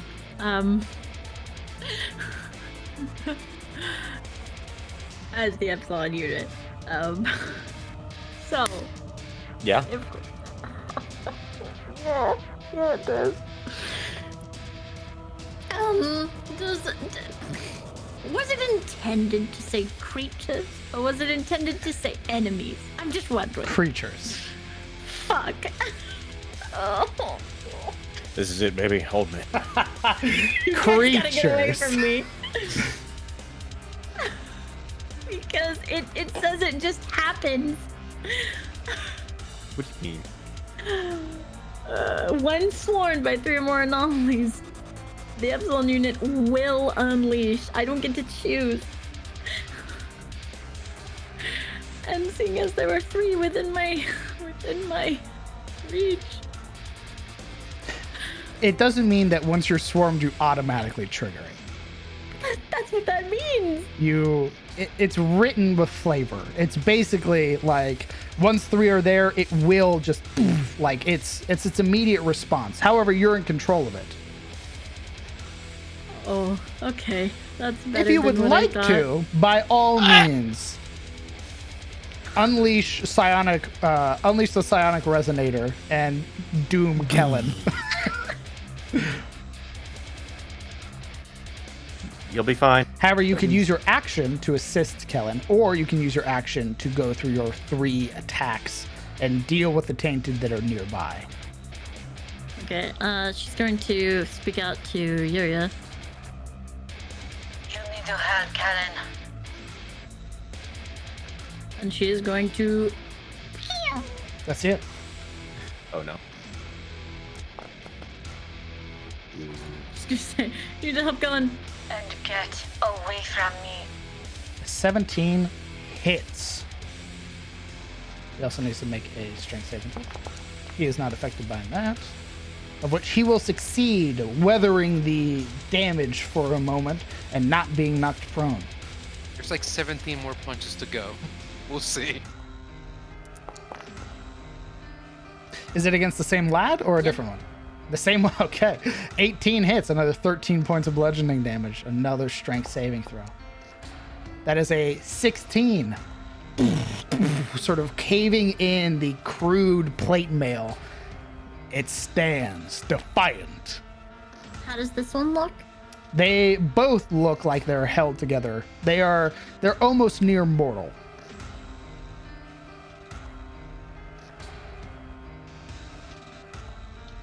Beat him bloody. You could also attack the brawler as it is within How's your he melee look? reach. He looks healthy. There's just a both her hands and her torso will rotate and just as her hand will go out and just That's down it. on this guy. 10 hits. 16 bludgeoning. He doesn't look good anymore. He does succeed his strength save, though, but you do hear the sickening crack of, like, bone as his hands immediately come up to catch onto the nearby wall to try and right himself. Both Marana and Ashilde would watch as that fist collides against the brawler, and you hear the oh! Yeah, and it is a fist movement that doesn't seem to be like inhibited by, you know, the contraction of muscle. It's just like, and then pulls back.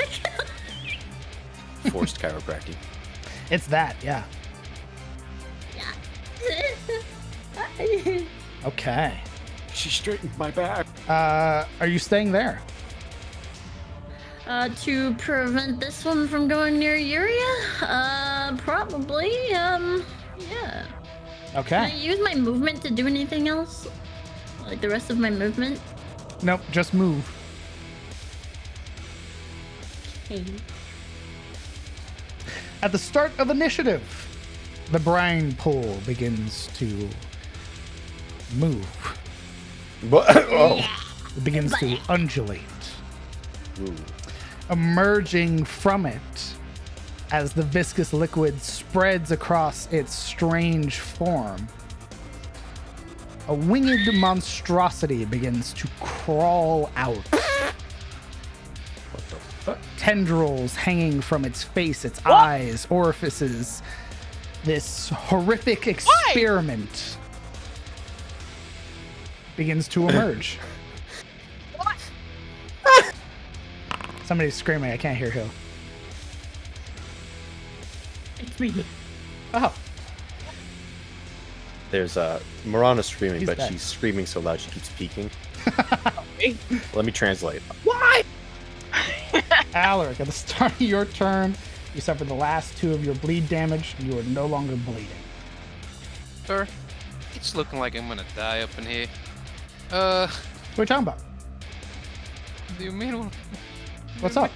You chose this fate. Oof. Alright, there's a dragon coming out of the pool. Okay, how's the sentinel here looking? The halberdier? He still looks healthy. What about the skelly boy here? Everybody around you looks healthy. You are the Except only me. one who doesn't look healthy. Correct. Damn. Imagine looking worse off than skeletons, bro. The M. One cannot Alaric. walk. One cannot walk through a prone individual, can you? No. Very well. Ride or die. Alright.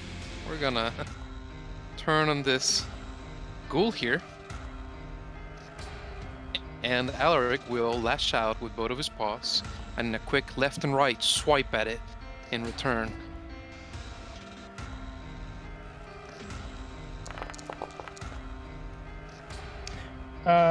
Sorry, give me 1 second.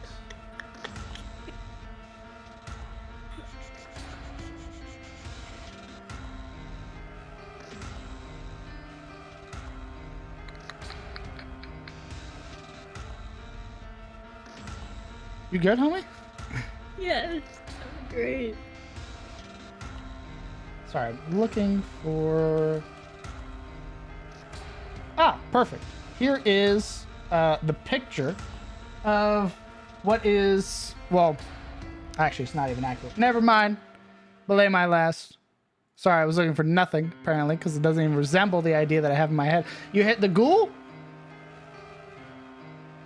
Yeah. 16 hits. 9 points of slashing.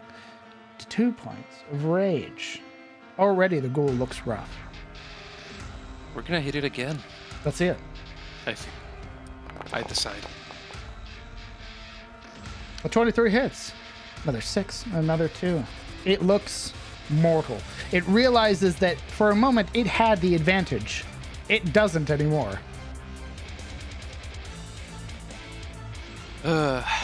As Alaric culminates both of the attacks, he pulls back each of his paws and his whole body strains as he roars at the ceiling.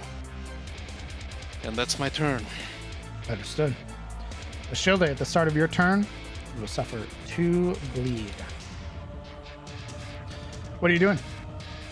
All right, so I'm gonna firebolt the guy who just tried to shank me a couple times. Okay. I believe you have Warcaster? I do. That's right, so you don't impose disadvantage for being within melee. Let's see it.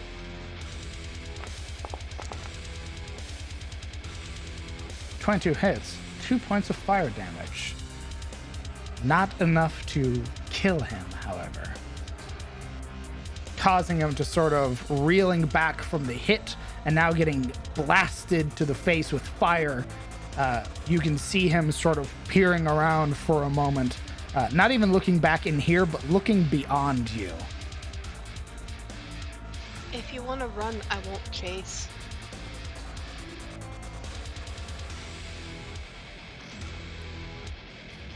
You being serious? He doesn't know that. She says that to him. Okay. Why don't you roll me a persuasion check? I'm not really good at those. All right.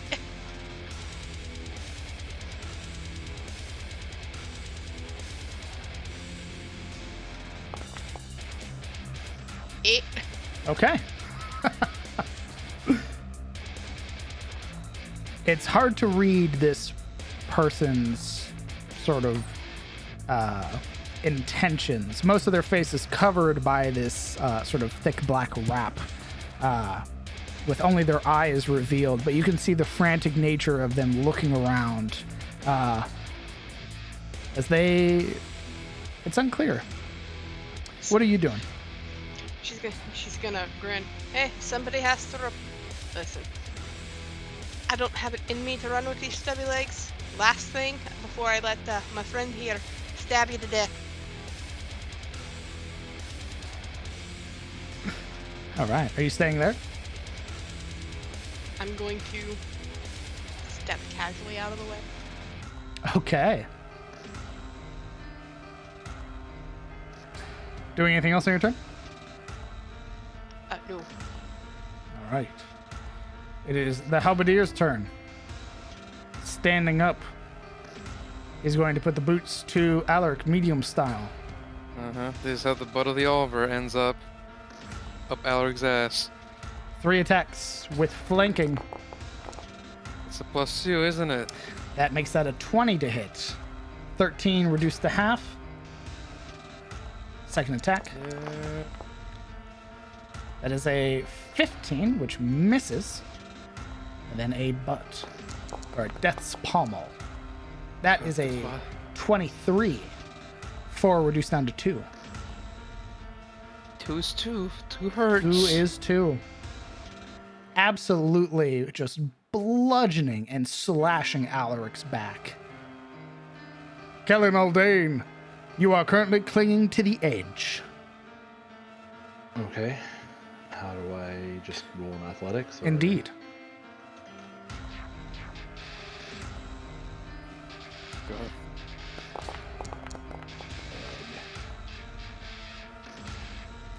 You begin to slip.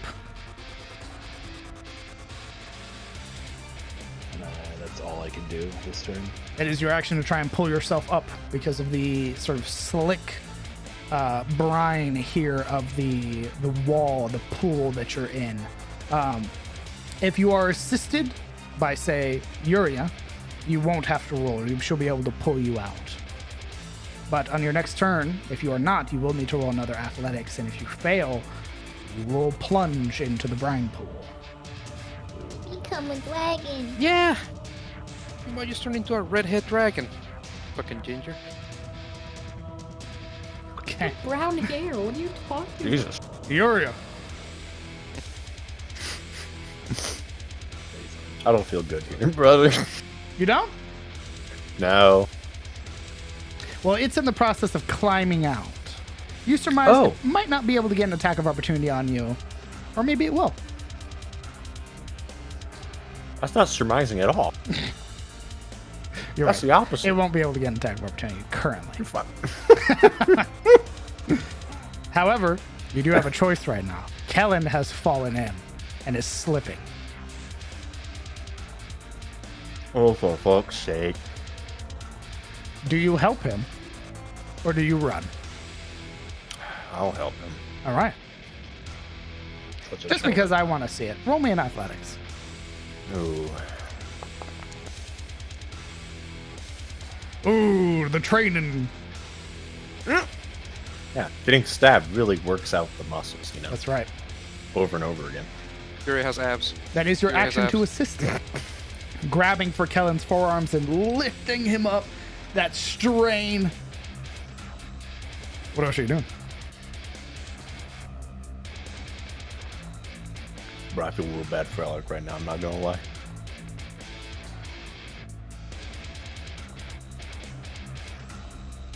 We're gonna, that was my action, right?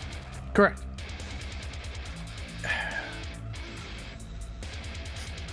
Later. Peace. I'm out. I go there. That brawler?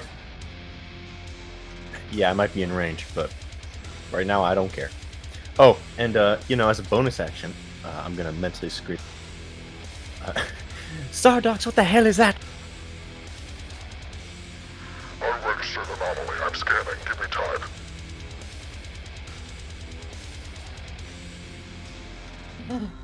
It's You not don't my have it. Pokemon. It's literally that, where he's like, I don't know what the fuck that is.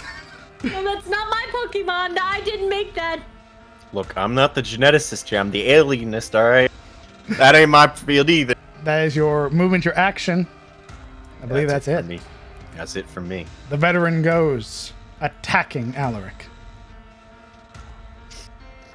You got this. That is a 19 to hit. It hits. 11 to reduce down to 5. That is a 20 to hit.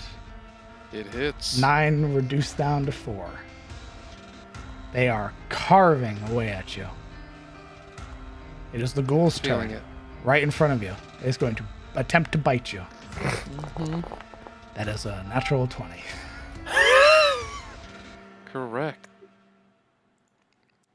That is 17 reduced to half.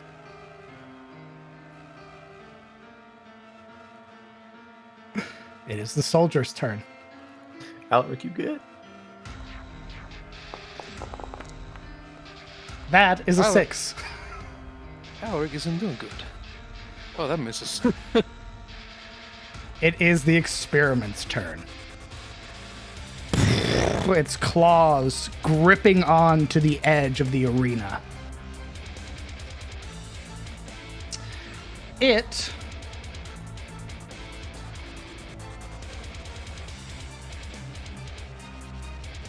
seeing Kellen is going to spit at him. This grotesque choking sound as it produces acidic bile. A natural 1, however, misses, causing the bile to splash across the nearby floor. You could see it beginning to eat away at the metal. Oh, would you look at that? It's the anti-metal monster. Convenient. Why'd you to attack it? And then, because it has multi-attack, you would watch as from behind it, this tendril-like tail lash out. All right, A which- 13 misses, however. Which Yeah, it's one of not. you motherfuckers made the rust dragon? Who did it? It is the halberdier's turn. It's going to keep laying into the Epsilon unit. Good day, good sir. Good day. Hello. It's just looking down An at it. 18 Like, hello. hits but does no damage. A 8 misses. Pathetic. A 20 hits, dealing no damage. Pathetic. The veteran goes. It liked what it did the first time. It's going to try and knock you prone again. I have the power of God and anime on my side. That is another 22. This guy! He rolled a 19. I need another athletics or acrobatics Epsilon unit. Oh! My God. God. Hold fast or expire. I just A imagine natural 20. the floor underneath him ripples as like his leg connects Pushing with against the each other. You watch as the fissures form. that sort of pressure and gravity.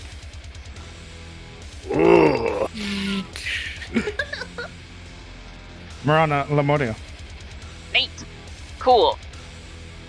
Even seeing this nonsense, this guy's closest. Wait. Yeah, was I hidden from him beforehand? Wait, don't do it. Let me actually find out. Yes. Maybe that means rapier time. No, don't do it. Yeah, about Wait. that. Please. I'll pay you. This guy was complicit in kidnapping children. And with a 6, more than enough to end the brawler's life.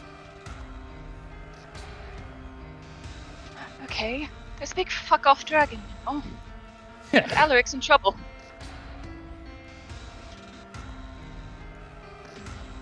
Okay. And that's kind of something that she's going to, and now I'll try hiding one more time. Let's see. Sure, let's see it. Let's. Here we go. Hello, baby girl. Did I? No, I haven't done this one yet. Maybe we'll try this one. Oh my goodness.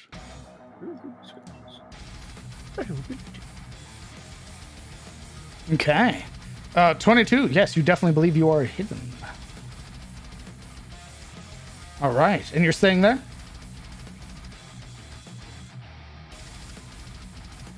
You better mute yourself. Marana? I muted myself. You're staying there? To keep an eye on the Alaric situation. Okay. Just observing it. Like, Wow. like you can see her like switching out weapons now. All right. It is the cultist's turn. Seeing something getting swarmed, the cultist is going to look and see Alaric. There's this wicked laugh as they begin to channel magic between their palms. Alaric, I need a wisdom saving throw, please. Very good at those.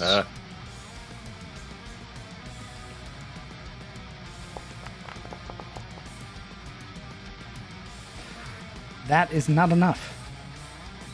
DC was 14. You are told to grovel, as you are commanded. Grovel. Grovel. Indeed. You Alaric fall to your... falls to his knees, yes. That's right, hands and knees. With inhuman speed, he presses his forehead to the ground and humbles himself with both paws over his head like a scolded street dog. It is the other acolyte's turn, who's going to fire off 2 bolts against the Epsilon unit.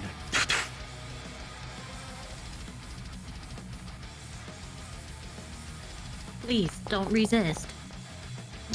An 8 misses. Please don't resist. A 17 hits, dealing 13 force damage as the void arrow strikes across your armor. Please don't resist. That brawler I is beg you. dead. It is the ghoul. The ghoul. I'll It's going to use its action to dash.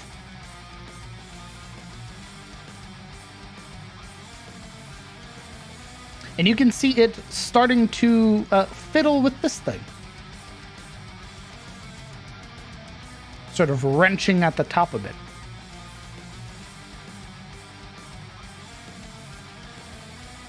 The other ghoul begins to do the same thing. Epsilon unit.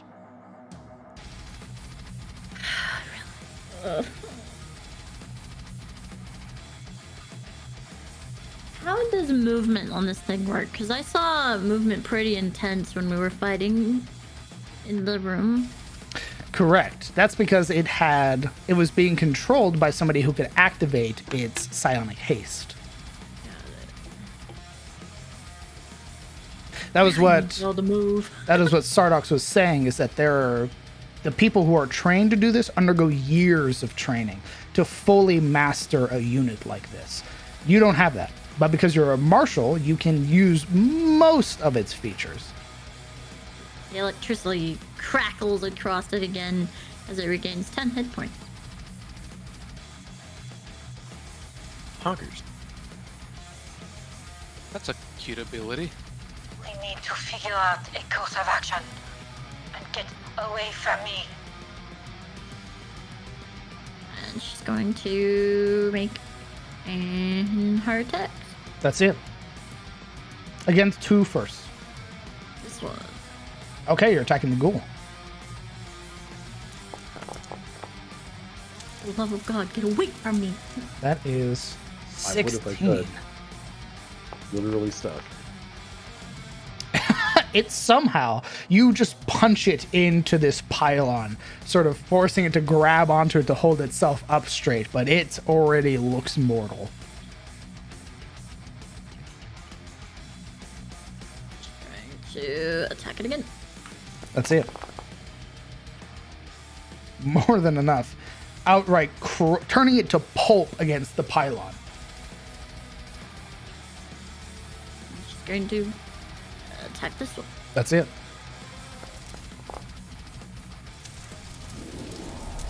A 16 misses. The punch, the God Splitter, like connecting with that plate mail. But you can see it's also used the halberd to brace.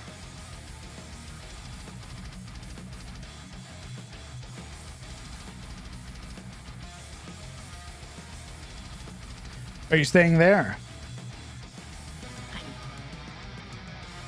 If I move, the only place I can go is here. So. Okay, you're staying there?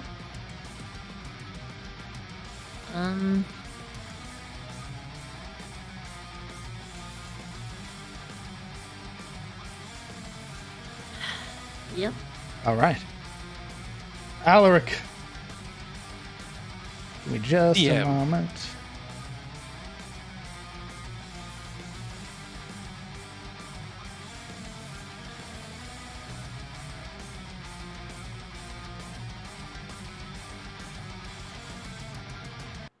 Oh, sorry. It would be this. Oh, Jesus. All right. So it's not that turn. It'd have been this turn that you fall prone. You speak one word command to a creature. The target must succeed on a wisdom save or follow the command on its next turn. Spell has no effect if the target is undead, if it doesn't understand your language, or if your command is directly harmful to it. So kill yourself, stuff like that. So on this turn, you are overwhelmed and must grovel at the feet of your superiors. Very well. And that takes my action, right? I believe so. It's your turn.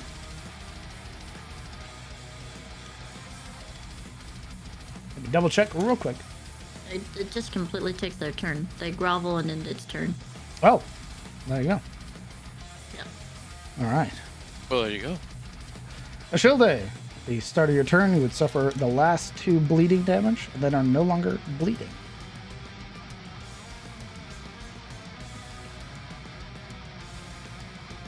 Alaric is getting his shit rocked right now. However, there is a massive mutated experiment currently emerging from the pool. I'm going to not try and provoke the dragon, but I am going to peek in the doorway and take a pot shot at one of the acolytes. One of the acolytes. Okay, let's see it. Alright. I'm going to go for the one on the corner of the pool. This one here? Yeah. That's it. This one has remained relatively untouched.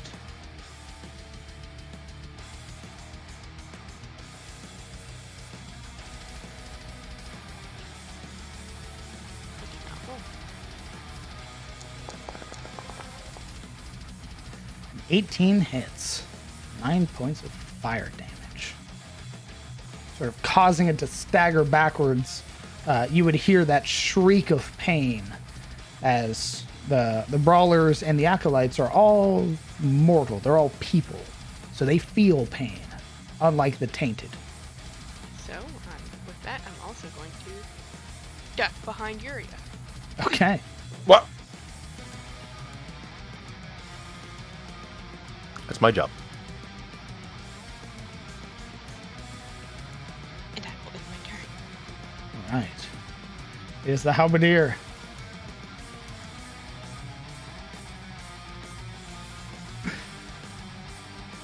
The halberdier is going to start laying into Alaric. He has advantage and a +2, right? He does. Indeed.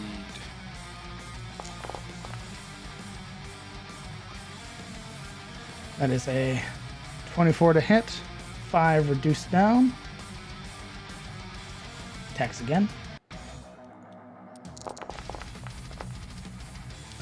That is a 20, 7, reduced to half. And then the pommel. That is a 19 or 21. That is 4 reduced down to 2.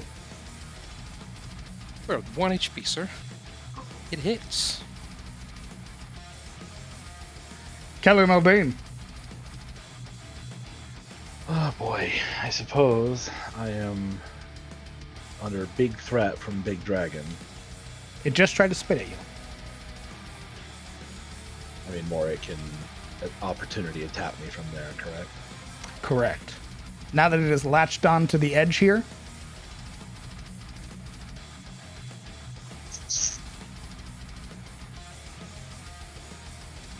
Well, shit. Okay, well, but you would also see that Alaric is not in a good spot right now. I'm not in a good spot. No one's in a good spot. Okay. You're right. But like, I can't. What are you implying that I do here? Don't give me that. I just want to know what you're doing on your turn. I'm trying to figure that out. You give me a second here. It's sort of, news got. Fuck.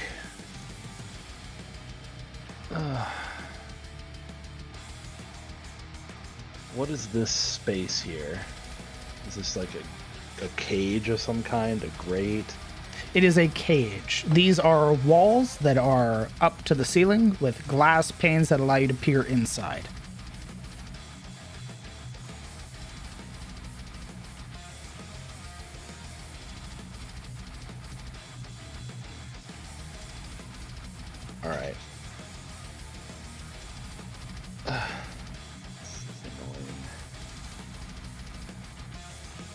All right. All right. I still have. This guy is. Hey, damn it! That one's dead, correct? The one beneath him. Oh. The halberdier is marked with a hex. Your gentleman fell into the brine pool with your hunter's mark. Okay, so I want to use a bonus action to move that hunter's mark. How are all of these? I know the ghoul got hit, but how are these two skeleton boys looking? Beside you, to your right. These ones. The halberdier appears to be the only one who has taken damage. I'll move it to him, trying to clear up some space around Alaric. Okay. And then I will fire. I'm assuming because this dragon is so big, I can just like shoot underneath its neck or something like that. Okay. I'll fire off an arrow.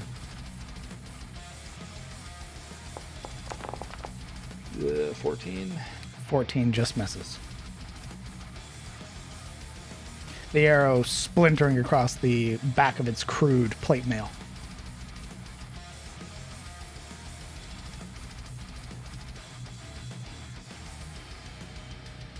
Oh, shit.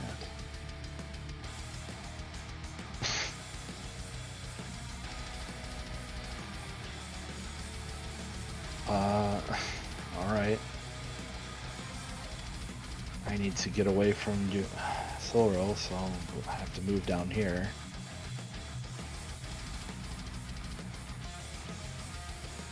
I'm You assuming can that- move through me as well.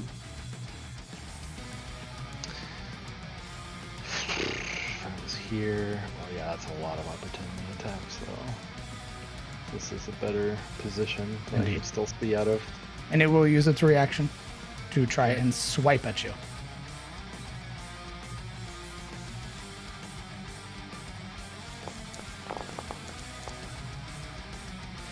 That does hit. You do take 6 points of bludgeoning damage as its tail lashes across your back. DM, seeing it lash out as Kellen tries to flee, what's its reach? It has a reach of 15 feet. Ooh! Goody! With its tail, at least. Oh. Lovely.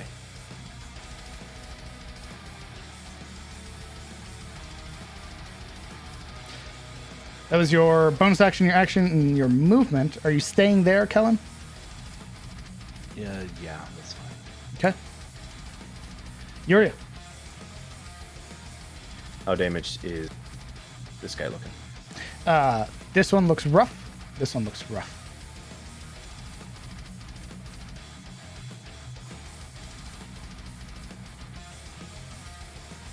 She shouts. Silver, you have to clear the way before we can move out. And she's going to step in, assuming the monster has already used its attack of opportunity. Here. Fire off an Eldritch Blast at the Halberdier, who is Hex. That's it.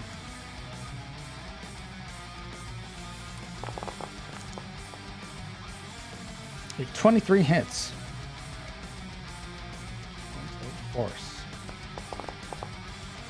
That's 4 for Hex. Additional 4 for Hex.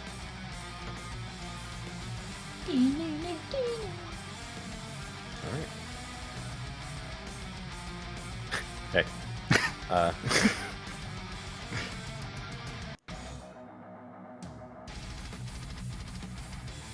And then we're going to just as quickly slip back behind where the terminal is. Okay. You would hear from the acolytes, "Don't let them escape!" Oh, there's a shield day there. Never mind. I'll do here. I'll go here. Okay.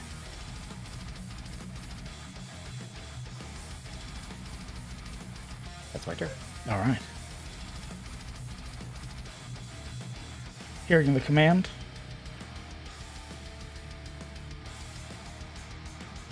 Where? Hello. Hello. The veteran, unable to get closer, is going to attack the Epsilon unit. Hiya! I'm guarded! Great Blade, 2 attacks. A 19 would hit.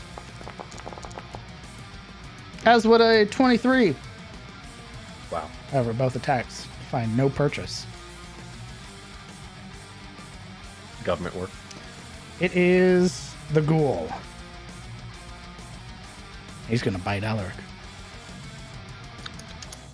He does look He's tasty. A hungry lad. That's a Alaric lot is of meat. garnished in blood right now. It's like a salad. With a +2 from flanking, that would push it up to an 18. And it hits. Oops. Whoa. 7 reduced down. Alaric, you are unconscious. Yum. In the groveling position, surrounded by tainted. Hot. Okay. Soldier, hearing the command.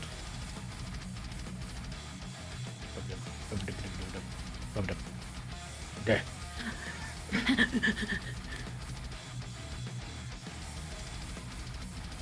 We're gonna roll real quick against the shield day.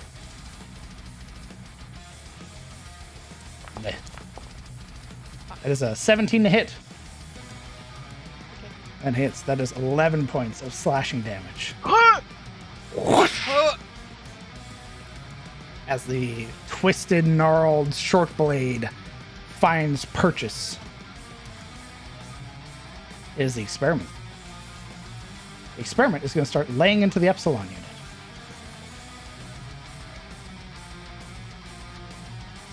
It is going to make its 3 attacks. It is going to spit. A 10, not hitting. It is going to attack with its claw. A 19, hitting. However, unable to do anything. Because of your immunities, it is then going to attack with its tail. I know you are distressed. Do not resist. 15 would miss. Okay. It is the halberdier, the final soldier. Do not resist. Realizing that the others are escaping. Oh, goodness gracious. I should stop hitting this thing. It is going to attack Kellen.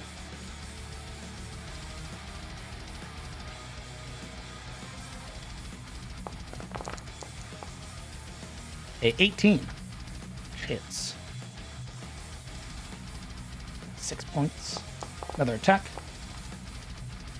21, which hits. Doing 12 points. Then Death's Pommel. It is a natural 1. Sad. It always fails the combo. The veteran, having the most success against the Epsilon unit, is going to throw itself at you again. A worthy challenger. That's a you need to beat a 10. Don't say it like that. It's cursed when you say it like that. It's That would look cursed like when a you say 1. it like that. You remain standing. Marana. The undead are flooding the entrance. I know, but I just saw Alaric go down. And, can I see, in part, the ghoul? Not from where you are. You would only, yeah, there's too much in the way. This console, everything. Fuck. Would you be able to move, Kellen? Yeah, yoink him and run? I'm just asking in general. I don't know if that's a thing that can be done. I mean, I think I could maybe, grab him by the hand and pull at half movement. But I don't know if that's an action or not. That would be your action.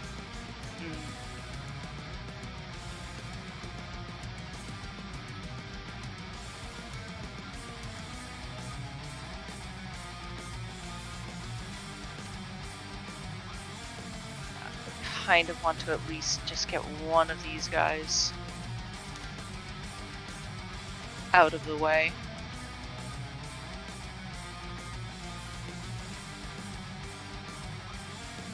So I'll try and swing at that guy, or shoot at that guy rather. Let's see it.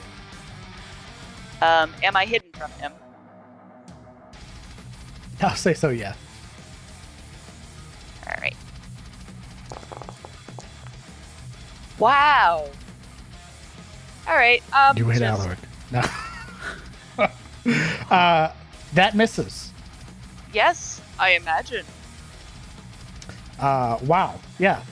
Yeah, there are too many bodies here in the doorway. You try to slip that arrow through, and it just shatters on the veteran's pauldron. And Rana calls out, "We need to get to Alaric, he's fallen." But she'll fall back, not wanting to get the seeing more undead in the hallway. Fantastic. Yeah. Oh, were you only able to? You were only able to see the one. Gotcha. Yeah. I was only able to see. Oh, sorry. This guy, that guy. Okay. Oh. Uh-oh. Uh-oh. Why can I not access that? Oh, there we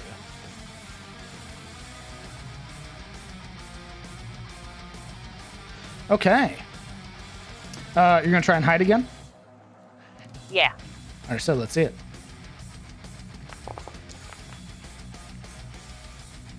Oof. Today's not good. Not good turn. All right, you think you're hidden. I love that. Yeah. Okay. It is the Acolyte's turn. The Acolyte is going to begin making its way over to Alaric. And it is going to cast Weird Reconstruction on the Halberdier. Hey, that Yeah? sounds like a funny spell. What's that do to you? Weird Reconstruction is a heal. You Is don't it say. now? How strange. How, in fact, weird. I don't think that's gonna happen. Does it cause him to bleed? It better cause him to bleed.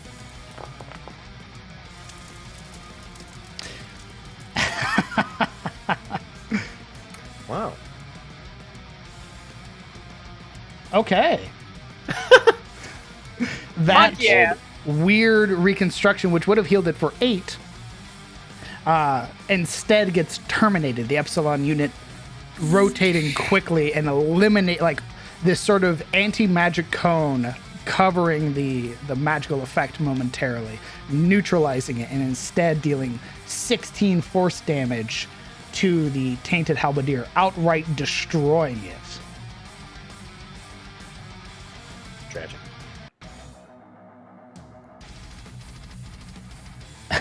That's when the acolyte sort of heals and then sees it, and their fingers sort of tremble momentarily.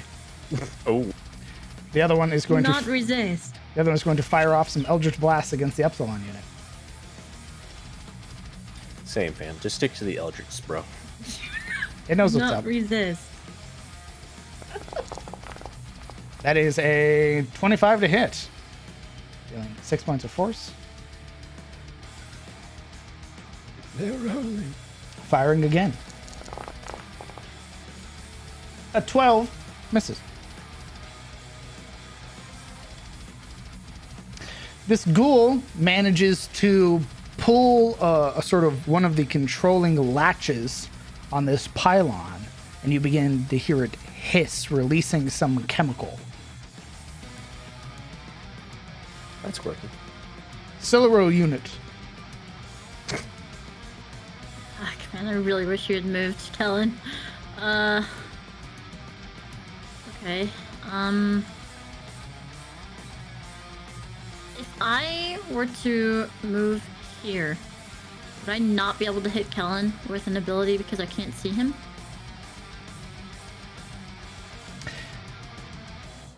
You'll find out if walls and the like protect from that.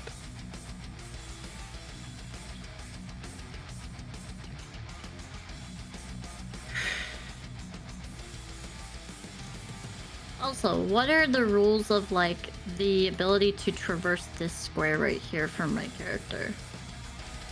I wanted You're not able to climb up stop here. there, but you Oh, can okay, move here. Cool. Well then, we're gonna take a chance.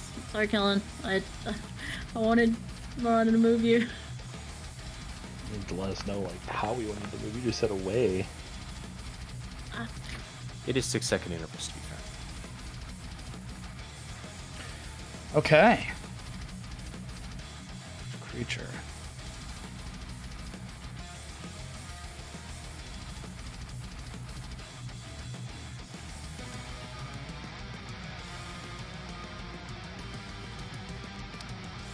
Siluril. High or low? Hi.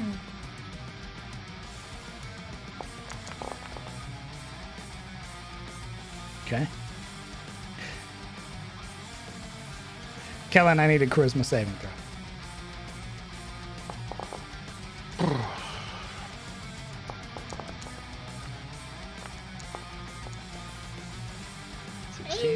That is a success.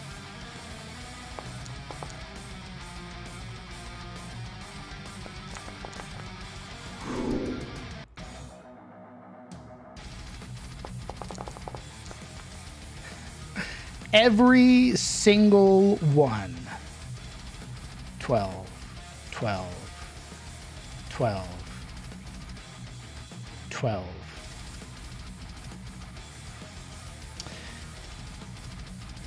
The mutated experiment is stunned. The veteran is stunned. The soldier is stunned, and you outright kill the other veteran. This eruption of purple electricity that begins to build within your core disperses outwards in this violent wave.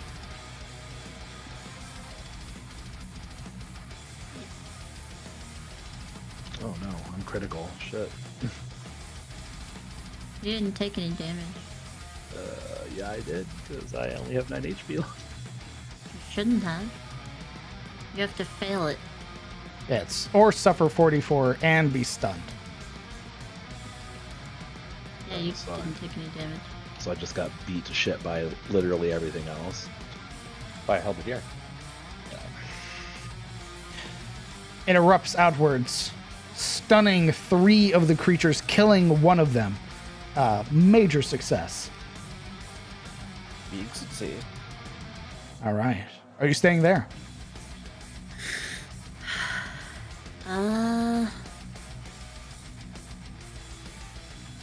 They're stunned until the end of their next turn, right? Correct. Cool.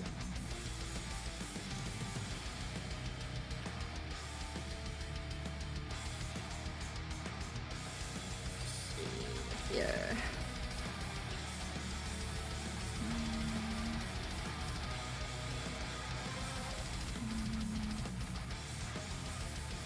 I can make it to him.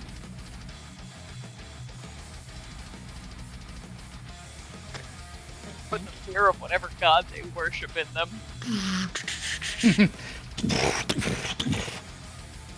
Do not Uh-oh. resist. They're resisting.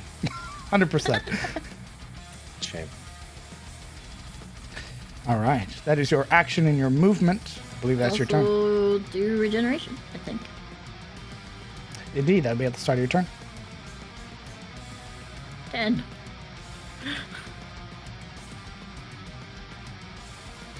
All right. Alaric, go ahead and private roll me your death save, please. Sir. Or you're like, I don't have any way to help you. I'm a robot. Applying CPR crushes him instantly. That would be Private terrible. GM roll.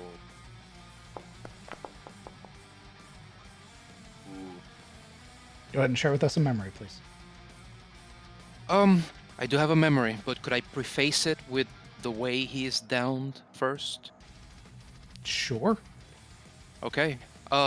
So all the roaring from Alaric, the growling, these beastly sounds of combat from like this struggled fighting and then his force kneeling comes to this kind of screeching, almost feline halt as those ghoulish teeth sink into his neck and his whole body peaceably seizes up as he's bitten into, made stiff, paralyzed, almost stone-like.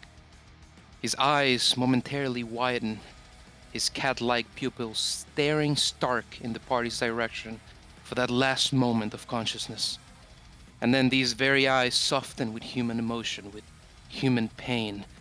His whole body then slackens and the silver-like fur of his body covered in his gore disappears. And then the impaled, diced, and chopped in near pieces form of Alaric sort of crumples unevenly across the ground. And that is when he falls unconscious.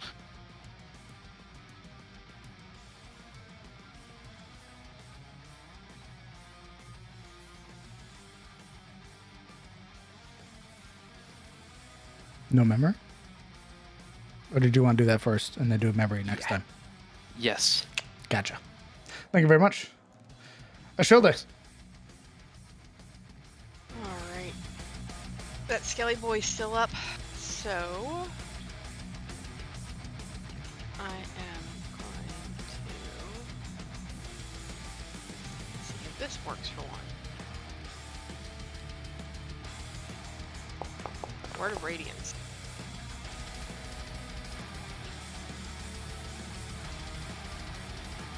What are you targeting? It's 15 on me.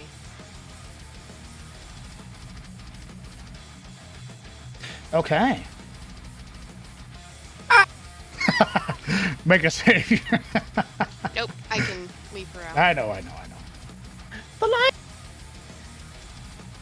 She's like minorly inconvenient. Ah, God. Oh my god. When a I have phone night screen vision, what the reflects heck? the sunlight into your eye. Does it? Stunned creatures still make a save?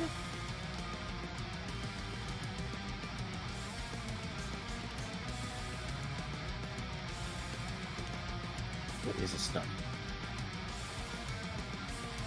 Oh, it does not. Constitution save. It does not remove the ability to make a save. It still does.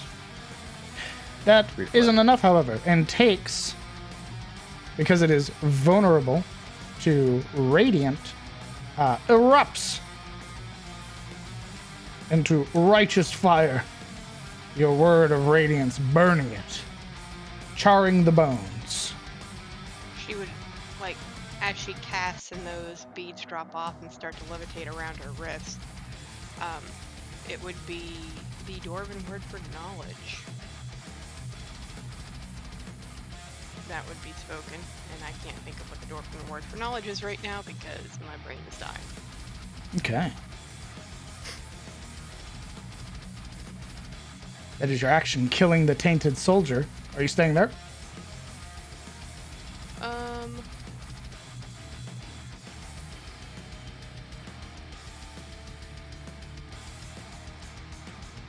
They're stunned. Alec is down. I'm at 2 HP, and he said there's a dragon here. Shielda would be too scared to go in, so I'm going to move. Right there. Okay. And then This is the Halberdier's turn. Halberdier is going to begin dragging Alaric with him towards his masters. Kellen Aldine. Alright. This is fucking real lag. God damn it. I can step on these dead guys, right? It is difficult terrain. So it takes 10 feet. I'm going to fire an arrow at, well, And they're stunned, so they can't attack opportunity you. yeah. I'll shoot at this guy. That's it? Is that the one that's Hunter's marked? I can only Correct. see its markers. Perfect. You get a big pogon on it. Pig pout. I got better. Ooh, I holy like shit. to imagine those like Yeah. Oh god. things from the raiding teams that have like the sigils above people's heads. Oh yeah. So roll your. Both would be crits because they are dice. So roll an additional 1d8 and 1d6. I didn't know that those abilities also got the crit. That's neat. They're dice rolls. Well, yeah. That's how dice rolls work. For an additional 25. Wow. 25 total. Indeed. You would watch. You would watch with that one arrow, firing it out, flying past the stunned dragon, as it's sort of pulling, dragging this unconscious, bloodied Alaric towards the cultist, its head turning back as the arrow catches against sort of where its broken bevel is, striking its spinal cord and severing the skull as it dies. Die. As that was a fuck ton of damage. Yeah, it was. Holy shit. Alright. Crap. You still have your bonus action, so you can move it again. Yeah, I need to do that. I'm going to move it to... I can't really see the ghoul, can I? 'Cause he's kind of behind a bunch of shit. Let's do it. I mean, it's kind of, but I don't really know if that's a good line of sight. If not, I'll just. There is, as I say, there is this console in the way, so. Maybe this guy would be a better. He is one of the acolytes who has been casting. Yeah. And so they are relatively untouched. I will move my hunter's mark to him and then move here.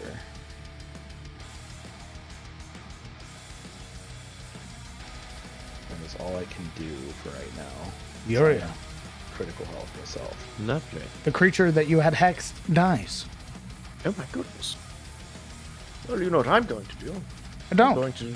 Oh, okay. I'm going to step forward on this guy here.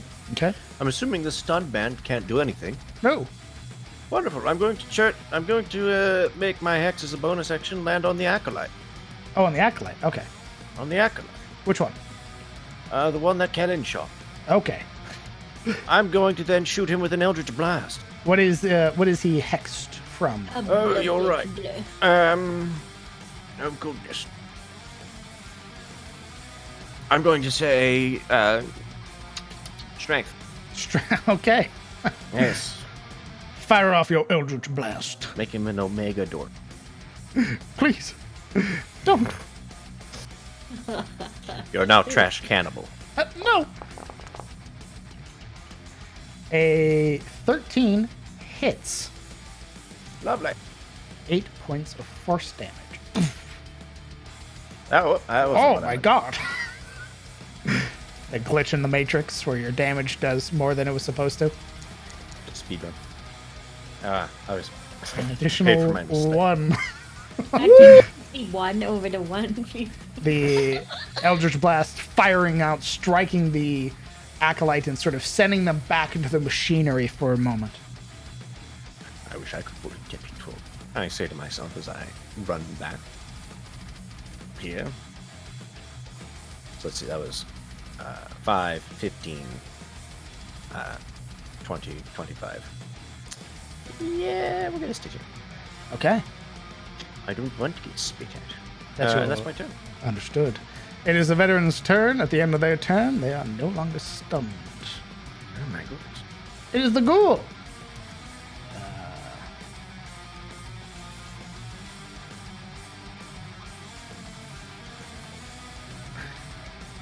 It wants you.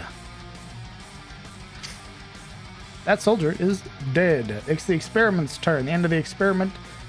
It is no longer stunned. The halberdier is dead. The veteran is dead. Miranda Lemuria. You are hale and whole, but Alaric is deep in there. Yeah. Alone. Unconscious. Yeah. Try.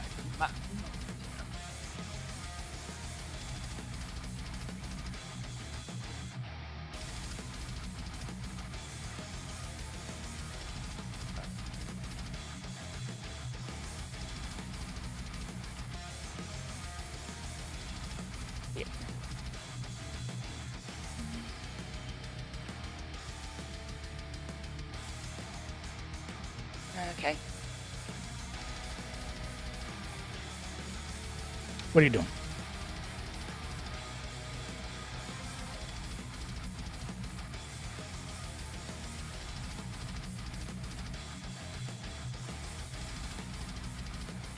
Ugh,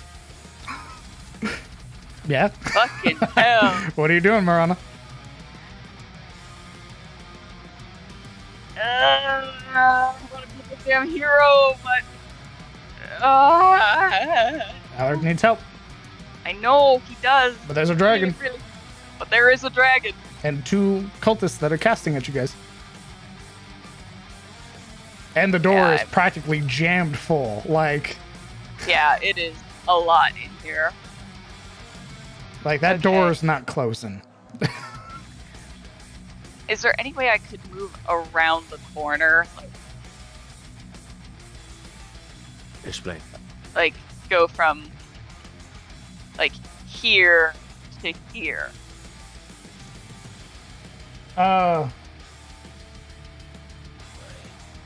Without. What are you trying to do? I'm just trying to know if I can like slip around the corner from like here to here, here to here. You should be able to, but that's both of those are still difficult terrain. What if she's on the wall? That is also a consideration. Indeed. I suppose if you were on the wall, you wouldn't be affected by the bodies. What if the bodies were piled that high? Yeah. So, in that case, it's going to be 5, 10. Hop up onto this wall. 15. And stab around the corner at this guy. Sure. Sure, why not?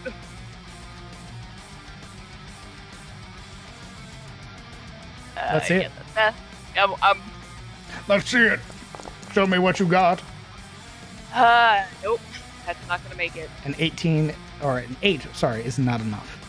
Striking out with the rapier, it is the veteran who sort of brings their great blade up, sort of catching your rapier before it connects with the ghoul.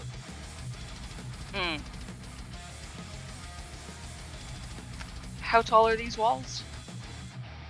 They are tall enough that the Epsilon unit can get through, so they're about 10 feet tall.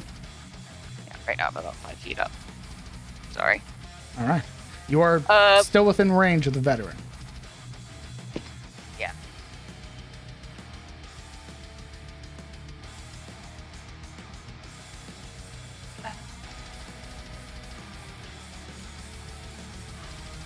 Which is why I'm sorry, I'm remembering my rogue shit.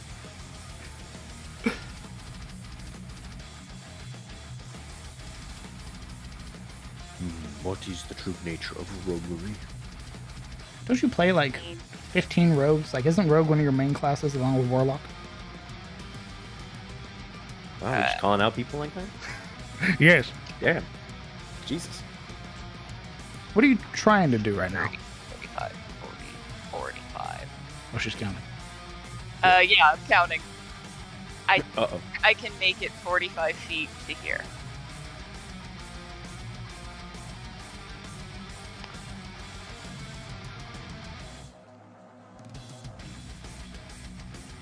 And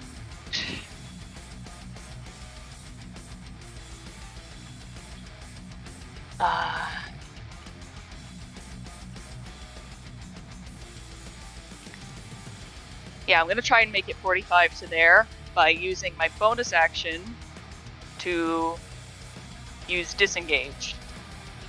Okay. And move past the sentinel. Now, you've moved from here. How much movement do you have? Alright, that was 5, 10, 15. 20 to round the corner over here. 25. 30, 35. 40, 45. Okay. This is difficult terrain? Oh, I didn't see the corpse there. Oh, I didn't see the corpse. And I can't there. Go here. I could do that. I mean, if you go here, you're gonna get attack of opportunity from the dragon anyway, so. I believe she's disengaged, so she doesn't get attack opportunity.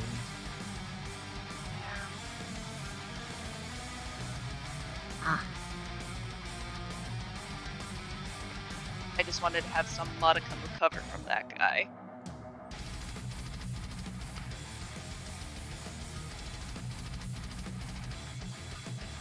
Yeah, I didn't see the corpse over there. My bad. It's alright.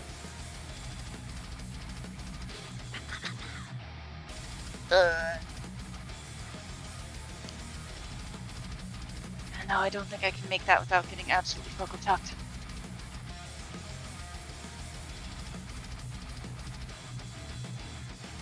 But I'm still gonna disengage.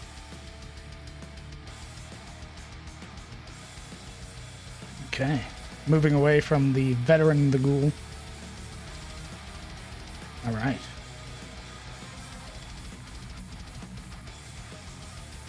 And you're standing up on the wall? You know what? Yeah. Okay. I like it here. That is your action, your bonus action, your movement. Yep, that's everything. All right. Ugh, sorry for the agonizing turn. It's all right. It is the Acolyte's turn. It's Acolyte.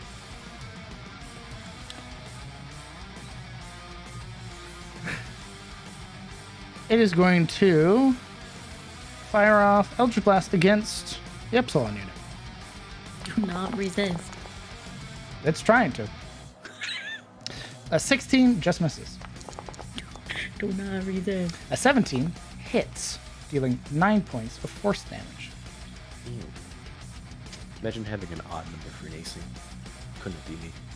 Do not resist. They are going to move over to Alaric and begin trying to pull him. But there's this physical strain as they realize that their strength is sapped. Oof. Hand sort of going onto their back momentarily. You would see them turn. You! Grab him! Pointing to the ghoul. I scream. No, you know what? Fail. Oh my god, that's amazing. Holy shit. The other one. Do not resist. Oh, they're going to resist. Do not resist. They are going to cast Arms of Hadar. Hey, yo, wait. From themselves, a blackened tendrils of teal color, very similar to another person you know, rip out, grasping at you. I need a strength saving throw, please.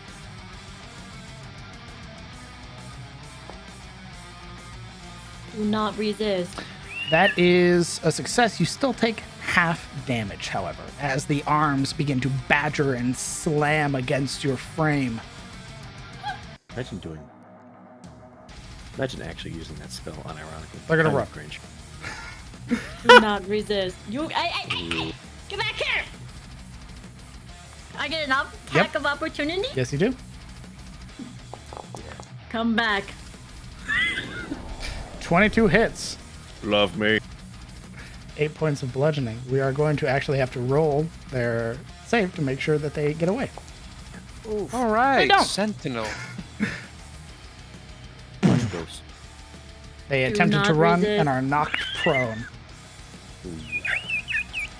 It is Do the not ghoul's resist. turn, who, hearing the command, stops messing with the pylon, comes over to Alaric and begins dragging Alaric away.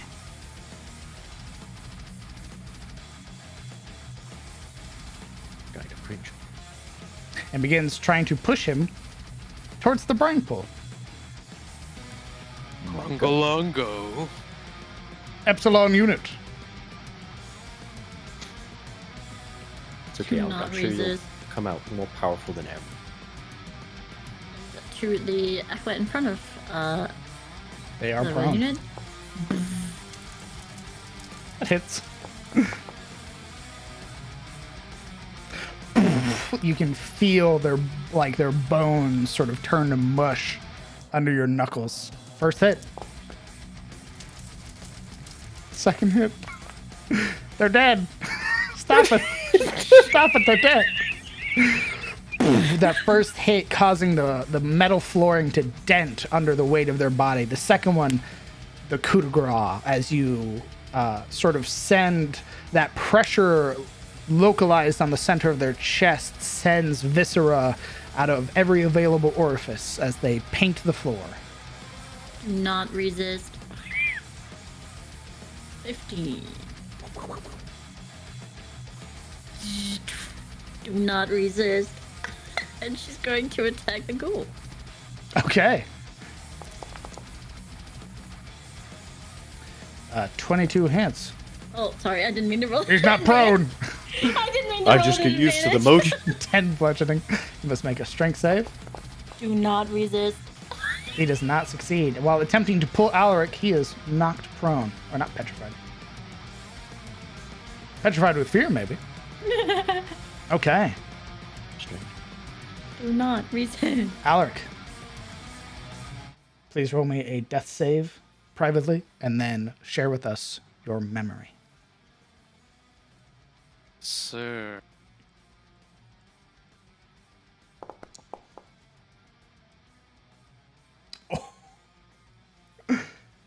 Share with us your memory. Please and thank you. Yeah. Okay.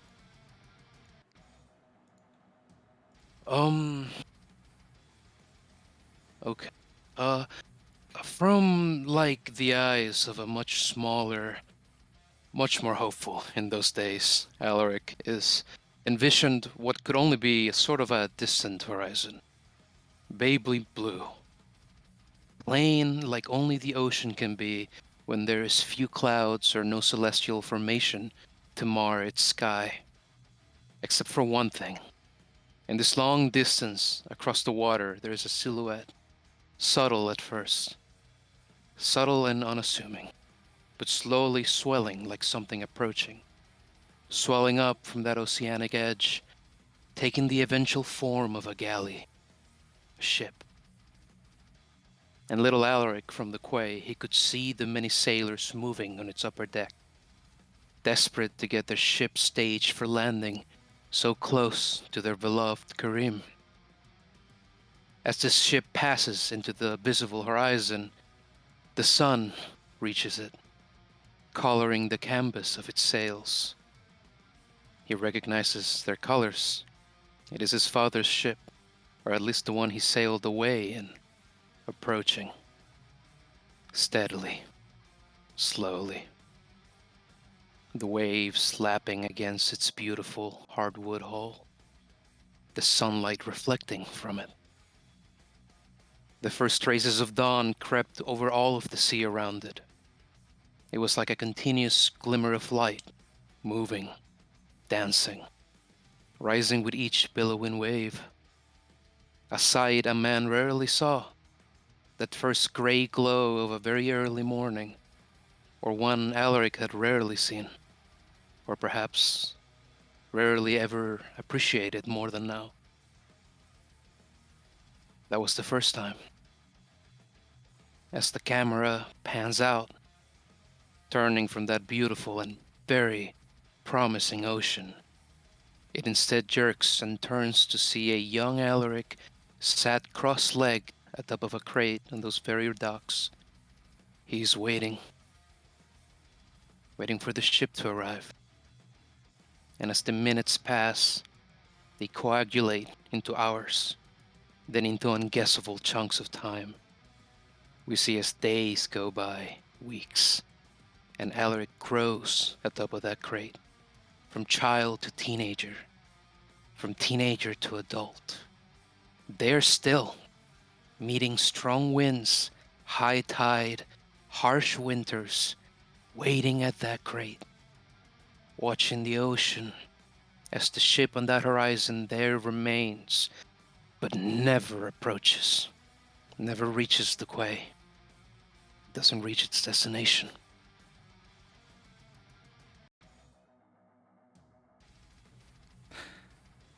In this moment, as you wait,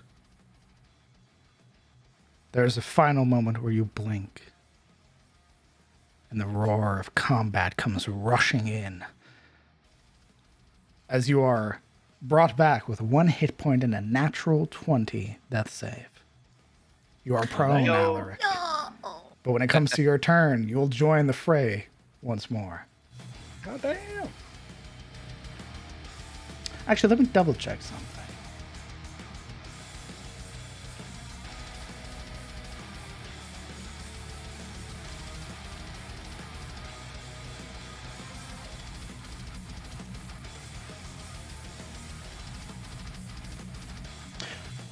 In fact, sorry, because you rolled a natural 20, you are able to fully act on your turn. Wow. Yeah. You are back in the fray. Well, we're done groveling. That prayer to Sheila is gonna have to wait. Can I use half of my movement to stand up? Absolutely. All right. We Alaric, sort of taking a groggy take of the situation, is going to jerk back and essentially attempt to. This will sound very crude. It's kind of like Sparta kick this man into the water. Yeah. Yeah. Okay.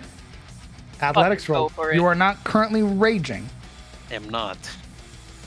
However, Outwardly. he's also hexed. So she's also Yes. hexed. This is a man making the kick, not the lion. Let's see it.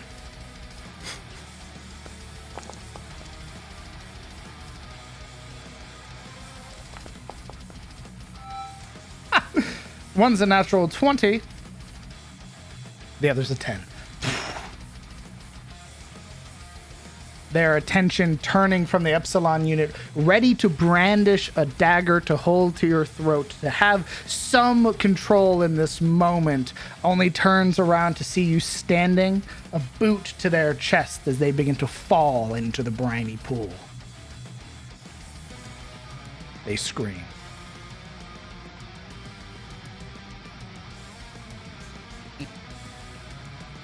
After that, and with a sort of lurching grunt, Alaric levels his very narrow and soggy stare at the ghoul, and that's his turn.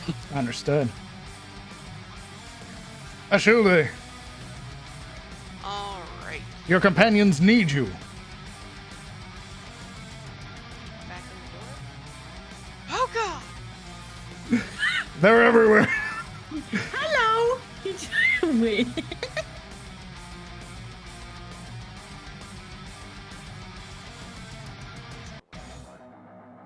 What are you doing?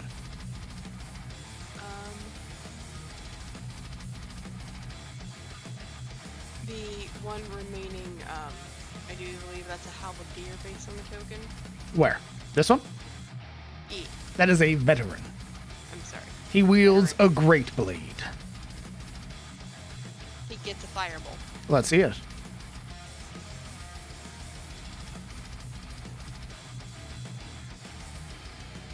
Right.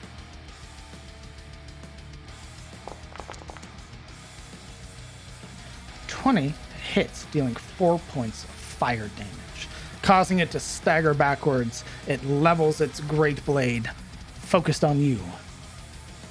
And I move! All right, where are you moving? Behind Kelly. Oh, you only have 25 feet of movement. Should be right there. Believe you started over here?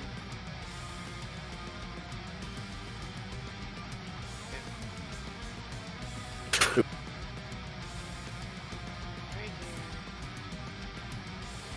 Okay, I'll move Be behind. 5, 10, 15, 20, 25. So that would have gotten you your 25 there. So you have 5 feet of movement left if you're staying right there. Remember, you're a dwarf. With Marana 5 feet off the ground, can I get under her? No, because the console's there. Not enough room. Father, I want to run like the big people.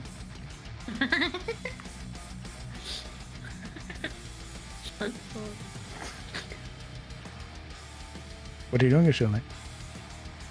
You're gonna brace for my untimely demise. Understood. Kellen Aldane. Alrighty. Well. So Alaric just Sparta kicked that ghoul into that dude, Bob, into the pit, or is he hanging on? You would have to look. From where you are currently, you cannot see it. Well, from here. Now you can see it. And no, they are not holding on. They just fell back. They just bloop. Yeah, they are falling currently. All right. He's the one I had marked. Ugh. So he's not dead. No. Boo! All right. There is, while the dwindling number of tainted and cultists remain, there is still the mutated experiment at large. However, Fully looking aware. past, You would see Alaric is up. And there's a ghoul there. Is that ghoul prone? Yes. Oh, shit. Not prone by the Epsilon unit. Man. All right. Travels. I will. Seeing that Alaric is up, everything's prone. There's a dragon here, but we're still being harassed by these a-holes. I'm going to fire an arrow at this guy. Let's see it. Holy shit.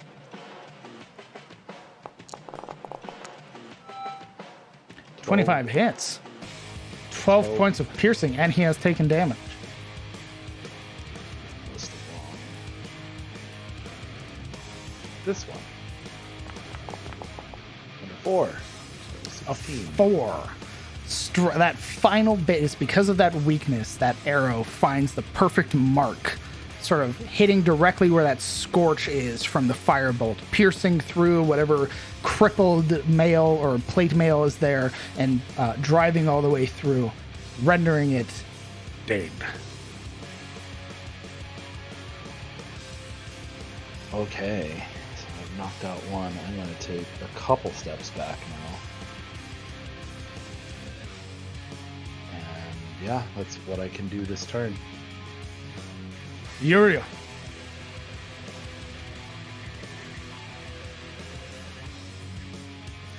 All right. Yuria, well, Kellen is firing at this thing and killing it. She would be contacting Sardox, excuse me. I'm going to try a thing. Hopefully it doesn't sound like shit.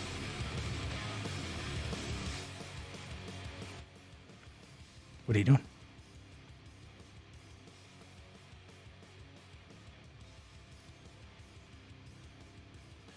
Sardoc, if you haven't found anything about this creature, check your records for whatever was being held in the cell A6. Ooh. Okay. Also, since you're not busy, I believe Alaric needs a trauma unit again. One or the other. He can either scan for whatever was held in A6, or he can deploy a trauma unit.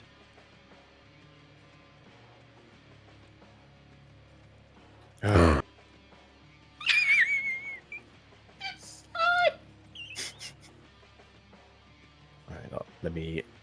Yuri will move over to check, see what's going on. Now that the path has been cleared.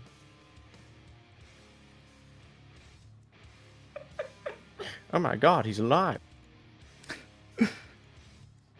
Wow. And this massive Held dragon together. looks at you. He's alive too. Yeah, I'll have him scan for A6. Okay. Oh.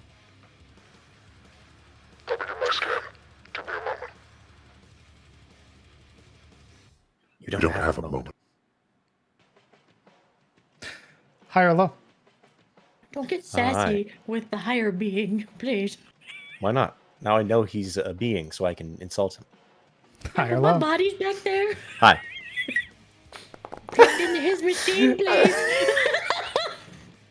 You gave I don't me want lip. him to suddenly be like, oh, I want that body, okay? Ooh, he didn't like that. You're in trouble now. Grounded. That is your bonus action. This dragon monster thing. Does it look like it has any interest in any of the undead or the acolytes during our fight? No. Weird. It has only been focusing on you. Wow. Can't believe this AI from. It's like it knows you're a player character. If I can so rig, wild. man. Wow, that's fucked. I'm gonna cast Eldritch Blast at the, Let's see it. The dragon. Since it's targeting me, A 13 just misses. Oh. That teal-like bolt casting across its scaled form, finding no purchase. I'm stingy anyway. All right, I back up. Okay. Let's see. I think I moved 10 feet, so Yeah, the last thing I need is Stardogs being like, you know what? I've always wanted to be a tiny little high elf. damn. I don't need that. I don't need that in my life.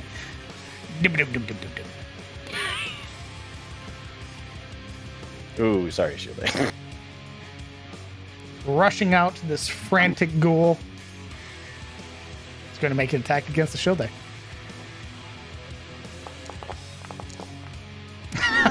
That is a natural 1 for a total of 5.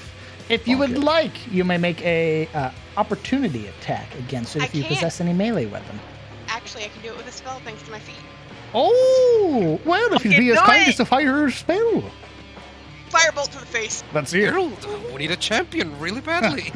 Oh, I see you're all getting your asses kicked. Hello? Dude, if he just show up, that I'd quit. Hello? Oh my. Oh, no, don't hit the dragon. Hey That's there. my wife. Oh, hey there. 10 does just barely hit, only dealing 4 points of fire damage. It sort of whimpers, staggering backwards. It is barely held together. Right there. Hey there, it's the dragon's turn. I'm born with deal energy. Holy shit. The dragon is going to acid belch. Uh-oh. Fuck. Say you had a shielding now. Fuck. I mean, This sort of grotesque bulge forming in its throat that begins to move upwards. It then sort of, its head lurches back and then fires out this spray. I will say, because of where you are currently, Marana, you may make your roll at advantage. All right. Ashilde and Yuria, you will just be rolling normal Constitution saving throws, please. Okay. Am I still gonna take like 2 points of damage? Huh? Am I still gonna take possibly Yes. more than 2? Alright, Yes, you I'm are. down after this no matter what. Okay. Success. Ashilde, let's see that roll. Please God. Oof. What is your hit point maximum? Oh boy. It's 35. Okay, you're fine.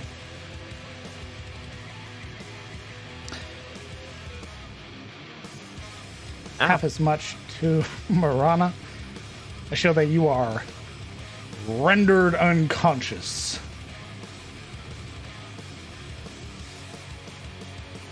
As that horrific spray of acid catches all three of you. Kellen, you are thankfully out of the way. Had you stayed where you were, you would have got caught by it. But you would watch as the spray splatters across the metal floor. Oh yes, he also needs to make it. Thank you. Thank you very much.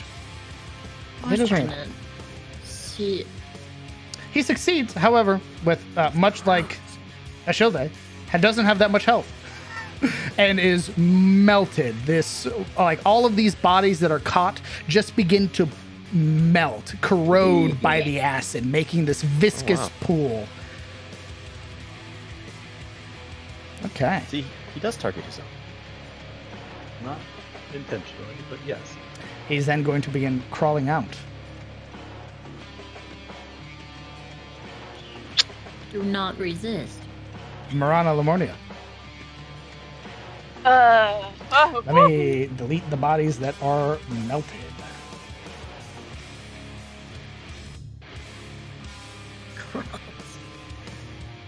Now it's just squishy terrain. It starts playing in it like little kids do with puddles in the rain. Oh god, it's the children. This is what happens. Marana, what are you doing? Never mind. Yeah, I'd like to get down and grab Ashilda and start pulling her away. Okay. This will be your action. Yes. All right. Yeah. You are you will have cover because of this wall, but as you move, it will attempt to make an attack of opportunity against you. Yep, that's okay. All right. So, as long as I can pull the shoulder away. Leaving this trail of acid and gore that follows behind. Is going to spit at you. That misses, catching along this wall and beginning to melt it away as you rush past. All right, that is your action. You have moved her away. Thank you. Doing anything for your bonus action? Ooh.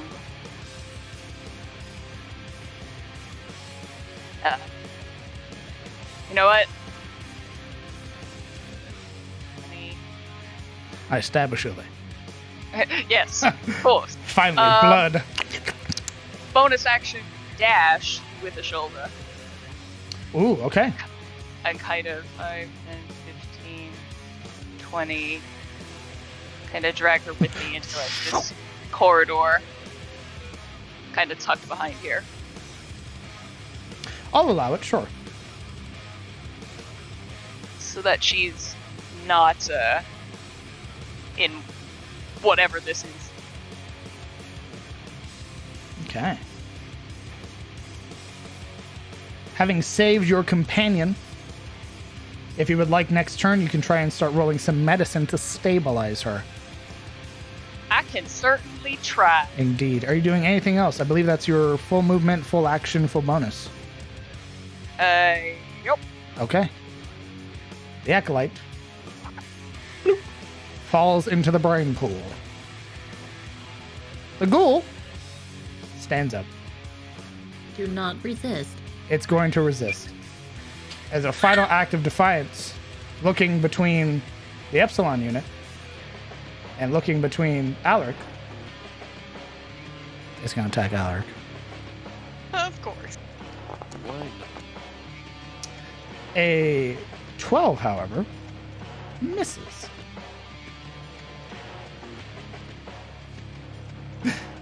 Actually, you know what? That's fine. Yeah, it's final desperate act, Epsilon unit. We're just punching. All right. We're just punching. 13 points of damage. Oh, it is still standing. So let me roll just in case. Which exceeds the save. However, the follow-up with another 10, more than enough to outright turn this thing into just a faint reminder on the floor. It is destroyed.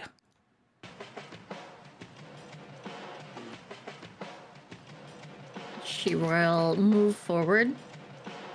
Upon passing Alaric, she'll say,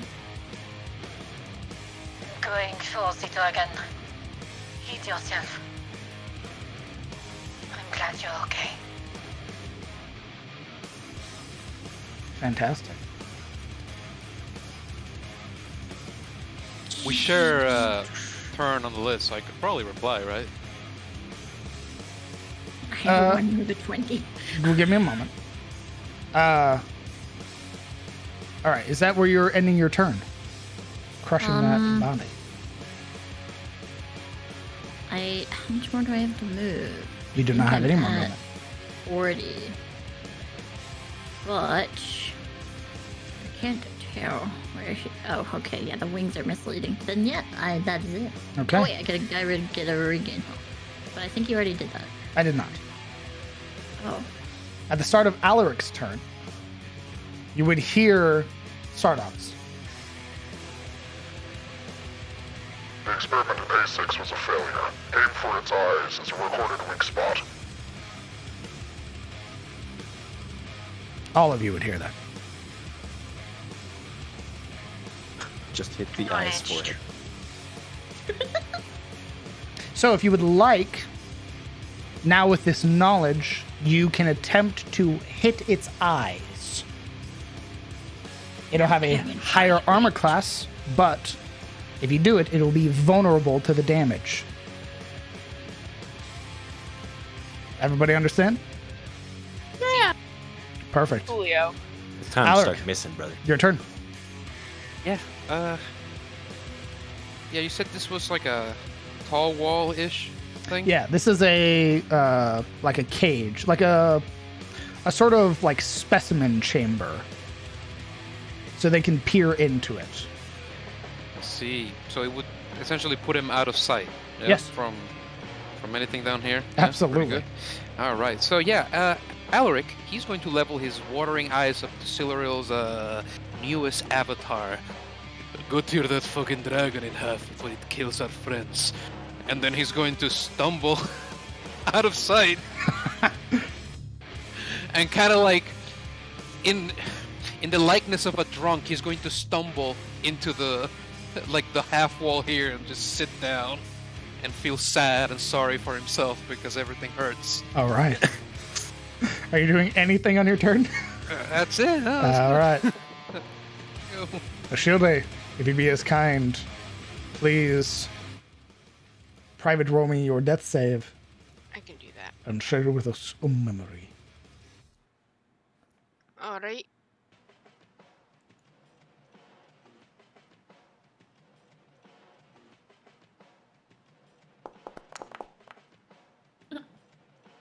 I said private.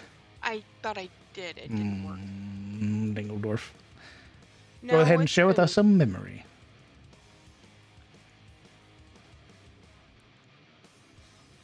As the acid hits her, she uttered just 2 words. Fucking hell. As she is literally knocked back to when she was studying at Arias. Going through the beginning class, she was able to learn cantrips pretty easy, but the more complex movements of the fingers as the spells became stronger, it was something that she actually struggled with, even though she would never admit it. So, you'd hear a little bit of mocking, like in the background, just other students. Dwarves can't appropriately cast magic anyway.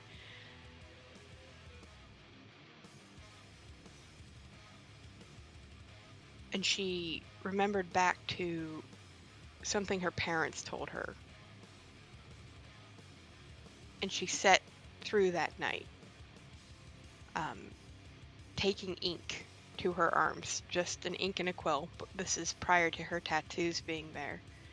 Drawing down her arms these runes of magic, and then for the rest of the night just getting some basic runes down to be able to do those spells.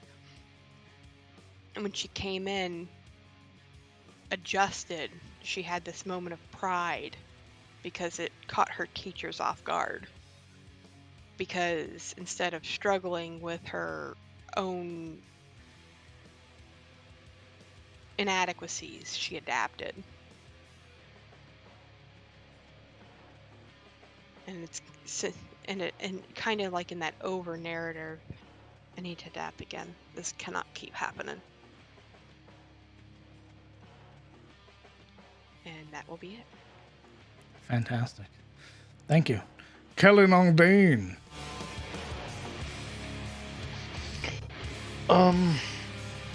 Marana moved her out of my range, which is fine in of itself. I assume by moving here, I'm within its attack of opportunity range. You surmise, by the way it looked at Marana, that, well, actually you're fine where you're at currently, but to be able to see it, you would need to move. It did try to swipe at me. It spat at you. Oh, spat, sorry. Well, can I throw one of my good berries at her to give to a shield, even if that takes my action? I'm not sure if it would. That's not. 50 feet, brother.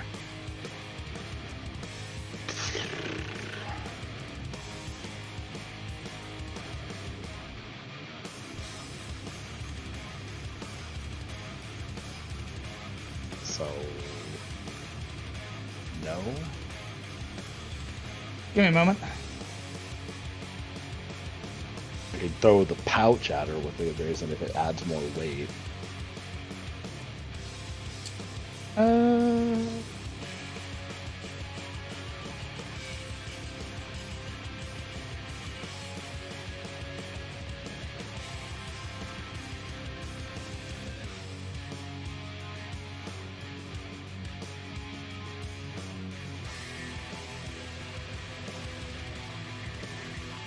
So, if I'm reading the book right, you are able to throw something 20 feet. No issue. So I can throw it there. Okay. Well, because she has an insane amount of movement, I will go ahead and do that. I'll call out to her and just be like, give this to a shield, and he'll try to huck it as far as it goes and just kind of, you know. 20. Would land there. Okay. I'm assuming that is my action. No. Oh? Well, shit. Not if I'm reading the book right. I believe you get like one free object action. Yep. That's exactly what it is. Okay. Damn. Damn, you are learning Dungeons and Dragons, baby. Look at that. Damn right. And because your corners, I can't use corners as cover, so I can't like peek out. You have to shoot. step out, shoot. It requires movement. What if I go here? Like being exposed. You've been hit by its tail. You would know its range. It has a reach of 15 feet. Okay. You are taking a risk regardless. But you would have heard Jin, or Sardox, that if you aim for its eyes, that is where it's weakest. Yeah, but if it's right there at the door, that's in melee range for it, and that would be a disadvantage for me, wouldn't it? I believe it's in melee range of you. Oh, like it can hit me, but I can't melee it, so therefore it's fine, basically. I believe so. I believe it has to be within 5 feet of you. Yeah, your melee range. Okay. Yeah, I mean, if that's how it works, I'm not sure, so.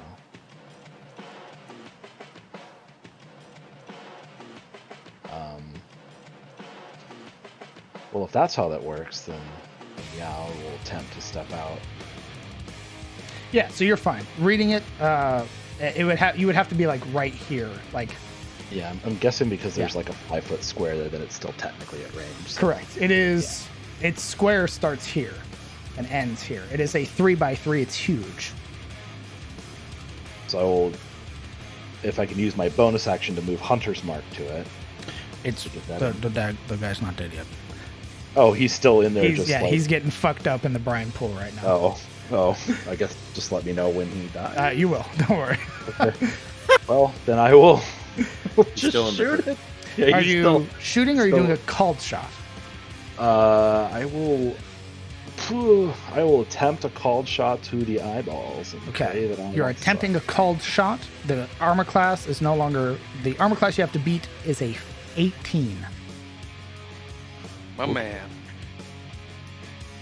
All right, here we go. Doesn't matter if you hit. What matters is that you decided to take up the fucking gauntlet. I'm going to use my inspiration. Fuck that. That is nonsense. Fantastic. Go ahead and mark it off your sheet. Here it is. This is the time to use it. This is it. He got it. Oh, 18. Oh my god. Yeah! Let's go. The arrow, that final moment, it's almost as if fate itself dictates the movement of the arrow. And as you sort of loose it just short, there's that forward momentum sort of flinging the bow forward to cause the arrow to jolt. And it will take double. It'll take 18 points of damage instead of 9. Has it been hit before? Can I use it? Has. Absolutely. We'll go on the Colossus Slayer for a while. Extra 2. 20 points solid. Another 4. Causing it to rear back. This horrific scream rings out. It sounds like a blend almost of draconic and human. Definitely has that look of draconic, but that's not what's on Callan's mind right now. He's like, no fuck, oh shit, oh fuck. So he, at this point, I think he's going to attempt to say fuck that and get out of there. Okay. So he's going to go there. He's closing the damn door. It was me, I'm sorry. All right. Firing the arrow now stuck in the mutated experiment. I believe that's your turn. Indeed. Yuria, face to face with the mutated experiment. Yes, And and Yuria's still sizzling hurting. from the fucking attack. She is, after that attack, she is stumbling and sputtering, basically falling back in the hallway to find cover, sort of using the wall to keep herself up after that horrendous shenanigans.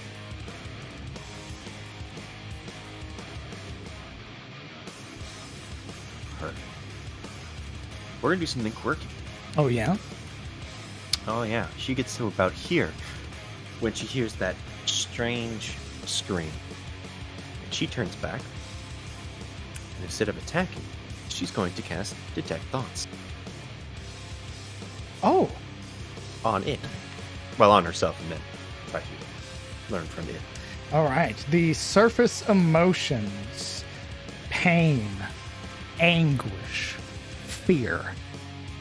It is lashing out, almost akin to a cornered animal. It's just attacking the things that are moving. And as it gets struck in the eye, the pain becomes the most prominent. This horrific, agonizing feeling that it has.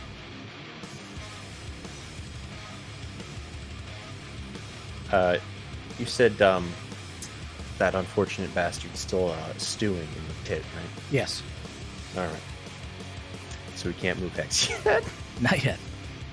He's still cooking. It's a nightmare. All right. Well, that is unfortunately my action. And the next action, I believe we will dig deeper. Okay. But we're also going to get behind the gun. Smart. So she pauses, sort of activates that innate ability, and then stumbles behind this wall, leaning against it. All right. It is its turn. Seeing you run, its head sort of thrashing about, slamming against these nearby walls, it would see that there is no more available target and turn to the Epsilon unit. Oh, good. Do not resist. It is going to lay into you. First, we're going to roll for its recharge. It gets it. And you would watch, much like you, it also regenerates. The wounds stitching across its body. Tendrils beginning to burst out of the wounds that it had suffered, now forming new appendages. It is going to attack you with its tail. That is a natural 20. You do not suffer the damage, but I do need a strength save.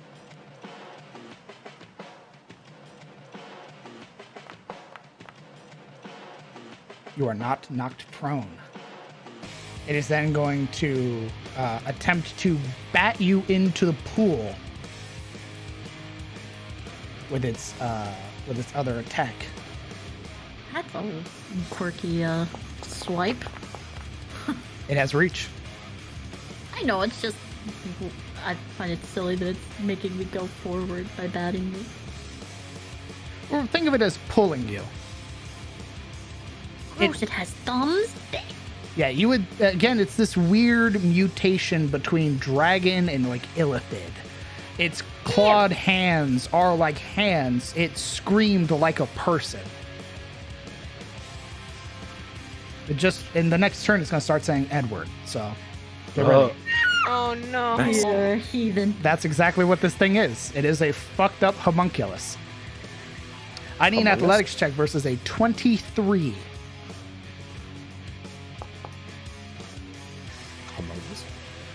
You are teetering. Is going to I'm thick. attempt to push you again with its third attack.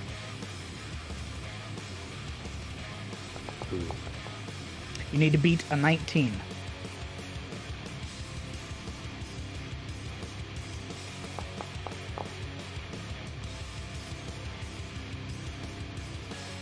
On your turn, you are beginning to fall. On your turn, you can attempt to pull yourself up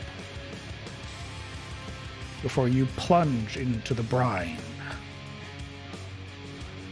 Whereupon you will be turned into The dragon screaming, this desperate, almost childlike scream. Oh no. Marana Lemuria. Neato, where are the berries again? Where are they? 20 feet. I think, yeah, because you moved like 6 different times, my dude. Well, yeah, but I was here when I threw it, so it'd be... 5, 10, 15, 20. Yes, so they're right there. Yep. 5, 10, 15, 20, 25. Can I reach them here, or do I need to be in the same square? I'll say from there you're fine. Okay, I yoink it. You yoink it. That's part of your free object interaction. Alright, and we're moving back. Okay. So that was 5, 10, 15, 20, 25, 30, 35, 40. We're gonna dash, bonus action. 45. And as my action, I will administer a berry All right. to a shield.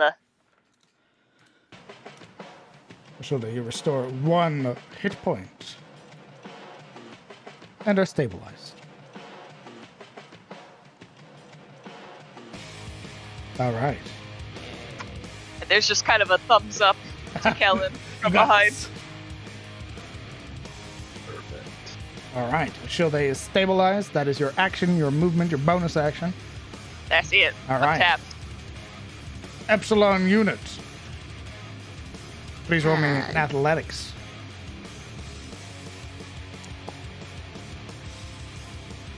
You managed to pull yourself up. Is that my turn? No, Oh, it is one of your attacks, though.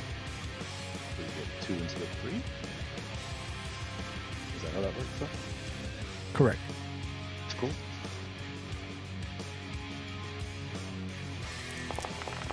Yeah, tell me what you're doing. oh, I was attacking. You gotta You said say it. it. Why do I? That's not anything I can do. That Sorry. is. You don't say. It succeeds the strength save. It is still standing. You'd have also heard the comment from Sardox. Aiming for its eyes might yield a better result. However, the armor class is increased. That first punch goes, and then here in Sardox, her left arm will go and go and aim for the eye. Perfect. Let's see it.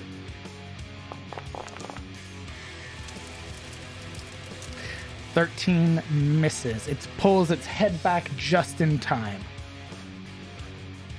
This angry roar as you pull yourself out of the pool. All right. That is your actions. You don't have any health to restore. Alaric, Yeah. how you doing, bud? Well, Alaric has a lot of in his hands. He's gonna remain there, seated and hurt. I think he'll go about solving the issue of his many open wounds. In that crude way, only the desperate enough and the inexperienced in medicine can. I guess he'll tear at his noble attire, what's left of it, to make of it shreds, crude bandages, and from the thinnest strips, he will loop like a continuous tourniquet around his left leg, keeping the blood in. It is very ugly, all of these field dressing. But he's doing his best to keep that one hit point he's got left. Indeed. All right.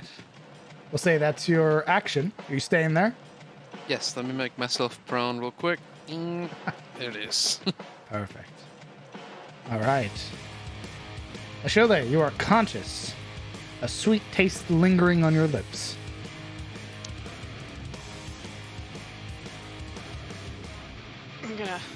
She's gonna look up to Marana. Is that dragon still there? Oh yeah.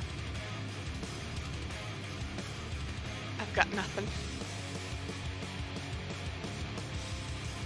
I'm gonna just stay back here until I can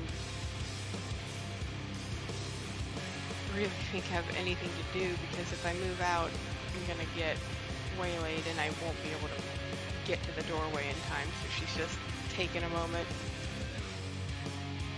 feeling the burn on her skin. And I will, if the dragon comes, like, peeks, I'm gonna hold an action. If the dragon peeks his head out that door, she's gonna firebolt it. You are currently prone, so you're standing up? Yeah. All right. You are holding your action. Kellan Aldain. All right. How's our crock pot going? It looks rough. So we're still. I mean, the guy who's marinating in the pool, he's still. Oh, alive. sorry. He is dead. Nice. I will move Hunter's Mark to the thingy, the Edward. You. Her name wasn't Edward. Well, I'm gonna call it that so I don't make myself sad. With its back turned, it's not really easy to hit the eyes, I'm assuming. No. Even with, like... You could call it, but the AC, while its back is to you, it's a little bit higher. But there's a chance you could thread the needle. Yeah.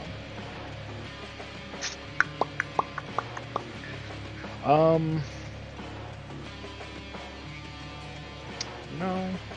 Screw it. Let's try. Let's try and aim for when Sorrel knocks its head up or something like that. Perfect. Let's see it.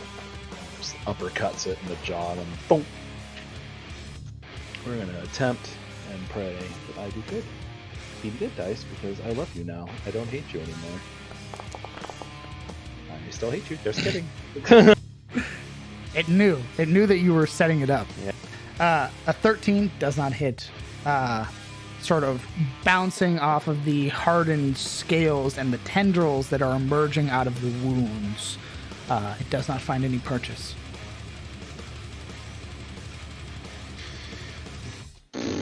Okay. Well, crap.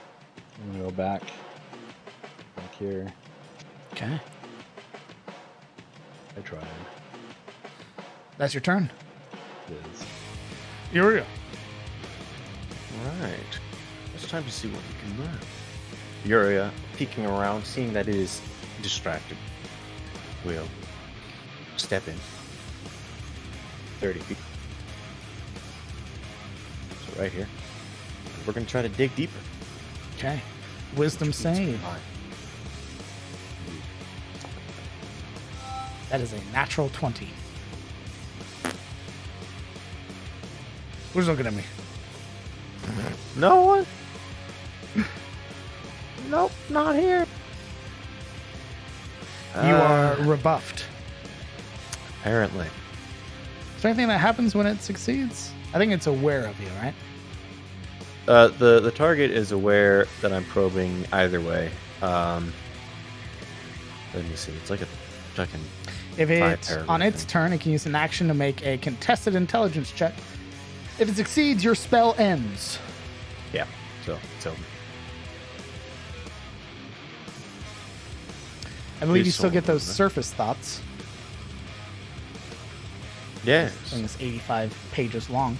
It is. It is rage, hatred, and this, like, it sees this Epsilon unit as responsible for what it is.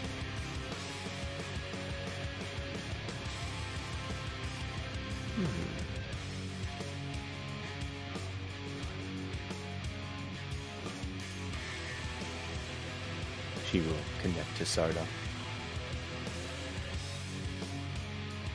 Sarda, tell Citadel and the others to keep it pinned if they can. I think we might be able to talk to him. Or at least try. I would advise against it. Let it be known the alienness which keeps it alive. Don't kill it.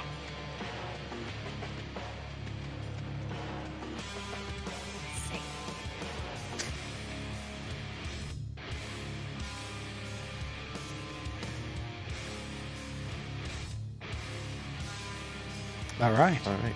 So, can I use telepathy to speak to him, or am I out of words? As your action, your bonus action, you have nothing, I'm afraid. Very well. I will do the brave thing and go back and hide. Of course. Yeah. Good, because it turns to look back. And even though you are behind cover, it is going to shoot at you. Oh. So you will have a cover bonus.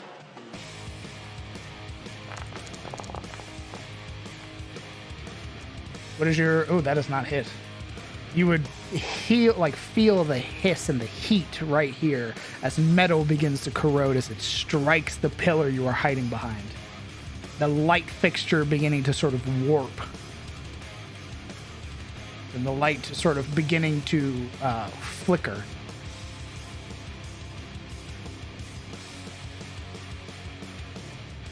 Turning back, it's going to try and force the Epsilon unit into the pool once more.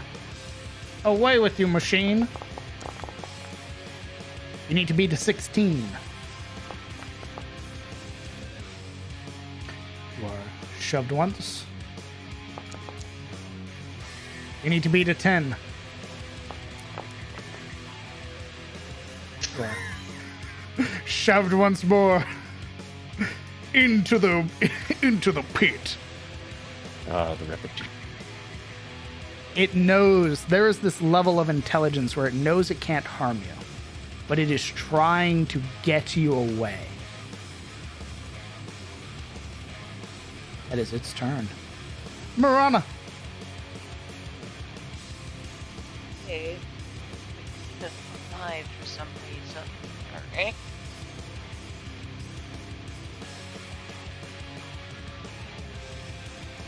And we'll switch to her bow. 5, 10, 15, 20, 30.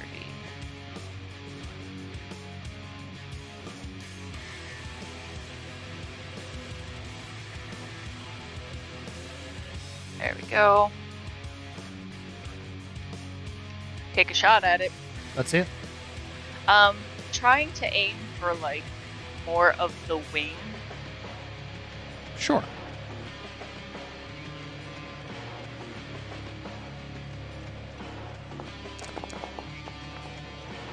$22 hits.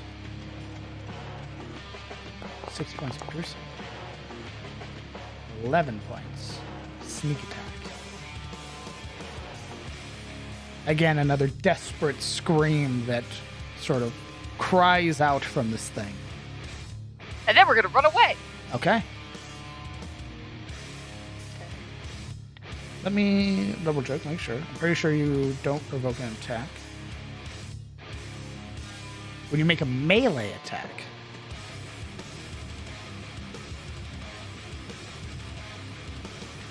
it might just thrash its tail at you.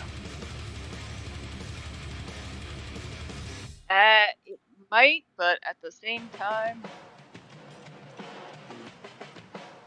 I need to get out of dodge.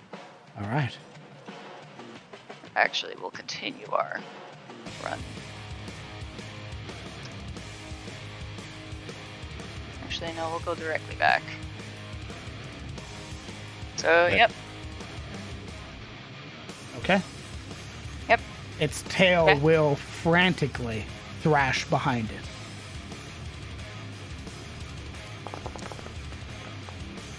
That is a 23 to hit. Yeah. I need a strength saving throw. Ugh. Oh, where did she go? Where did it go? We I took just it. missed. I ate it. I heard the crunching of paper from upstairs. You are, with a 19, you are not knocked prone. And you are able to continue your movement.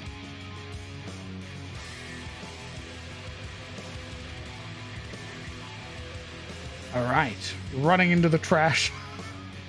Running into the trash. Perfect. I believe that is your turn. Yeah, we'll move one more back for good measure. Okay. Epsilon units. We're smack. Oh, Oh, sorry.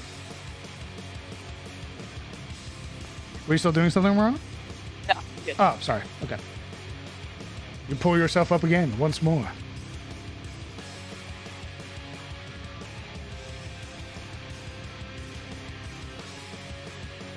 And, Jim, when Yeah. I look at this thing, do I see evil? Evil? Roll me an insight check. That's some Plato quote right there. Holy shit. Evil is in the eye of the beholder. Wait, there's a beholder here? Yes. Oh, God. 17? You get the feeling that this creature has malicious intentions. Once it gets rid of you, it is going to eagerly kill your friends. Then, yeah, she would call out, This thing has no point in trying to control to talk to it. It's going down. she's going to attack. Let's see it. Attacks or called... Oh, never mind. You do a normal attack for the first one. That hits. Slamming across its friend. Now for the uppercut. To the eye. With the eyes. That strike connecting, fist connecting to draconic mutated skull. Epsilon security unit. How do you fell the mutated experiment?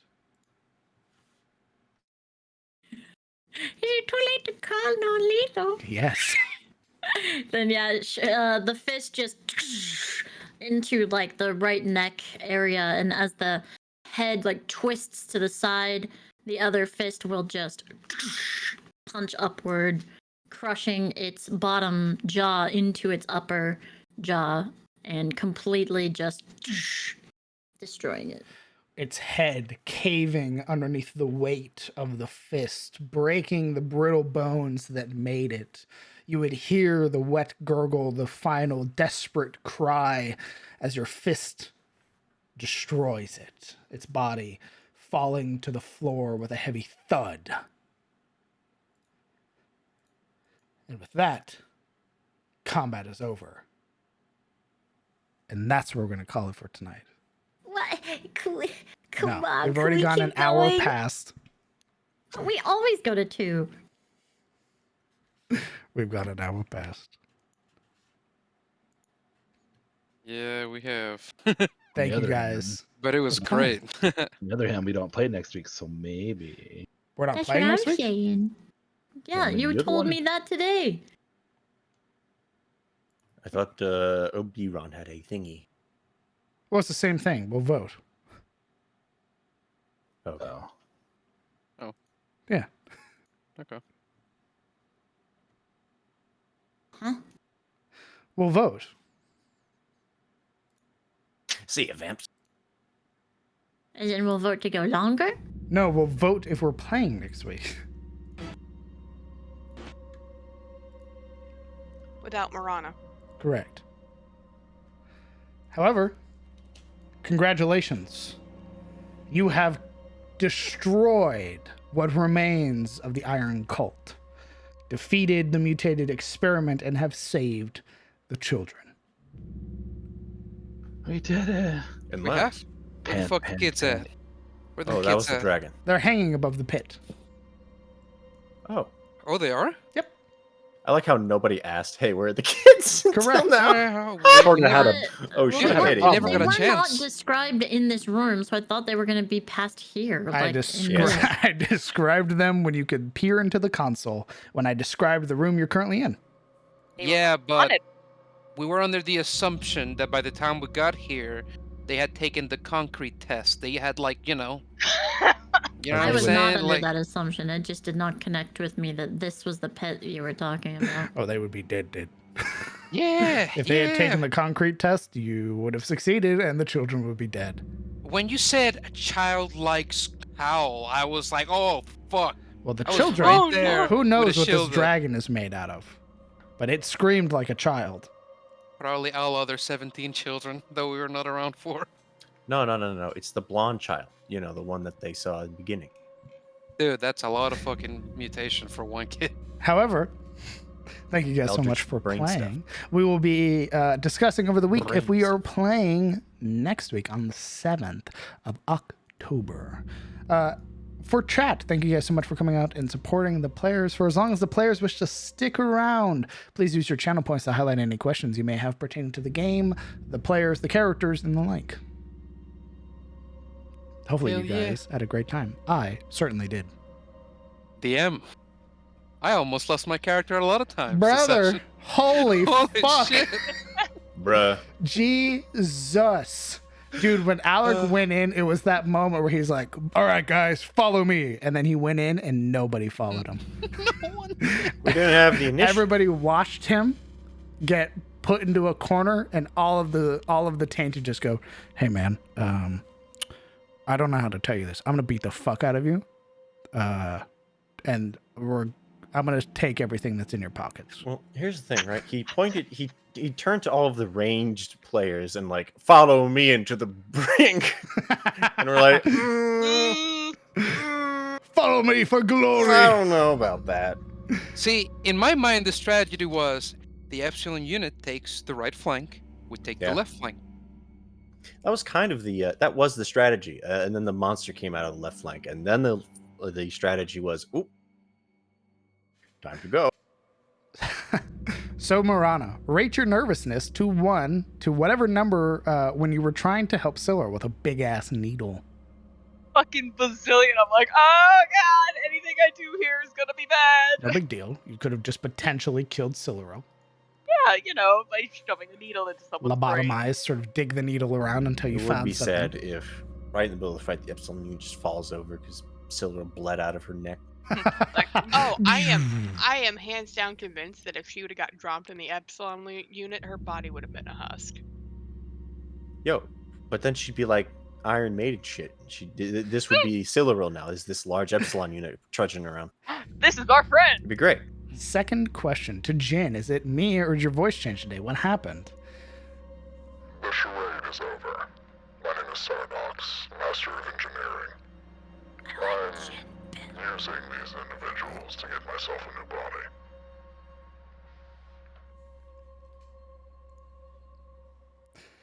The episode title, does this mean the end of an arc or the end of the campaign or something? End of the line was meant to represent pushing the players towards the finale of this dungeon. It's either they succeed and save the children or they fail. The cult succeeds, the children die. Holy shit, we came You want to close kill to children failing. on stream? I That wouldn't be PG. absolutely would. Dude, we came so close to losing, though. Think of the rating. Over and over again. Holy shit. What? No, we're heroes. We're the protagonists. We couldn't actually ever lose.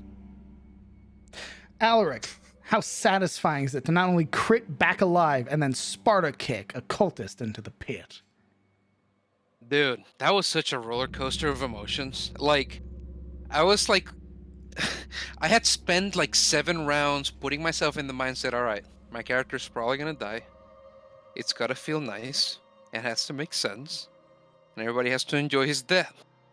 And then Alaric's like, nope, gets up, and just fucking kicks this dude who's trying to throw him into the pit. I'm not Yeah, dying here. It was great. It was fucking great and fitting. For all, like, it made all that hardship that he experienced feel worth it. Like, all that he took, all the damage, all of those swords, halberds, claws, and bites wasn't enough to keep him down. And it had a really nice conclusion, a nice little climax there at the end of the fight. I really liked it. Was the mutated specimen a homebrewed monster? No, it is a dragon flesh abomination from Fizban's Treasury of Dragons. Ooh, I haven't seen that one before. It's great. It's really dope. I like thought it. you were going to be an asshole and be like, Elder Brain Dragon time. No, that's like a CR 30 something. You would die. Yes. You would be super dead. They would look at us crossways and die. I'd be like, what are you doing here? And then you become a mind flare, is what happens. Thanks for the great session. I hope everyone has a wonderful rest this evening. Thank you, Tatsuya. I also hope you have a good rest. Alaric, but it refused. So what are the stats for the homunculus dragon? The mutated experiment, also known as the dragon flesh abomination, has a 18 strength, a 14 dex, 17 con, 5 int, 12 wisdom, 6 charisma. It has a +7 to its strength saving throw, +6 to its con. It cannot be charmed, frightened, or poisoned. It understands common and draconic, but cannot speak. It has a armor class of 15, a movement speed of 30, has 66 hit points. It has Twisted Claws, which is a +7 hit, reach of 10 feet, dealing 1d8 +4 slashing and 1d10 poison damage. It then has Gnarled Tail, which is another +7 with a reach of 15, dealing 1d12 +4 bludgeoning. And if it is a creature, you must succeed on if you are hit, you must succeed on a DC 15 saving throw or be knocked prone. And then it has Acid Bile, its spit. It has a reach of 60 feet, +5 to hit, dealing 3d6 acid damage, multi-attack 3, acid belch, recharge 5/6, regeneration 10 points at the start of its turn, and cloying miasma. However, none of the characters got within 5 feet of the mutated experiment and were not subjected to the horrific miasma that radiated from it. Oh no, that shit's scary as fuck. I'm out of here. Did Yuria hope to talk down the mutated specimen, or did she have ulterior motives? Well, Yuria always has ulterior motives for everything she does. In this case, Yuria, basically, since our meeting with the mouth, has been looking for any bit of power or anything that can give her and her party an edge.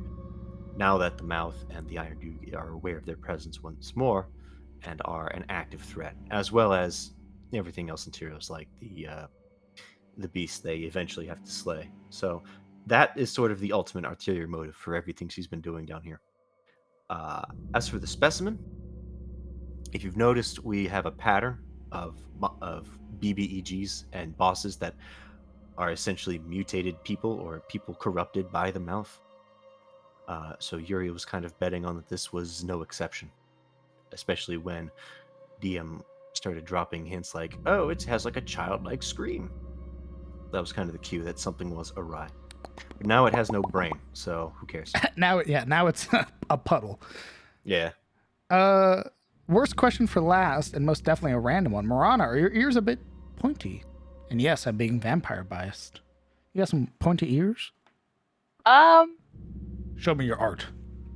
On the art, no. But who knows? If it becomes more vampiric later down the line, who knows?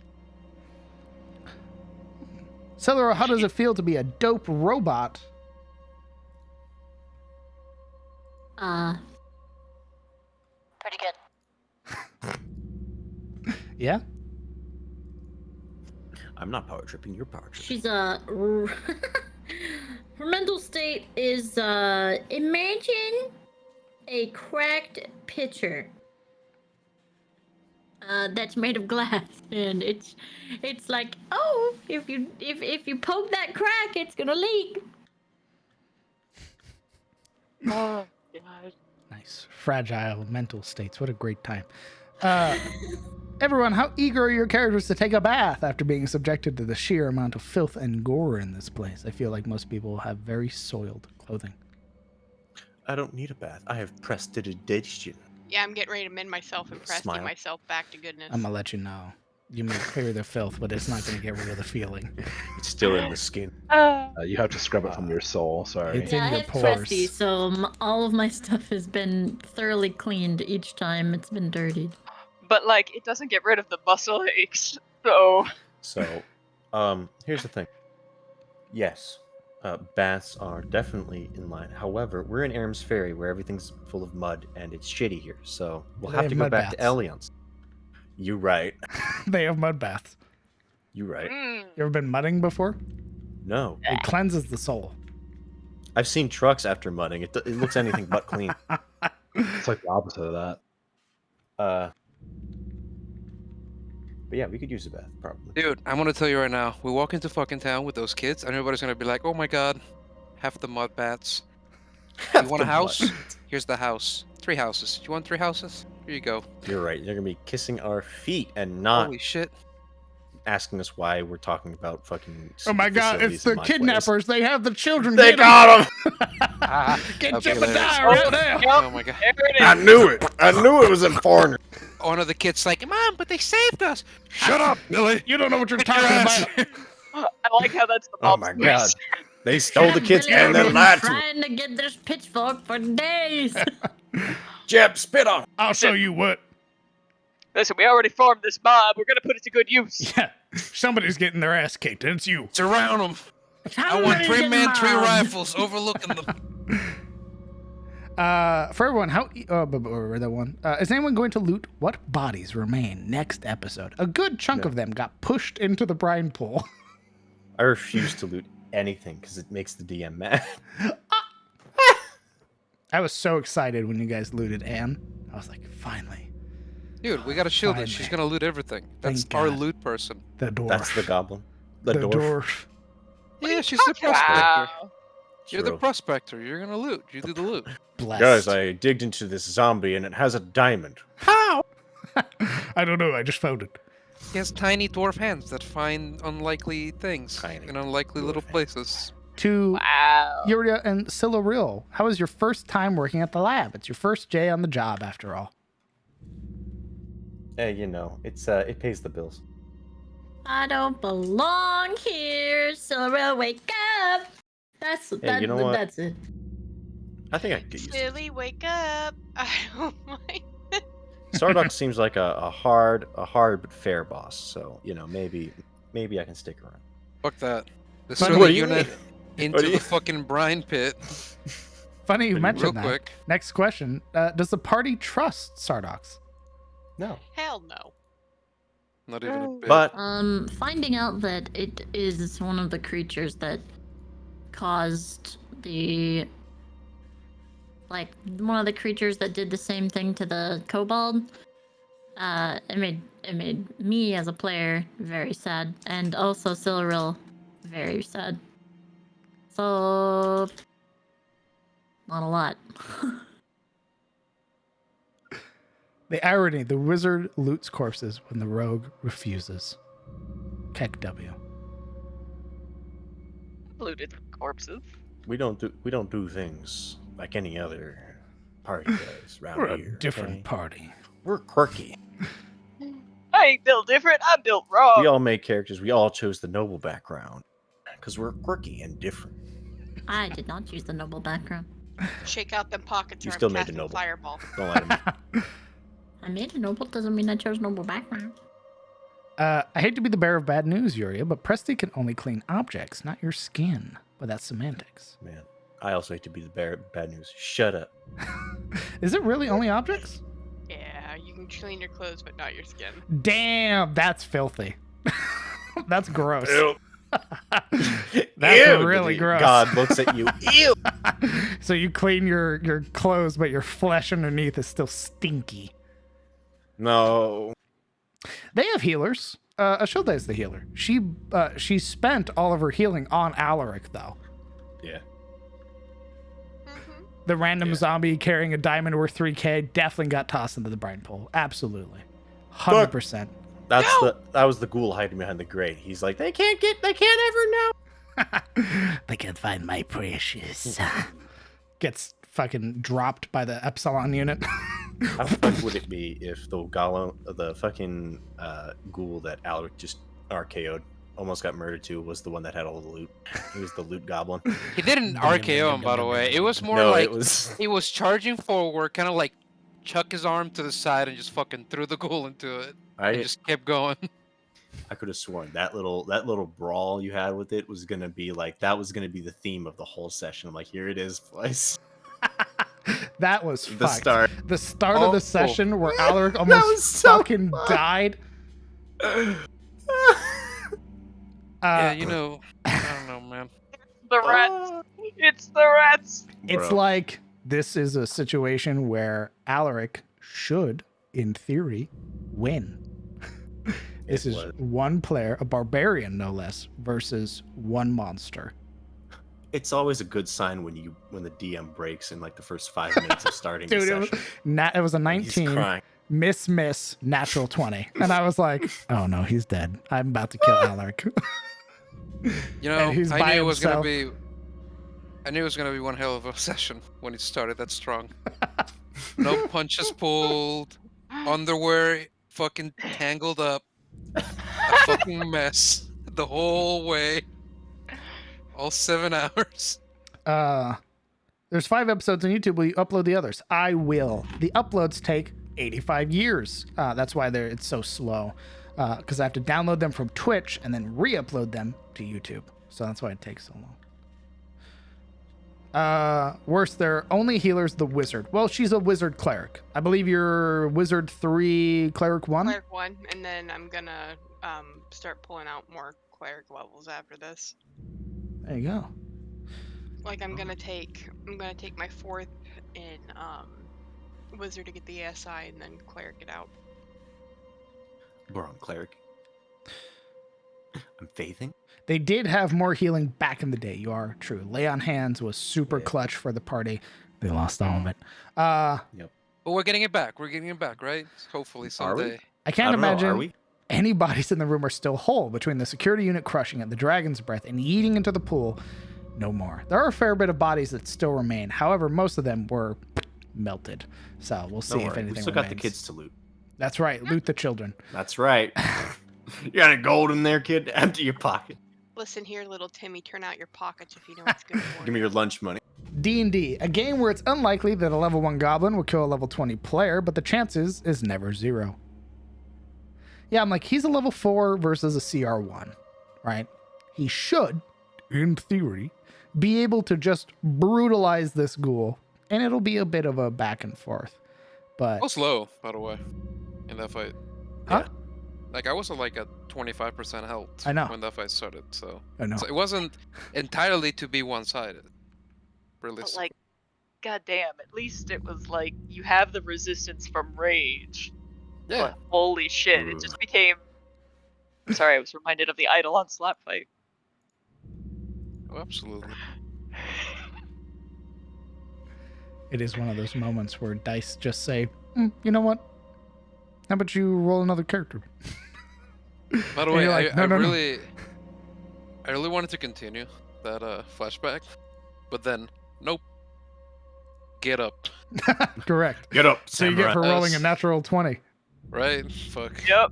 Get your ass back. Man, I wish I was still dying. Get up, samurai. How many crits and failures are rolled that combat?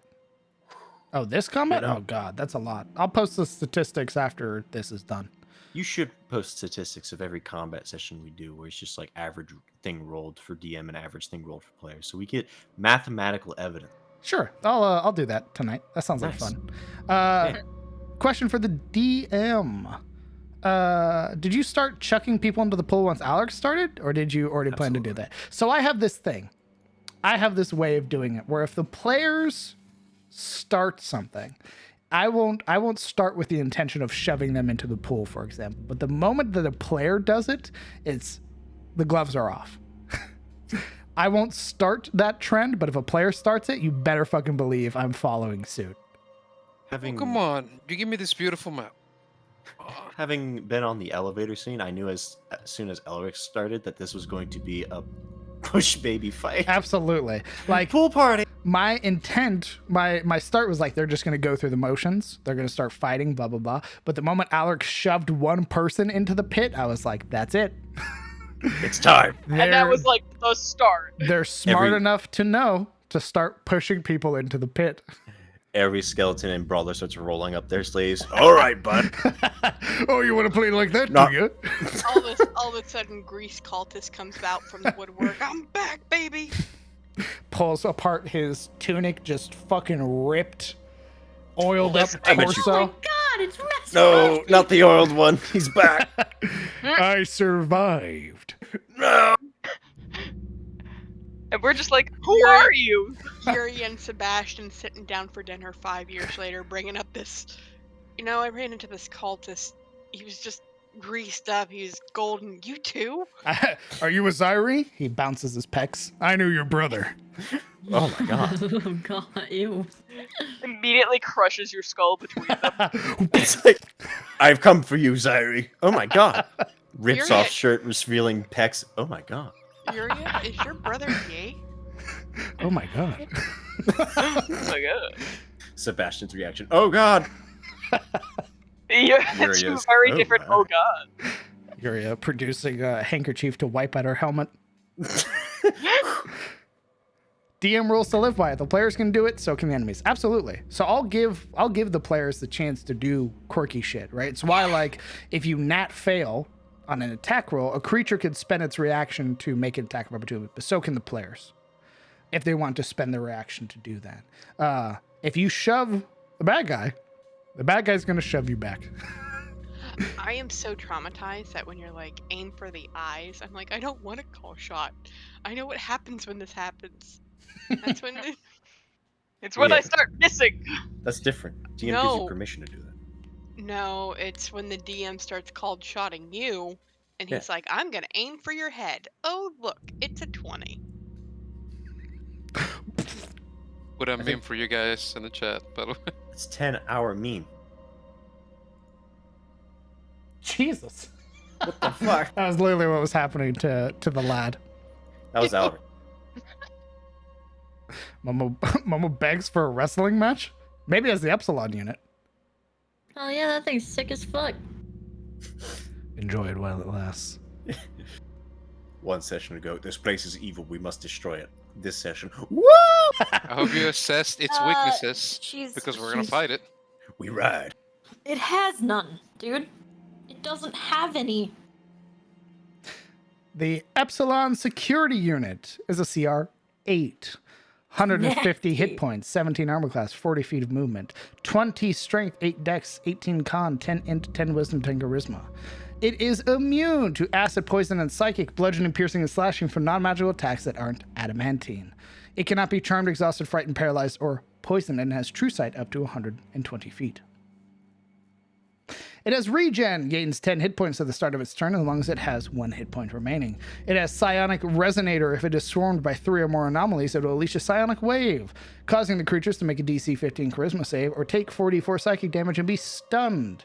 It has reversal. If a creature within 30 feet of the Epsilon unit receives healing, it can reduce that healing to 0 and instead deal 3d8 force damage to the creature. It has psionic restoration. If it is low enough, it can expend a charge of psionic restoration to immediately regain 40 hit points. It has multi-attack 3, and its God Splitter ability forces a creature to make a strength save after receiving 2d6 plus 5 bludgeoning damage or be knocked prone. It's also dummy thick. It is Geralt dumb could thick. fucking Kool-Aid man through this thing in 2 turns. Yeah. It would become 100%. Kool-Aid Man, like red goo. Yeah. Nope. I'm telling you right now, Geralt could just fucking walk through this thing like it's a door. I assure you. That's If he has adamantine or a magical weapon, maybe. You really don't think he has a magical weapon? It's I don't it's know. non-magical that isn't adamantine. Right. Are you saying so Geralt has adamantine? That's what you're saying. No, You no, confirming it that, is right? not. You sure? So it's a magic weapon or an adamantine weapon, right? Correct.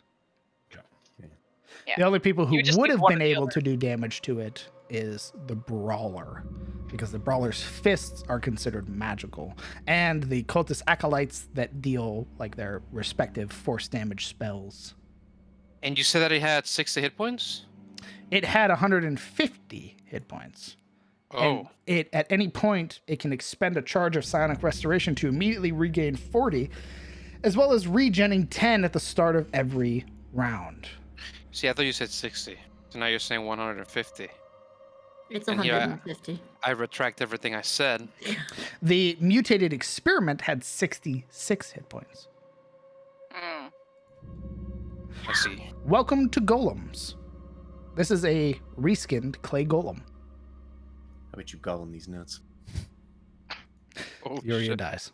It That's just 6 hit explodes. points. You have an aneurysm.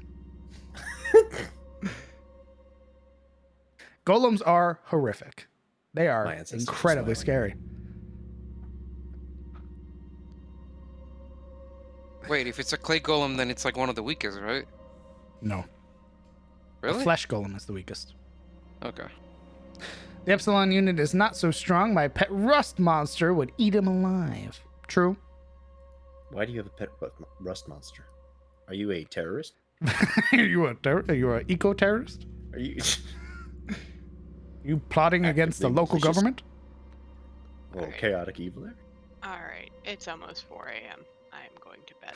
Good night. Thanks for playing. Good I think night. this is a great place to call it, actually. Breathe. Why don't you guys go ahead and say goodbye to chat? Goodbye, chat. Chet, if you're still alive, if you haven't left us on red, goodbye. If you have, Bye. I don't know. I don't know. Fuck you, I guess. Hi, chat. Bro, Hope we you went enjoyed we today's went we episode. went 7.5 hours. Oh my Good god. night. Yeah. Bye. All right, I'll be back. Wow. Hey, thanks, guys. Thank you for an amazing night tonight. This session was fantastic, and to have so many of you guys stick around, to have you guys interacting in the chat, reacting to everything that was happening, you guys make it very much worth it. To all of the new followers, hello and welcome.